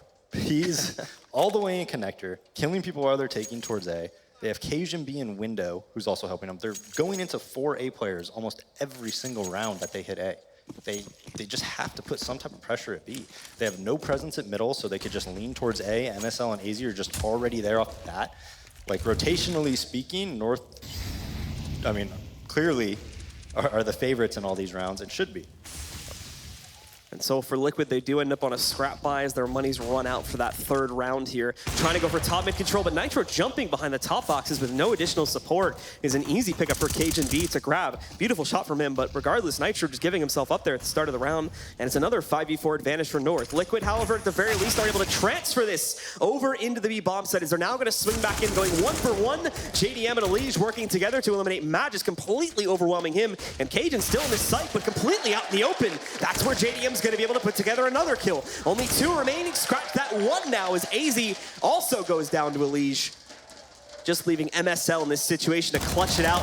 Spots JDM, uses so many bullets to get that kill. And now going to run out of ammo. So give time for Liquid to set up to completely counter him out. And it's Stanislaw that finds the last frag, keeping Liquid in this match 16-17 at the end of the first half of OT here. I mean, back when they have 3 players at catwalk there rushing up towards catwalk, like positionally speaking again, they really had no business winning that round. They just hit a nut shot on Magic's Boy. But if Magic's Boy just stays alive maybe 1 to 2 more seconds, the rotate's going to be there to market, to spot catwalk, and then once that market player shoots, Magic's Boy can just freely out-aim them. Just got a little bit too eager there. And because of that, they were able to come up catwalk and actually win that round. But, I mean, positionally speaking, like North is way ahead. They just kind of won a miracle there, in my opinion. Yep. And so going into this second half, Liquid, if they want to end it here, they need to win all 3. North only need 2 out of these 3 rounds remaining. And obviously 18 is the tie point if they both want to go for double OT. But North splitting their guys up early on and wanting to play around the map a little bit more here. As it's just MSL out towards mid, and he is going to halt himself for a second. Easy, if he moves forward and isn't heard, he can do some massive damage here. Nitro goes for the check though and succeeds on picking up the advantage right now, seeming to favor the CTs. But MSL going to try to change his luck as he just uses his own smoke to pop his way right through on the cat, and now go for the crunch on this B-bomb site. Stan, right now the only player here to defend, but Magus Boy in a terrible position, so he just leaves Cajun out to dry. Elige also rotating through Market to pick up yet another kill. MSL, the only man standing now, and he's got a 1v5 to play against. Got one, he's got two, but he's also down very low. And Twist waiting in the Market doorway. He's going to finish things off, now tying us at 17. Yeah, Stan on that balcony once again. The last time he was there, he got those 2 kills with the ump, won the round for him, and you know, they didn't even have any support because Nitro is usually their catwalk player, and he was out towards middle. He was, you know, obviously peeking towards underpass, but Stan just with a great V-hold. Gets 2, stays alive, moves towards catwalk, just stops down the strat, or stops the strat by himself pretty much. JDM does have a little bit of a hole in the smoke to try and abuse if North will attempt to go for that early control. Yeah, look at Liquid's positioning, right? Stand on catwalk, nobody towards B, 2 players middle, 2 players close A. Right now, if North continue on this same path, they're going to walk into an absolute slaughter at the hands of Liquid here. So North will have to see out their best bet. This one, JDM missing some crucial shots up close, and Elige was hit down to 14 HP. Stan gets caught trying to jump, leaving towards the window room there, so he'll be eliminated by Config. And now they're Liquid needs to come out huge here, but he can only get 1 frag. Elige, the last man in the site. Nitro, way back over in jungle. He's completely surrounded by North players. So a big mess up, despite the setup they had, has left them in the open, and North possibly to push up to match point. Config's just going to shoot Nitro in the back. Actually, no, Nitro spots it. So he does pick up that frag there.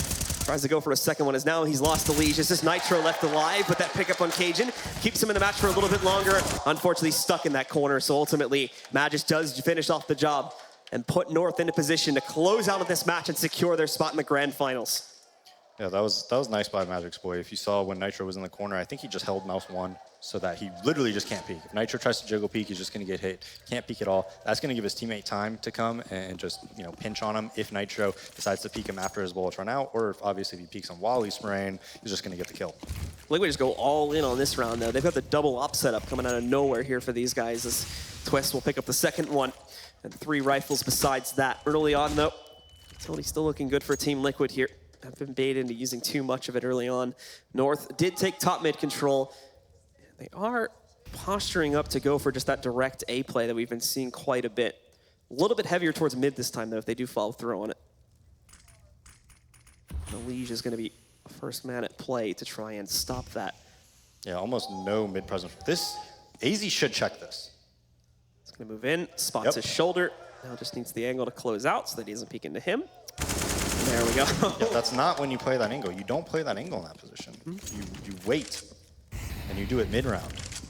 So off of that, Elige goes down without a single trade to show for it. Twist will pick up 1, but remains on top of the ticket booth. Config even following through off the kill on Twist. He takes down the second Opera as well. And with Mad just knocking out Stanislaw, it's looking like North, ladies and gentlemen, may have just secured their playoff spot for Nitro. He's alone in a 1v4, hoping that Magisk would overcommit and he could punish some of that pressure from CT, but he's not biting on it, so now he needs to worry about this retake. He's even given North all that time to set back up, so in he will go, trying his best to spray through it. Now he's given away his position. He's lost the element of surprise, picks up that first kill, trading out towards the AK. He's running low on time, and he's not even close to knocking out the remaining players. The Magus Boy wraps around from the backside, and with that said, North are gonna close out. 19-17 is the final score on map number 2, and they'll take it 2-0, pushing forward into the grand finals tomorrow. Yeah, I mean, JDM had that great 3K to bring him into overtime, but that last round, I know we weren't watching him. He was responsible to cover Twist when that player came out of halls, didn't hit that shot. The A-ramp play, when they came out, he didn't hit that shot at all. He was 0 for 2 when he played up close A-ramp. So, you know, those are opportunities that Liquid have to win rounds. Just got to capitalize off your positioning, right? You're there, you're posted up with an op, just got to hit the shots. Yeah, and with the way that things went over on map 1, things didn't really start out great for Liquid here in the series. They had a good bounce back in the first half of this map, but then just couldn't carry it through in the second half to close on the map. Ended up in overtime, few good rounds, but at the end of the day, North ended up taking it over them. Yeah, I thought Liquid had a lot of opportunities. especially in that, like when they had 5 players in middle, or in A, right? They just completely read it, and still North ends up winning that round. So maybe just in overtime, a little bit of jitters, not sure, but at the end of the day, North comes through. Well, now the real question here is, how is North looking overall? How are they looking to face off in the grand finals against G2? Is that going to be enough, or is there some mistakes that they have to fix before tomorrow? Well, I think on Mirage, they can't get ecoed on that second round. If they don't, a couple times on that T side, they could have easily had more rounds and whatnot. A little bit of small mistakes by them. So I think they could play better than what we saw even. All right. Well, we do have an interview ready on the stage with our winners. So let's throw it over to Golden Boy. Thank you so much. All right, I'm joined by Config. Config, congratulations on your victory. Hard fought, especially on that game in Mirage. First and foremost, so I do want to get your thoughts here.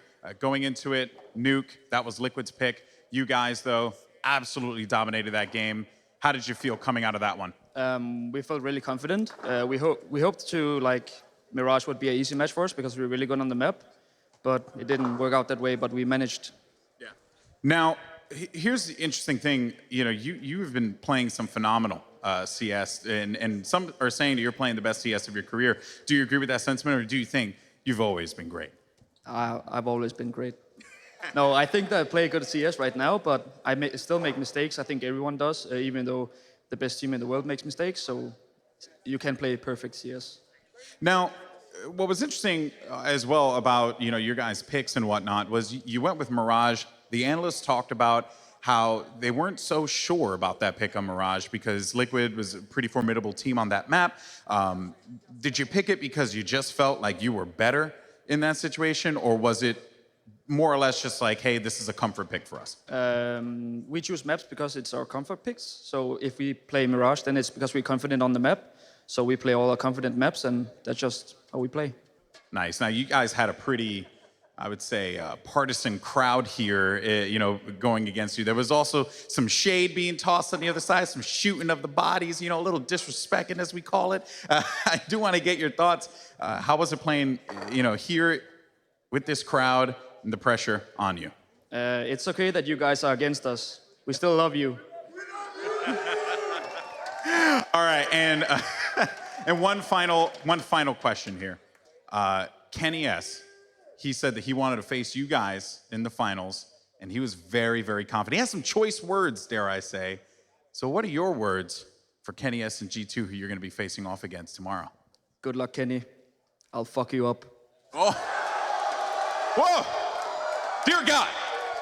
Okay, I'm getting it's getting a little hot in here. I'm gonna let you go ahead and do your thing, buddy. Ladies and gentlemen, that's Config there. But when we come back, we're gonna break down the gameplay and all that good stuff. Thank you so much for sticking in just a few.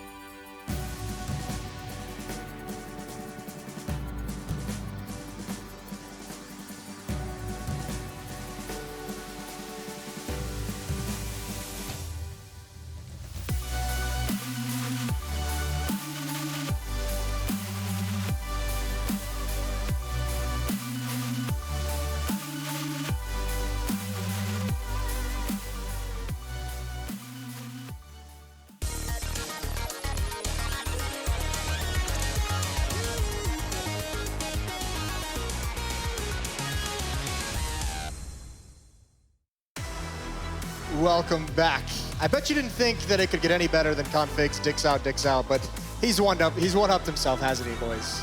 I think Config should exclusively give interviews now for North. Yeah, he should. He's a showman inside of game and out. You know, the tea bags. It's always quite fun, spraying the bodies, getting the BM to its highest possible level. It's good stuff. And the curse has been broken, Jason. The curse, well, yeah, no matter what happens, the curse is broken, because G2 went straight to the semifinals, North went straight to the semifinals. They're both through to the grand finals, so no matter who wins, the curse is snapped. It's all been very fitting, right? We had the top 2 teams from each region after regular season, now making it to the semifinals, and then top 2 teams from each group in the grand final. That's pretty cool. That is really cool. It's been scripted. This is the kind of analysis you get here at Sorry, Xfinity. What can you say about that? Either way, let's get into the game, because 11-4 at the first half, winning pistol round, having a 15-13 lead, you have to imagine Liquid had plenty of chances to take this map. Absolutely, and this game came down to clutches, more or less. We had so many clutch situations for both teams. I mean, Liquid did a great job in the first half, Elige having some monster rounds to kind of set the tone for Team Liquid, and then in the second half, North did a great job of retaking on the CT side. I agree. Lots of retakes. Yeah, and Elige had a... it's good. Elige had a big boy game, 35-26, 104 ADR and a losing effort. But Yenko, I mean, talking a little bit more tactically, I know you had a round you wanted to show off. Yeah, it seemed like Liquid was very, very adamant about going towards that A bomb site and using that infamous A smokes, whether early on or later on in the round.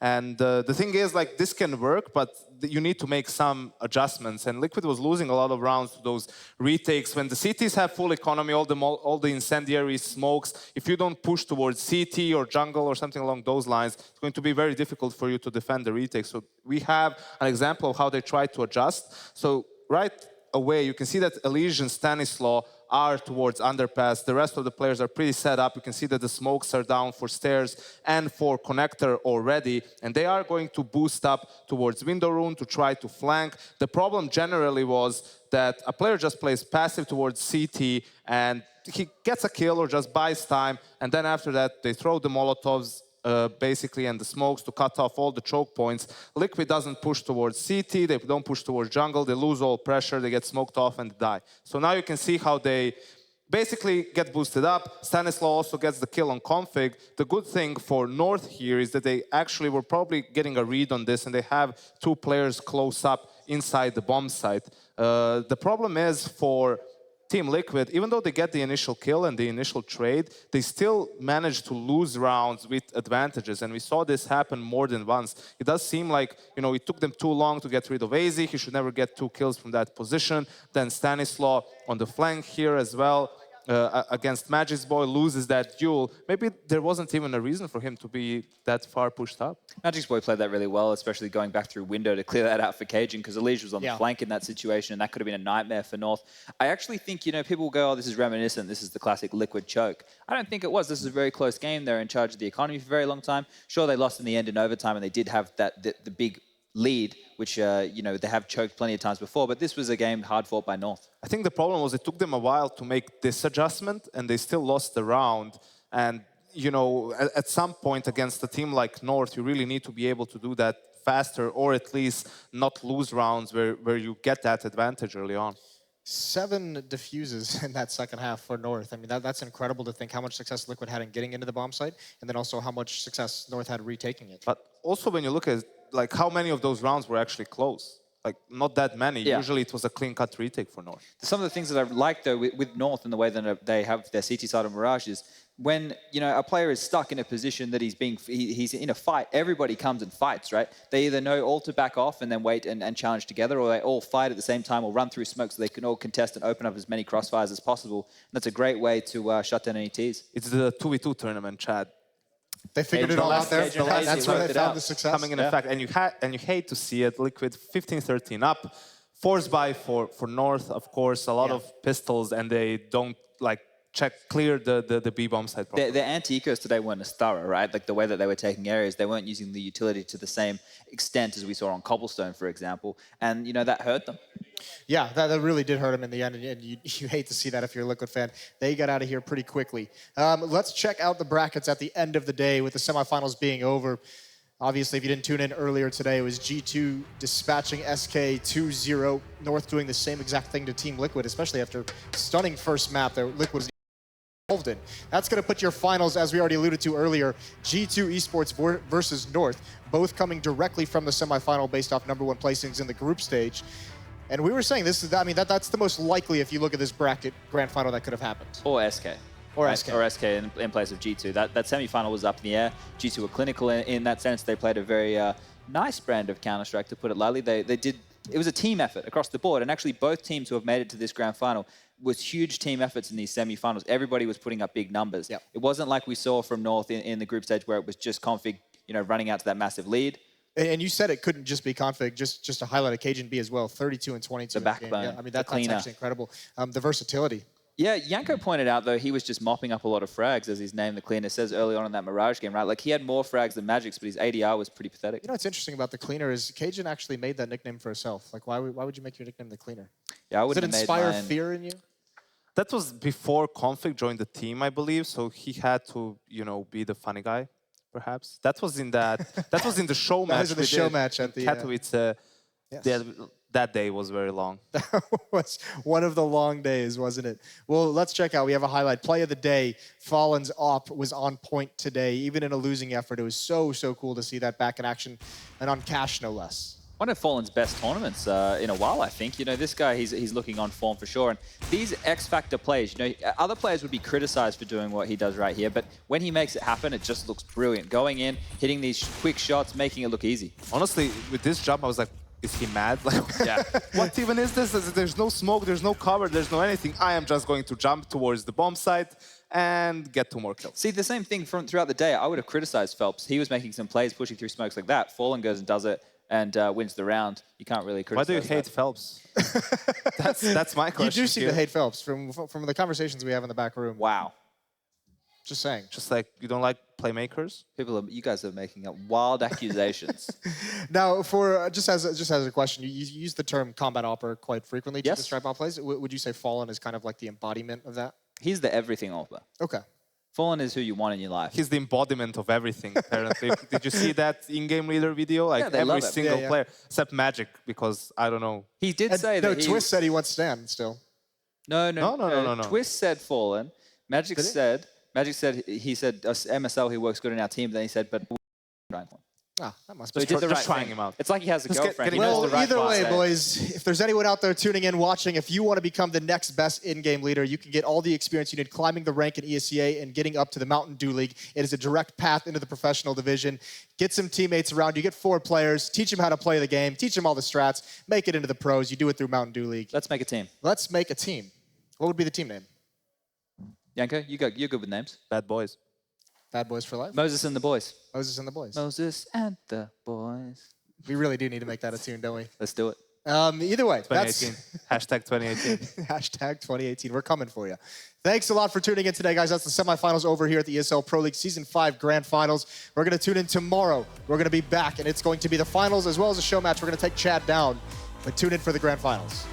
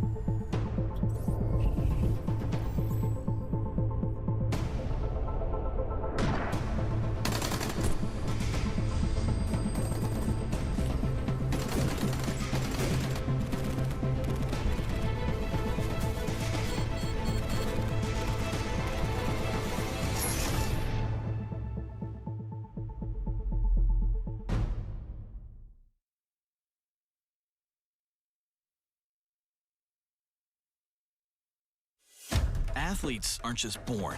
They're molded from the core. A core of strength. A core of laser focus. A core that can handle anything. A core that sweats the small stuff. A core that's the difference maker, game changer, world shocker. You see, hard work makes the athlete, but the edge of a Core i7 processor makes you unstoppable.